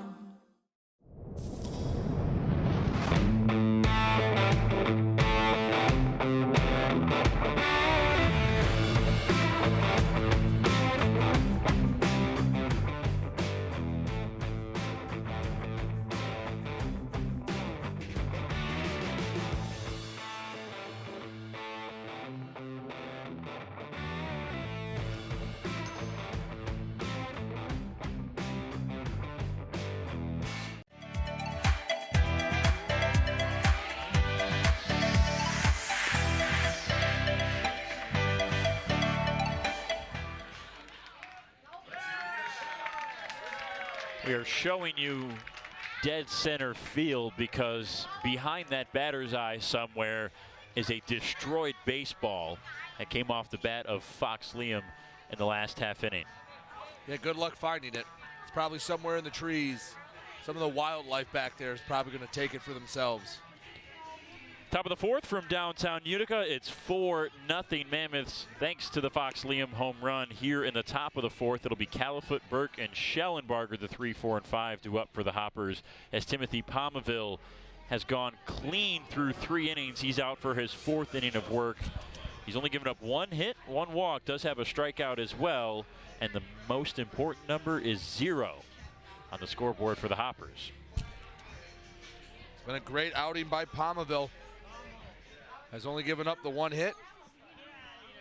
It came to this guy, Califoot, back in the first. He singled and was stranded out there. Curveball misses for Palmaville, outside, 1 ball, no strikes. Now the 1-0, fastball high, fouled away. That was a sub 70 mile per hour curveball to lead off the at bat. No, he doesn't have great velocity with the fastball, but you want to make your fastball look quick, throw that slow looping curveball. This one off speed outside, 2 balls, 1 strike. It's 4-seam, slider, curveball, splitter for Palmaville. 2-1. Fastball just off the plate outside, 3 balls, 1 strike. On the lefty, Joey Califoot, one of 2 lefties in the lineup. Him and Schellenbarger, who's the 3rd scheduled hitter in this inning. Palmaville backs up, delivers the 3-1. Califoot skies it to center. Dixon ranging to his right 10 steps and makes the grab for the first out. Then a few decent swings from Diamond Hopper batters. They've just been under it just a hair. They haven't been able to square one up like we saw Fox Liam do a half inning ago. It's been a very quiet day for Joe Burke. A combined 0 for 4 between game 1 and here 0 for 1 in game 2. Did have a walk and a run in that first game, but still looking for his first base knock. Was hitting in 9 of 10 games before today. Swings through the high fastball for strike 1.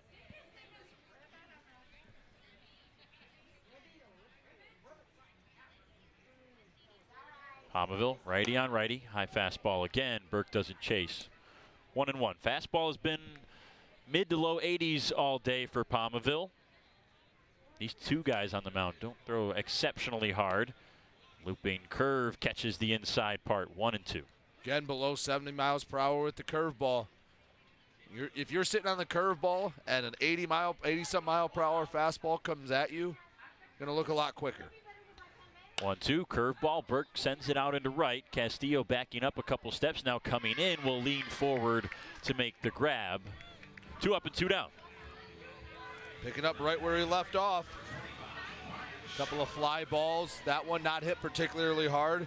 He had Schellenbarger all out of sorts in his last at-bat, hoping to repeat it and get a very quiet 1-2-3 inning for the 2nd consecutive frame. Schellenbarger struck out to lead things off in the 2nd. Now in the 4th, first pitch, little pop-up, and ranging over to his left is Garbasic, the 3rd baseman, making the grab right in front of his shortstop partner, Hussein. Broken bat pop-out, and it's 1-2-3 in the top of the 4th. We'll head to the bottom, 4-0 Mammoths on the US PBL Network.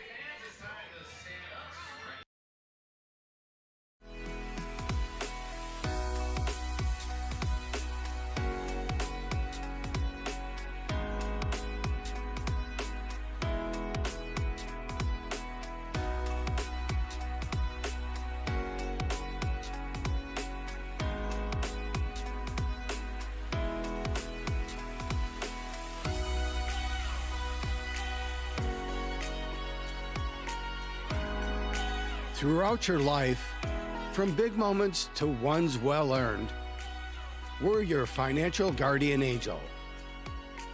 Alliance Catholic Credit Union.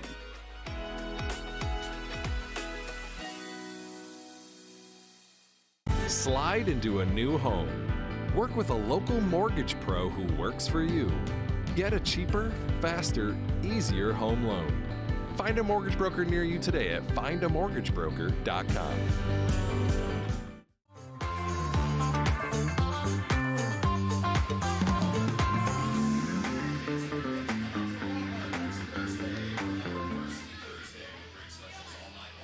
Bottom of the 4th, Mammoths lead at 4-0 thanks to Fox Liam. Last inning for the Westside Woolly Mammoths. A 3-run home run, his second of the day, third of the season. That's the only scoring we've had in this game. Chris Kelly stays out, though, despite giving up the home run to try to finish this fourth inning. Scheduled hitters 8-9-1, Garbasic, Combs, and Hussein in the fourth. They need a settle down inning. They're running out of outs offensively, so they can't make the job any harder when they come to the plate. Chris Kelly came in with a decent number of strikeouts, averaging 7 per 9. He has 3 today, but hasn't recorded one since he got the second out of the second inning against Alex Garbasic to strike out swinging. And Garbasic will lead it off this inning. Well, last inning, for whatever reason, Mammoths were seeing it well. Maybe it's because it was the second time through the order. Hard to tell, but Chris Kelly needs to make an adjustment. Both bullpens busy. Might be 4 innings for each of these starters, and that's it. Righty on righty. Garbasic 1 for 2 with a run and a walk in the first game. First pitch, curveball, misses low. And if I have a guy that throws hard in the pen, I'm going to bring him out the way both guys aren't known for their velocity. Try to speed those bats back up on both sides. Sinker high, Garbasic backs out of the way. 2 balls, no strikes. Kelly dips down, collects some dirt, licks his fingers. Now comes set with the glove at the belt. Lifts, fires to home. Sinker catches the bottom corner, 2-1. Fourth inning brought to you by UWM on the US PBL Network. Kelly steps, comes set, the 2-2. Sinker at the bottom again. Perfect pitch inside. 2 balls, 2 strikes. Kelly has fought back in this at bat.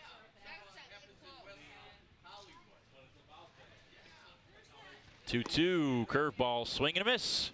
Hughes caught it, tags out Garbasic, and a strikeout for Kelly right on cue. First out. Garbasic was sitting something hard.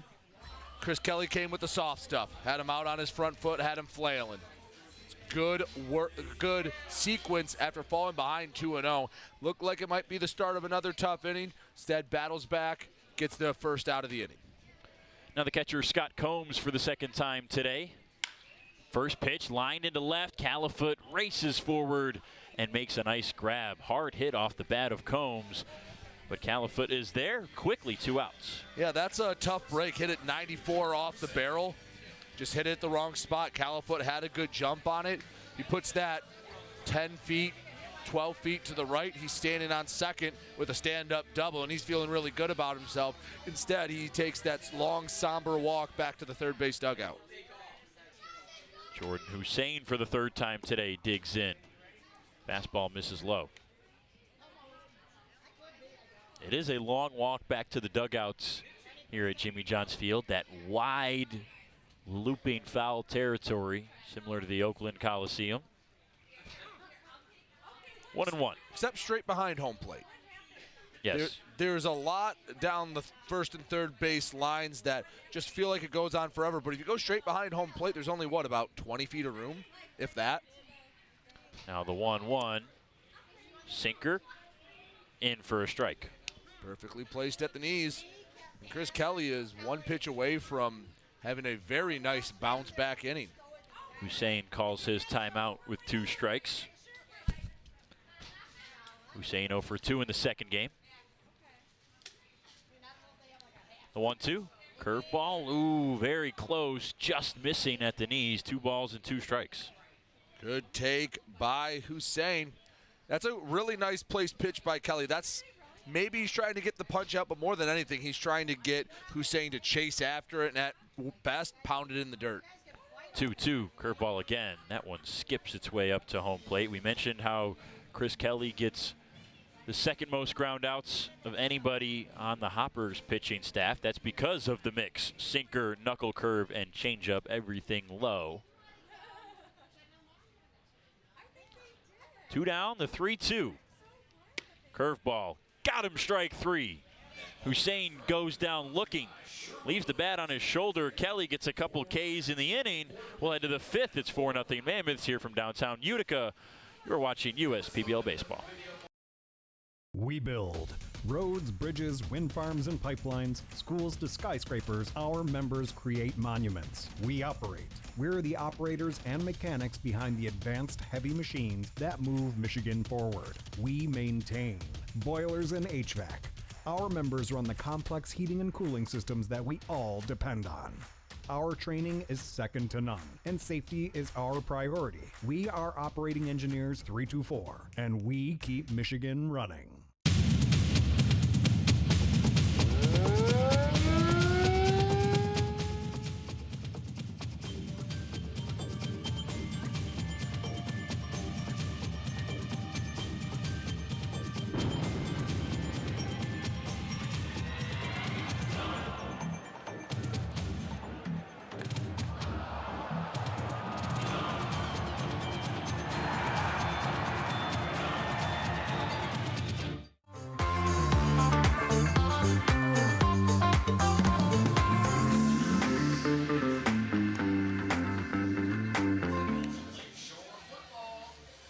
Chris O'Neill will lead things off in the 5th for the Eastside Diamond Hoppers, followed by Alex Pup and Chandler Dunn. They're still going against Timothy Palmaville, who is into his 5th inning of work in this start, and for good reason. Has yet to give up anything hard.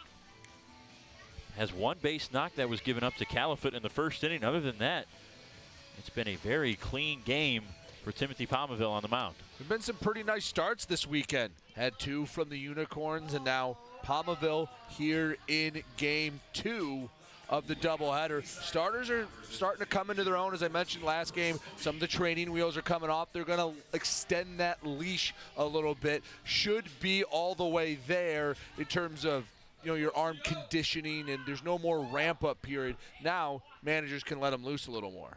Righty on righty matchup. O'Neill deep in the right-handed batter's box. Skies the first pitch way up into the air. Hussein and Williams-Nelson converging. Hussein makes the last-second call-off as he backs into Williams-Nelson after making the catch, and they share a laugh about it. 1 pitch and 1 out on the pop-out. And Palmaville reassuring Taylor Jelenkowski. 1 pitch, 1 out. That's exactly what you want to see. Heck, if he gets through this quick, unless they want to give someone else some work, which is understandable with limited games, but you could make a case, just let Palmaville go all 6. He has certainly earned at least the opportunity to do that with how well he has pitched tonight. It's been a lot of soft contact. The first pitch to Alex Pup. He waves and misses, swinging for the fences on the curveball up, 0-1. That's one thing that sometimes you have to remember. This is a league where you try to get someone to the next level. Palmaville works quickly, throws the fastball up, 0-2. So you want to get all your guys your work. You want to get your guys your at-bats. You want to get your pitchers their innings. Because if you skip a weekend and don't get to pitch, next thing you know, it's 14 days between appearances. Fastball spiked low and outside, 1-2. Pup, 0 for 4 in game 1. He's the only other base runner here in game 2 besides the base hit from Califoot in the 1st inning. He got a walk in the 2nd against Palmaville. The only walk for Palmaville today.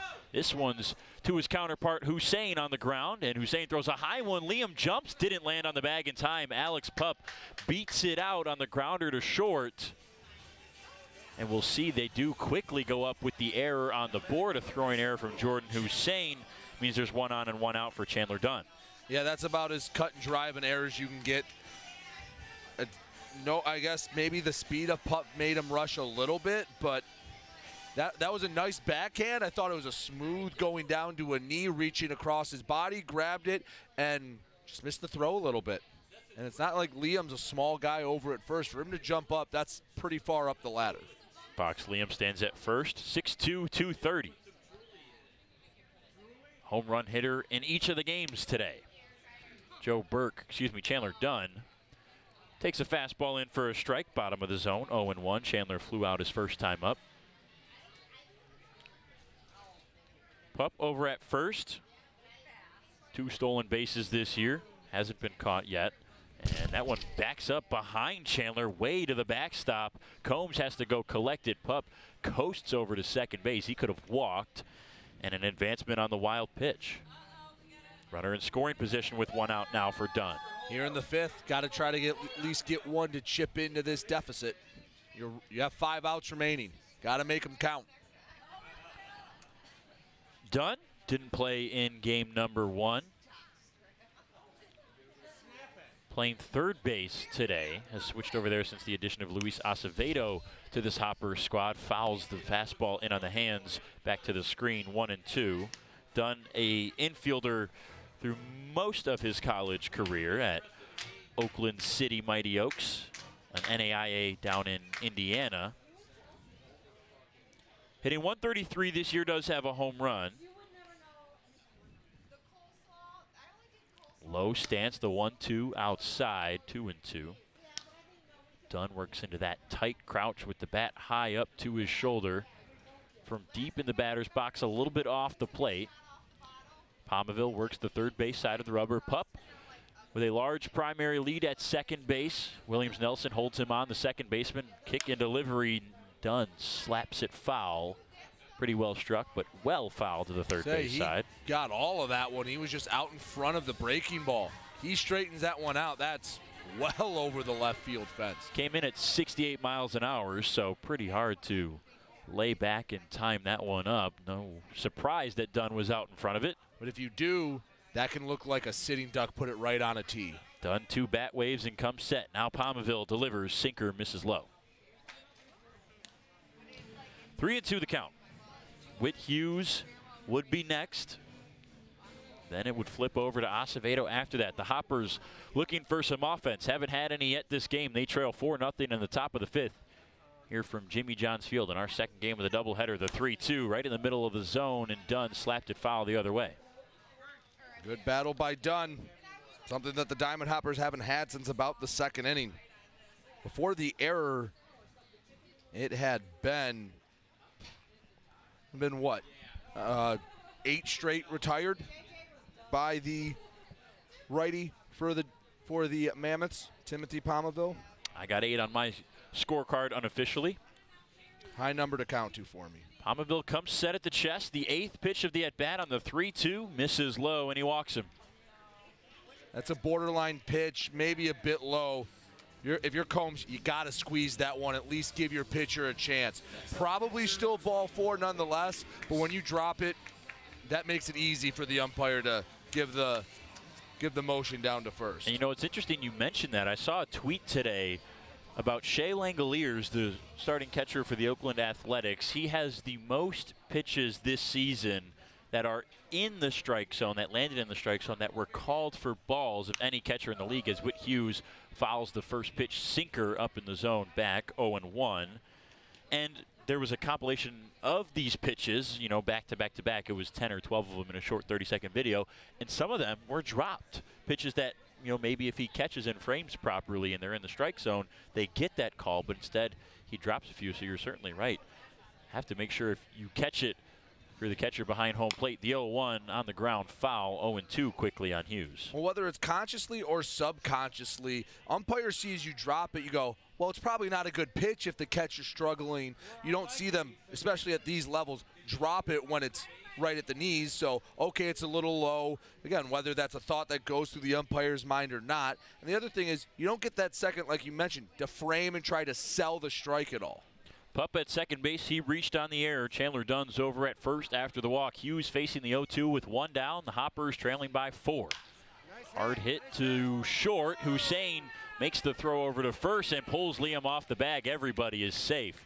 Garbasic dove for it, and I think that might have caused Hussein to hesitate a little bit to see his own teammate diving in front of him. What I did like is Liam came off the bag, didn't try to stand and stretch and steal the out, came off, ate the error, and allowed Hughes, just limited the damage on the play.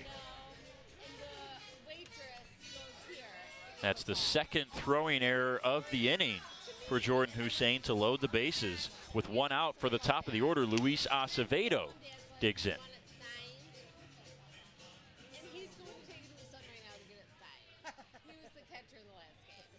The inning started with a pop-out from Chris O'Neill. Since then, it's been error, walk, error.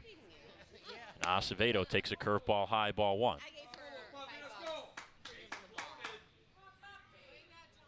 Pup at third, Dunn at second, Hughes over at first. The 1-0. Misses low and away. Palmerville, hey, he's been throwing well. He walked one this inning, but he's been throwing outs. That's what you want your pitcher to do. Control what you can control. He's done a nice job at that so far all night, and this jam is not entirely his fault. 2-0. Dips under the zone with the sinker. Acevedo, a good eye. He's worked himself into a good 3-0 count, and there's nowhere to put him. Say, now you get in this situation, have to try to pick up the defense behind you, throw strikes. Can't fall behind 3-0. Tying run at the plate. Acevedo waiting on the 3-0 and gets the bottom of the zone with the sinker. 3-1. Just nibbled at the knees. I think Acevedo was taking all the way there, which I'd say is the right approach. Acevedo, not a huge power hitter. Does have one home run this season. Slaps that one the other way, and they're going to double off the Hoppers. It's caught by Williams Nelson at second base. He throws back to the second base bag where Chandler Dunn took off for third, and that is the third out. Bases loaded jam, and Palmerville gets out of it. It's still 4-0 as we are in our stretch here on the doubleheader. Take Me Out to the Ball Game, brought to you by Genesis Credit Union.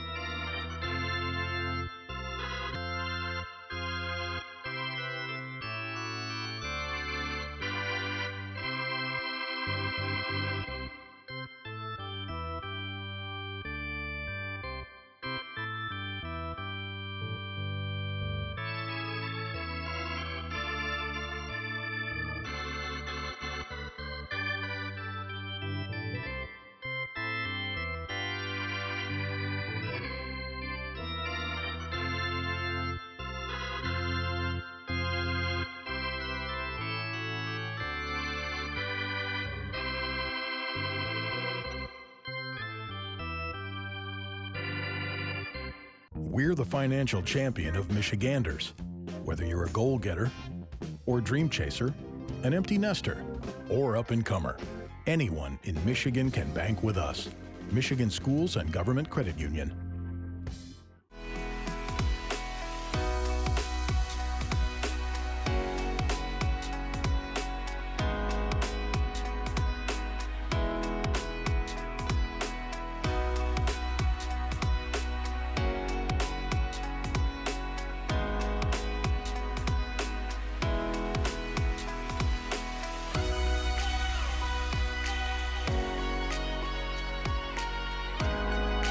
Throughout your life, from big moments to ones well-earned, we're your financial guardian angel. Alliance Catholic Credit Union.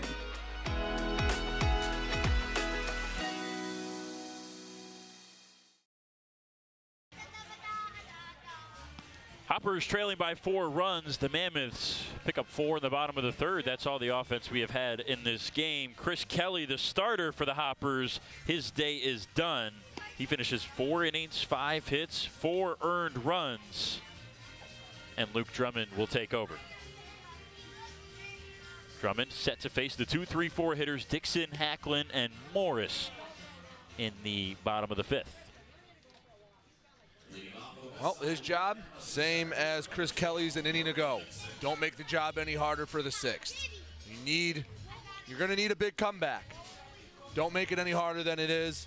That's easier said than done when you have Dixon, Hacklin, and Morris coming up to bat. Hoppers had their chance last inning to get a few runs back. They had the bases loaded with 1 out and hit into a line drive double play. First pitch to Burl Dixon from Luke Drummond, misses outside, 1 ball, no strikes. Drummond throws a 4-seam fastball as long as a 2-seam, slider, curveball, and a split changeup as the 4th pitch. The 1-0 from the right side paints the bottom of the zone, 1-1. Drummond has that interesting delivery where he gets low, loads that fastball back, and holds that curled wrist, kind of like a slingshot, and then fires it in, the 1-1 curveball. Hughes framed it, but misses outside, 2-1. You don't see too many people describe a pitch as a split changeup. Again, we talked about it earlier. A lot of pitches some are more similar than others, and they'll have different names, and then some will have the same name and act completely different. 2-1 line to left over the glove of Chandler Dunn, leaping. It'll get all the way to the corner in left field. Burl Dixon coasts to a double to lead things off in the bottom of the 5th. Didn't try to do too much with it. Took it the other way. He's rewarded with a second extra base hit of the doubleheader. First one came from Fox Liam, the home run back in the 3rd. Liam due up after Hacklin and Morris. Should it get there as Ward Hacklin digs in from the right side now. Drummond this year, 26 1/3 innings of work. Some relief, some start. Last season was all in relief. Didn't make a single start. This year, he's made 4. First pitch to Hacklin, fastball running in, and he laid off of it. 1 ball, no strikes. Drummond leads the Hoppers in innings and in strikeouts, 29 on the season. He's averaging 10 per 9 innings. The 1-0, and he plunked Hacklin right on his backside, ran in with the 2-seamer, and now first and second, the first 2 are on. That cannot feel good. About 90 miles an hour, hit him flush. And he'll get his base, and Hacklin gets on for the 2nd time today, but now you have Livingston Morris, who just put a frozen rope to left last time. If he elevates one this time, might be a touchdown game pretty quick. The big power hitter from Woodstock, Georgia, digs in that high leg kick, watches the curveball swing outside. 1 ball, no strikes. 2 men on. Livingston Morris still looking for his first home run of the season. We feel like the wait won't be long for our home run derby champion as he swings through a high fastball, 1-1. And that breaking ball from Drummond on that first pitch, that has some sharp break to it. It's like it gets a 1/3 of the way there, and then it decides, okay, now I need to move. High fastball got him to chase again, 87 on that tailing action into a right-handed hitter. 1 ball and 2 strikes. Drummond in a good spot against a dangerous hitter. Needs this first out of the inning with 2 on. Looking for that breaking ball away here.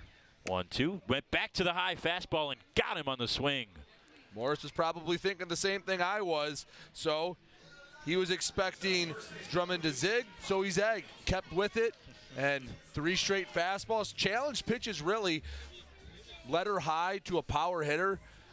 In a not-so-different world, that could go a lot differently, but tip of the cap to Luke Drummond, just overpowering a really strong hitter. Love that from Drummond. Didn't get the swing and miss on the first pitch curveball. He says, okay, you know what, the curveball, here's 3 fastballs at your chest, and got a strikeout, goes at the curveball to get the bottom inside corner against Fox Liam. 0-1.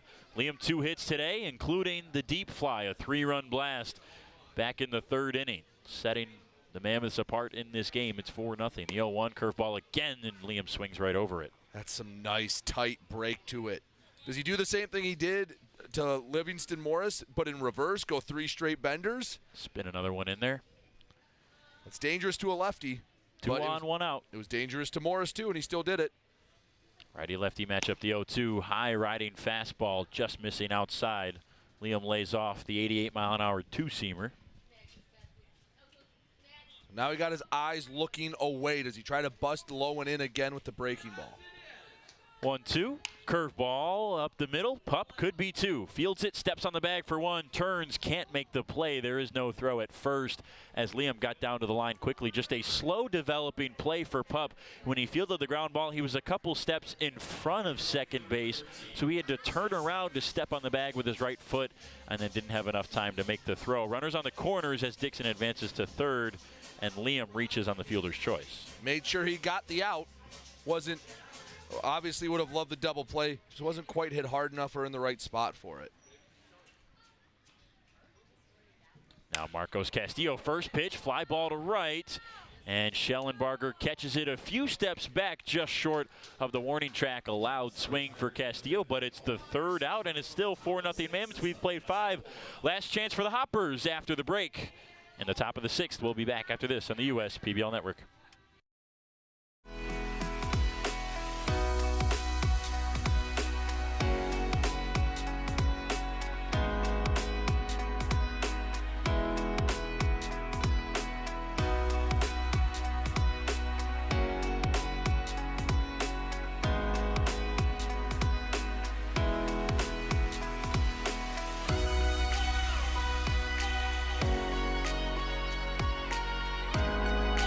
Throughout your life, from big moments to ones well earned, we're your financial guardian angel.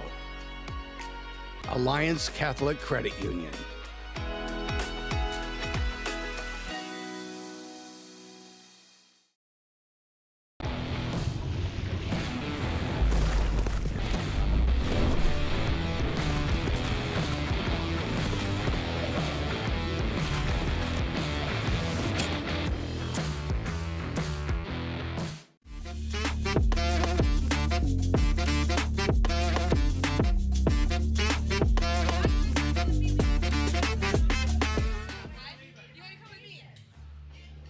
Hoppers trailing by 4. This is their last chance to earn a split. And the doubleheader with the Mammoths. Mammoths took game 1 8-7 thanks to Jordan Hussein, a walk-off base hit in the bottom of the 6th in our first game. Shout out to the fans that have stayed for this one. It'll be Cal Coughlin making his USPBL debut on the mound to try to get the Mammoths their second win of the day. Sidearm delivery as you see him warming up for Coughlin, the 25-year-old out of Evanston, Illinois, a Division I product at Texas Christian University. TCU, the Horned Frogs down in the Big 12. Sinker, slider, changeup, four-seam, and a splitter for Cal Coughlin. Timothy Palmaville, 5 complete innings of no-run baseball. Gave up just 1 base hit, walked 2, and struck out 1. So that number stays where it was. More walks than strikeouts on the season, now 17-11. But he gets the job done. Who cares how you get outs as long as you get them?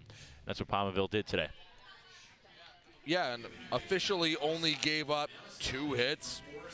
Pretty solid line for Palmaville.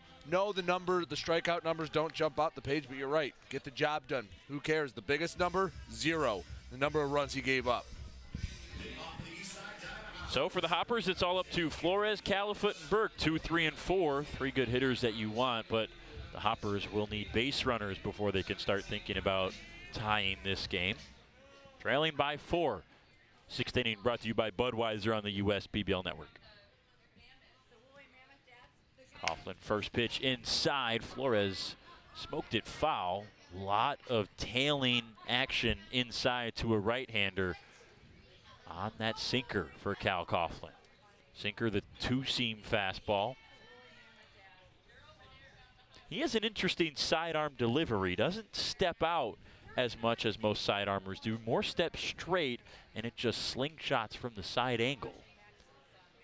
It's what makes baseball such an interesting sport, is no one teaches you to pitch like that. Yeah. But you get to a point and it's working, and obviously Cal's had a lot of success with it throughout his life. So at some point, pitching coaches go, all right, we just have to figure out how to work with this. Swing and a miss. He's put the 2 sinkers inside, bounding in on the hands of Flores, and then goes with the slider away. That goes the opposite way, 1 and 2.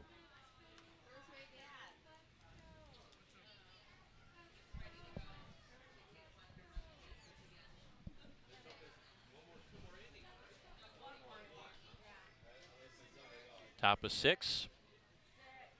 Last chance for the Hoppers. Flores waiting on the 1-2.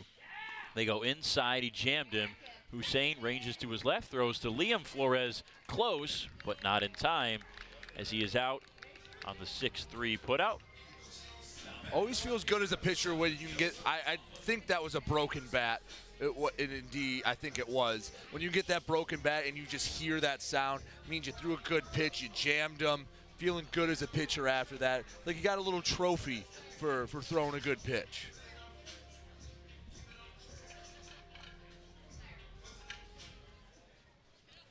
Califoot digs in. Behind him is Burke. Don't think there will be any pinch hitters, at least for Califoot and Burke. Coming off of Ryan Kotke's bench.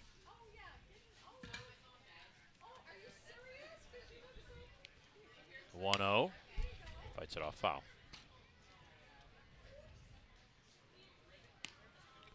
This is not high velocity stuff from Coughlin, but it's got life. out of that sidearm slot. Sidearms, some guys struggle with it more than others. Just, it's one of those quirks that works really well in relief when you only get to see it for one at-bat a night. It's live movement with a lot of spin, and it goes every which way. Sinker that runs away from the lefty Califoot, 2-1. Slider that will go in, changeup that drops below as a four-seam, and the splitter that goes down as well. 2 balls and 2 strikes after the foul ball.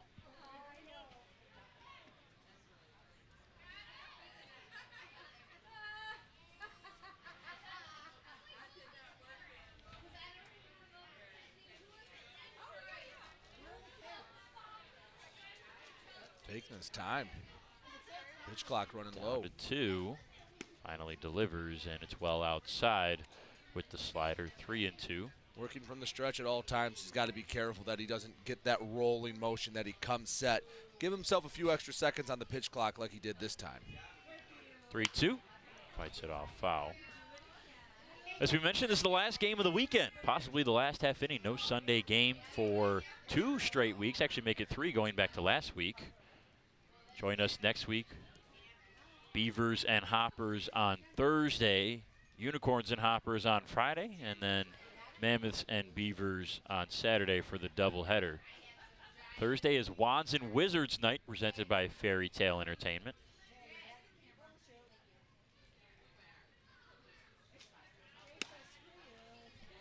And they miss up on Califoot, who works a walk, and that's an important base runner that the Hoppers need.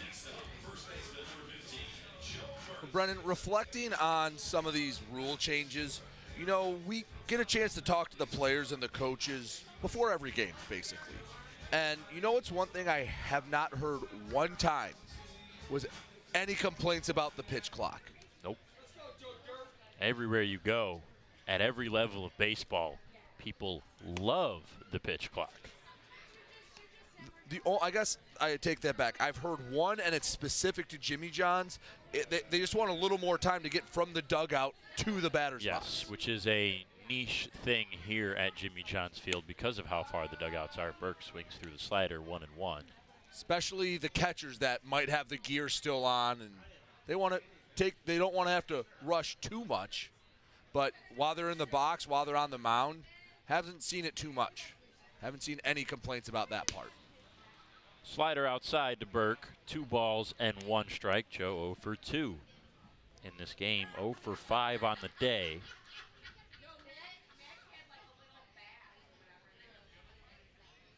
Would feel pretty good just to get a base knock here. Going on the pitch was Califoot as Burke swings through strike 2, and he will be awarded second on defensive indifference. I'm guessing that was a hit and run. Yeah, that's a that pitch in the dirt like that Burke swings at. Swing. Yep. Now 2 strikes on Burke, 2-2. Califoot in scoring position though. And inside, tipped into the glove for strike 3. 1 out left for Cal Coughlin and the Mammoths to sweep the doubleheader here on Saturday. What a bounce back it would be for the Mammoths after, again, I think it's safe to say yesterday was a bit of an uninspired performance. They bounced back, and as a manager, you can only use that big meeting so many times during the season before it grows old and doesn't have the same effect. It had the effect, and when a guy like Taylor Jelenkowski, who's usually pretty easygoing, jokes around, when he gets serious and tells the guys, hey, we need to tighten this up, it holds a little more weight, and, well, it seemed to have come through, and the message was received. 1-0 on Schellenberger. Tailing fastball misses outside. Bryant hitless in the second game, picked up 3 in the first. Just looking to keep the inning alive with 2 outs, and he might not do that. Skies it to left. It is in no man's land, though. 3 converging. It'll be Hussein, the hero in game 1, collects the final out in game 2. The Mammoths sweep the Hoppers on the doubleheader 4-0 in our second game. Fox Liam, the player of the game, with a 3-run blast, his second homer of the day. 1 each game, and the Mammoths move to 500. They're 12-12 on the year. And unfortunately for the Diamond Hoppers, that's 6 straight losses now getting swept in this doubleheader. The Hoppers have only won 1 game in the month of June, and it was, or excuse me, the month of July, and it was their first game of the month. Back on July 1st, they won the first of a doubleheader against the Unicorns 6-5. Joe Burke had a home run in that game. Since then, the offense has gone quiet, and the pitching today was not the same as it has been in the last few games, really all season. But again, I want to look at the other side of that coin and tip the cap to the Woolly Mammoths. They changed up their approach, and it showed in 1 day's time. 8 runs in game 1, 4 runs in game 2, and again, the shortened 6-inning doubleheaders. Burl Dixon had a couple good swings. Jordan Hussein was the winner, or excuse me, the hero of game 1, and Fox Liam, the standout player of the game here in game 2 as he hit his 2nd home run, 4th of the year. He is standing down with Kara Wolfbauer waiting for our post-game interview. As we mentioned, join us next week, Thursday, July 20th, Beavers and Hoppers. Friday, it's Hoppers and Unicorns, and then Saturday on the doubleheader, Mammoths and Beavers. And we will bring you Kara's post-game interview with Fox Liam in just a few moments. I think Taylor Jelenkowski's got to be feeling pretty good about both those wins. Got his offense to do what they wanted. They turned it around and put up 12 runs in the 2 games here today. Now Kara Wolfbauer. Johnny, it's time to talk to our dawn to dusk player of the game, Fox Liam. Now, none of you guys should be surprised by our selection tonight. He hit a home run 395 feet, putting up 3 RBIs with an exit velo of 100 miles per hour. So had a great game tonight, Fox, but we were just talking. He took a year off of baseball before coming to the USPBL. So what were you doing to prepare for nights like this and hit home runs out? The biggest thing was really focus on nutrition and just really trying to hone in on my body, just trying to stay healthy, and that was pretty much the biggest thing. Nice. And so the Mammoths walked away with 2 wins today. When you guys originally started the season, it was a bit rough. You joined a little bit later, but it seems like the team is starting to mesh together. So what do you think has changed over these last couple of weeks to put you guys on the board? I think Jelly's brought in a lot of great new guys. I think our team camaraderie is really high right now. The team chemistry is awesome. We just love playing with each other. Well, congratulations on being our Dawn to Dusk player of the game. Thank you so much for joining us tonight, and thank you to everybody out here at Jimmy John's Field and everyone on the broadcast for tuning in. Make sure to check us out next week. Next Thursday is Thirsty Thursday, so make sure to join on our broadcast and have a great night. We'll see you next time at Jimmy John's Field.